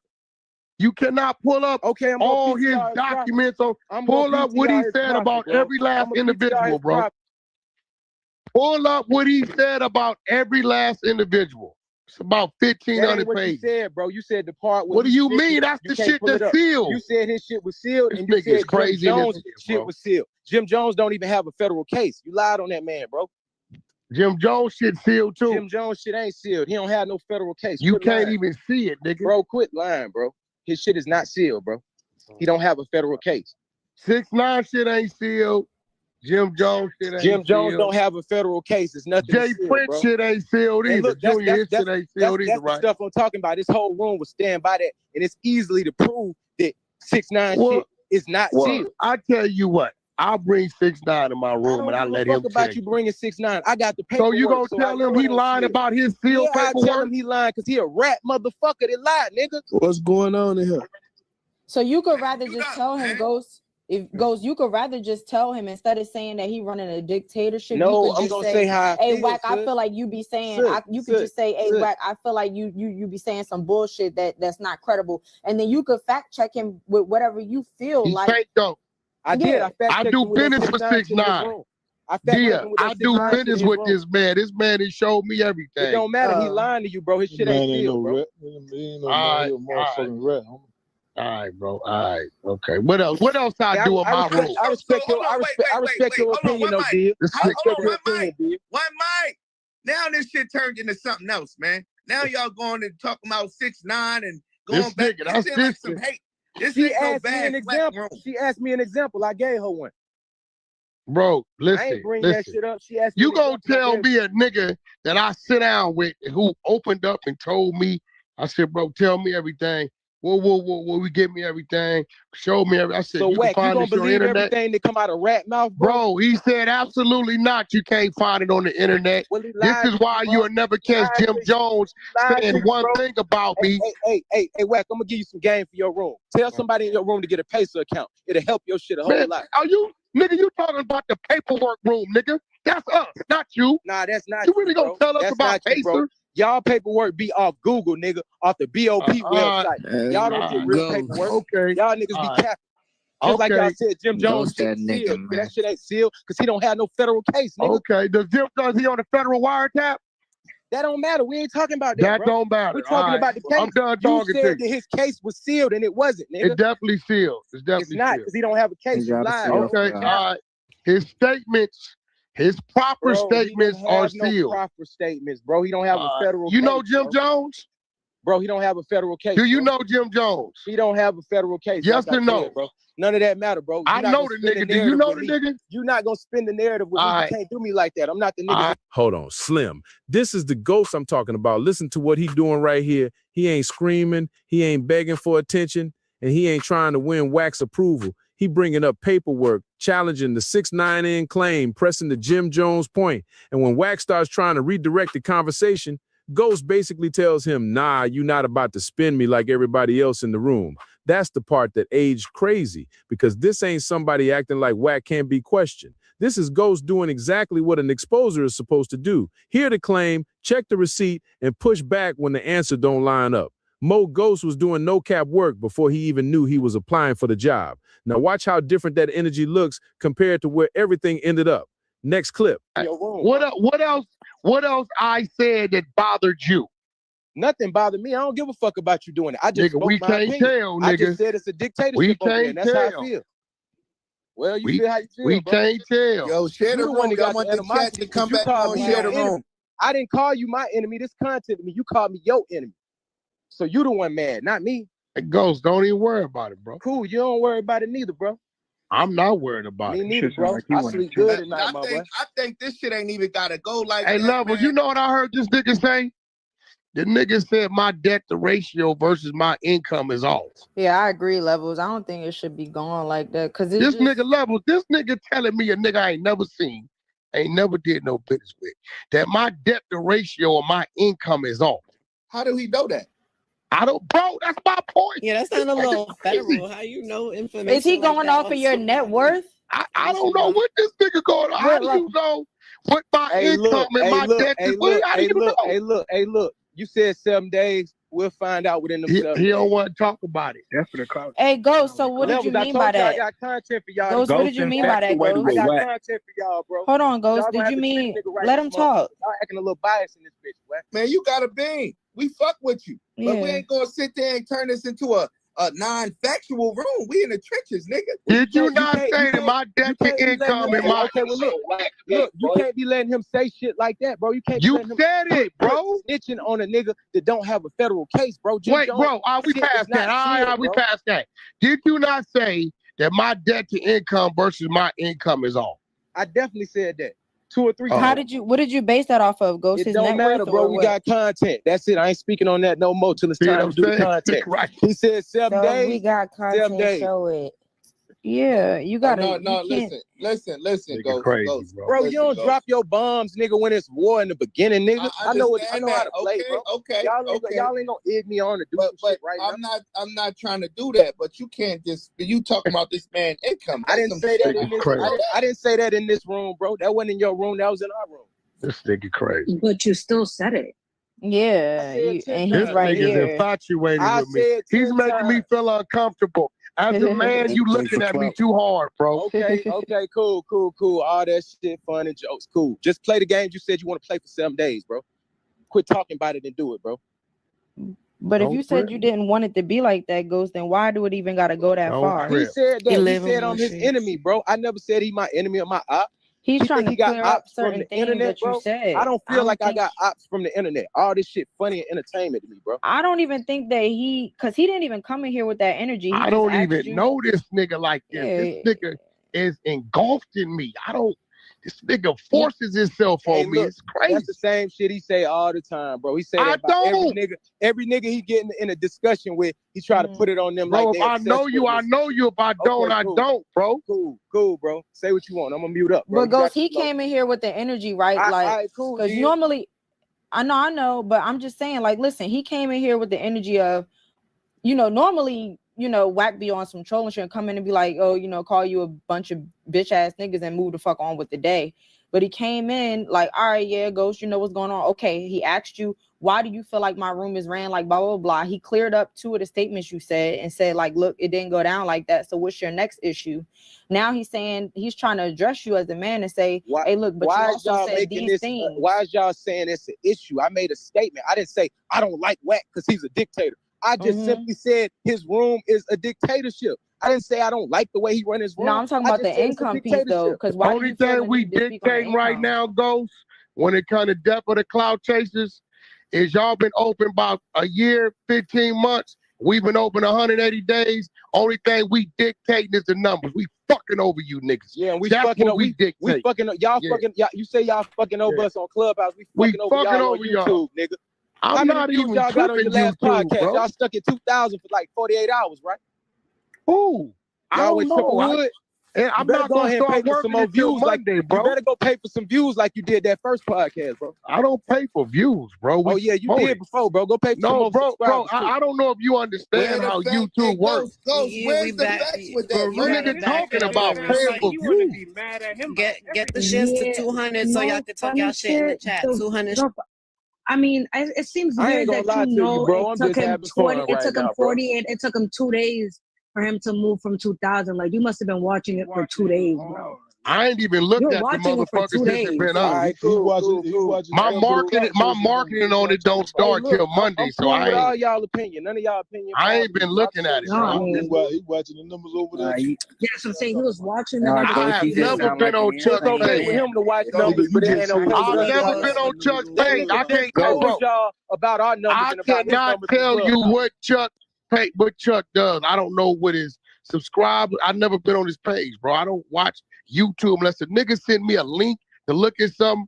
I don't go on niggas' pages. Bro, I I'm ain't done got with the time for that conversation. shit. So bro. look, You gonna listen, cap a listen, nigga right? down like that, Listen, right? We in the trenches, man. We neutral and all this. I guess death of the clout chaser, 100 ENT, y'all rivalries or something. Nah, we ain't Y'all got some- rivalries. Nah, this ain't no rivalry. Hey, listen, This Levels. just my Levels, opinion. we've been up 6 months, Levels. He No got doubt. We just broke 40,000. I don't know. Them niggas been up Congratulations. about 18 months. I don't know where they at. I mean, we don't look. We dictating out on them niggas. I tell you that. On that side of the app, we them niggas. No doubt. No doubt. And they had a strong platform, man. They be on top of their shit, man. Keyword is had. Now they talk about the nigga that they you run. got us fucked up. We still got our platform, nigga. Y'all numbers supposed to be like that, nigga. You a public figure. We ain't got no huge public Here figure in we our go. room. I challenge one of your minds to open a room and see if that shit build, bro. Hey, see bro, if that shit go over 10,000. Let me tell you something how Make it beautiful go it over is. 10,000. I Make one of your remember, minds I room go over remember when 10,000. Hey, Ghost, started. bring up Mini Ghost. I remember when it started. I used to have to be in the room, right? Now, since the greenhouse is built, I got the people under the greenhouse built, at least 10 of them. I ain't got to be there, bro. It's going to do a couple hundred without me even being there, 300-400. I ain't got to be there no more. So I'm still building. What I wanted to accomplish is happening. The individuals are being built, bro. So, I mean, I got a plan. I got a blueprint. What we wanted to happen is happening too, bro. We good. All right, that's cool. All right. So it shouldn't be no, however you do your shit in your household, let that nigga do him in his household, dictatorship, whatever you like, that's his household, man. Whatever they politics is they politics. That's it. That's how I see it. You're right, Levels, and I don't have no problem with that. But if I speak my opinion, I'm gonna speak my opinion. That's everyday Levels, nigga. And everybody coming up on stage, make sure y'all follow the Just house. like at the like they top. can have their opinions Hand on me. raising is They can say limited what to they want club. to say. We don't never do no room on you, bro. If you want to come on We stage. don't do no room. So I did see I was seeing a lot of wack100 names in the title lately. I ain't gonna lie. I Come have on, every day like that. I have, bro. Real, all right. Cool. I ain't tripping. I seen it. So Ghost, what made you go and look at his debt to income ratio? Hold on, dear. Hey, Ghost, what you say? I said you right about that, Levels. We have had his name in the titles because he been in the media. You right, bro. You 100%. Okay, I stay in the media. What's this nigga talking about? Ain't no denying that. You just said he an influencer. Of course he gonna be in the media. Nigga, I stay in the media. What you And talking we gonna about? I report on be it. in the That's media. what we do. We report on media, bro. Nigga, you ran out of shit to talk about. A question level. Do you be having to pay You Wack? say that how you feel. That's your cool. numbers? That's your Do I have to? Do I have to what? YG, how many whacks is it? Get off his dick. Say that again. Bitch ass up, nigga. I'm asking the man who else. Man, whatever. You know you the bitch. Hold on, let him talk, gang. Let him talk. In the background. Hey, listen, gang. What you say? Do you have to put whack name anywhere near your title to draw your numbers? No, we organic over here. Exactly. You know, we did it, but we did, yeah. That regardless if it's news or not, if you gonna drive traffic, you ain't gotta do that. Hey, bro. Only time. Look, let me tell you something. You and nobody else gonna tell us how to You run. ain't gotta tell me a motherfucking thing. You Only peon time ass nigga. You and no other nigga on Be this over app there gonna soft tell in us a how to run motherfucker the when you media. be talking up in the room. You nice in a motherfucker. Now you just the toughest nigga. Only time I put a nigga in name. Hold on, one mic. Only time I put a nigga, we put niggas' names in title is when we packing them the fuck up when they ops. When it's smoke. That's the only time we put niggas' names in they motherfucking title. That's it. Hey, that's the difference between y'all, bro. We damn near like the shade room. Academics ain't no difference. Same shit they post, we gonna post. Man, y'all ain't Man, you y'all niggas ain't like no fucking shade room. Fuck out of here. Nigga, you Go ain't check the the shade motherfucking room room. Go check the numbers, nigga. Fuck is you Hey, talking This nigga about? crazy. You talking to the wrong one.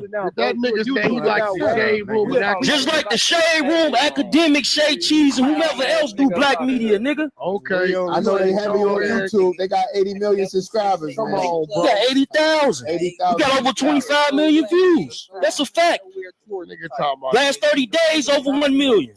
That nigga whack them Y'all can't might get over write 20,000. YouTube, but I know I got 6 seasons on my podcast on fucking Spotify, bro. Check the numbers. You talking to the wrong one about content, nigga. I keep it. With that dead Yo, ass how long you podcast. been having your page? Levels, bring up King. 3 years. 3 years. You been having your page. Hold on, 3 years. bro. Oh, wait. Hold on. Tell them You follow been the having house. your page up Raise 3 his hand. years and you got 3 years. 80,000. Yeah. Right? And who's bringing everybody I've up been on on the what, stage that's 4 not months? clicking the greenhouse? Numbers What don't I've been lie, on 4 nigga. months, maybe?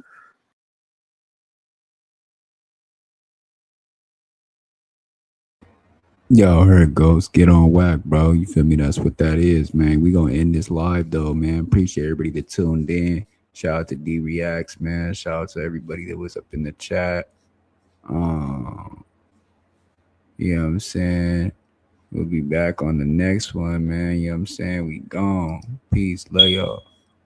Wait, hold on. Hold on.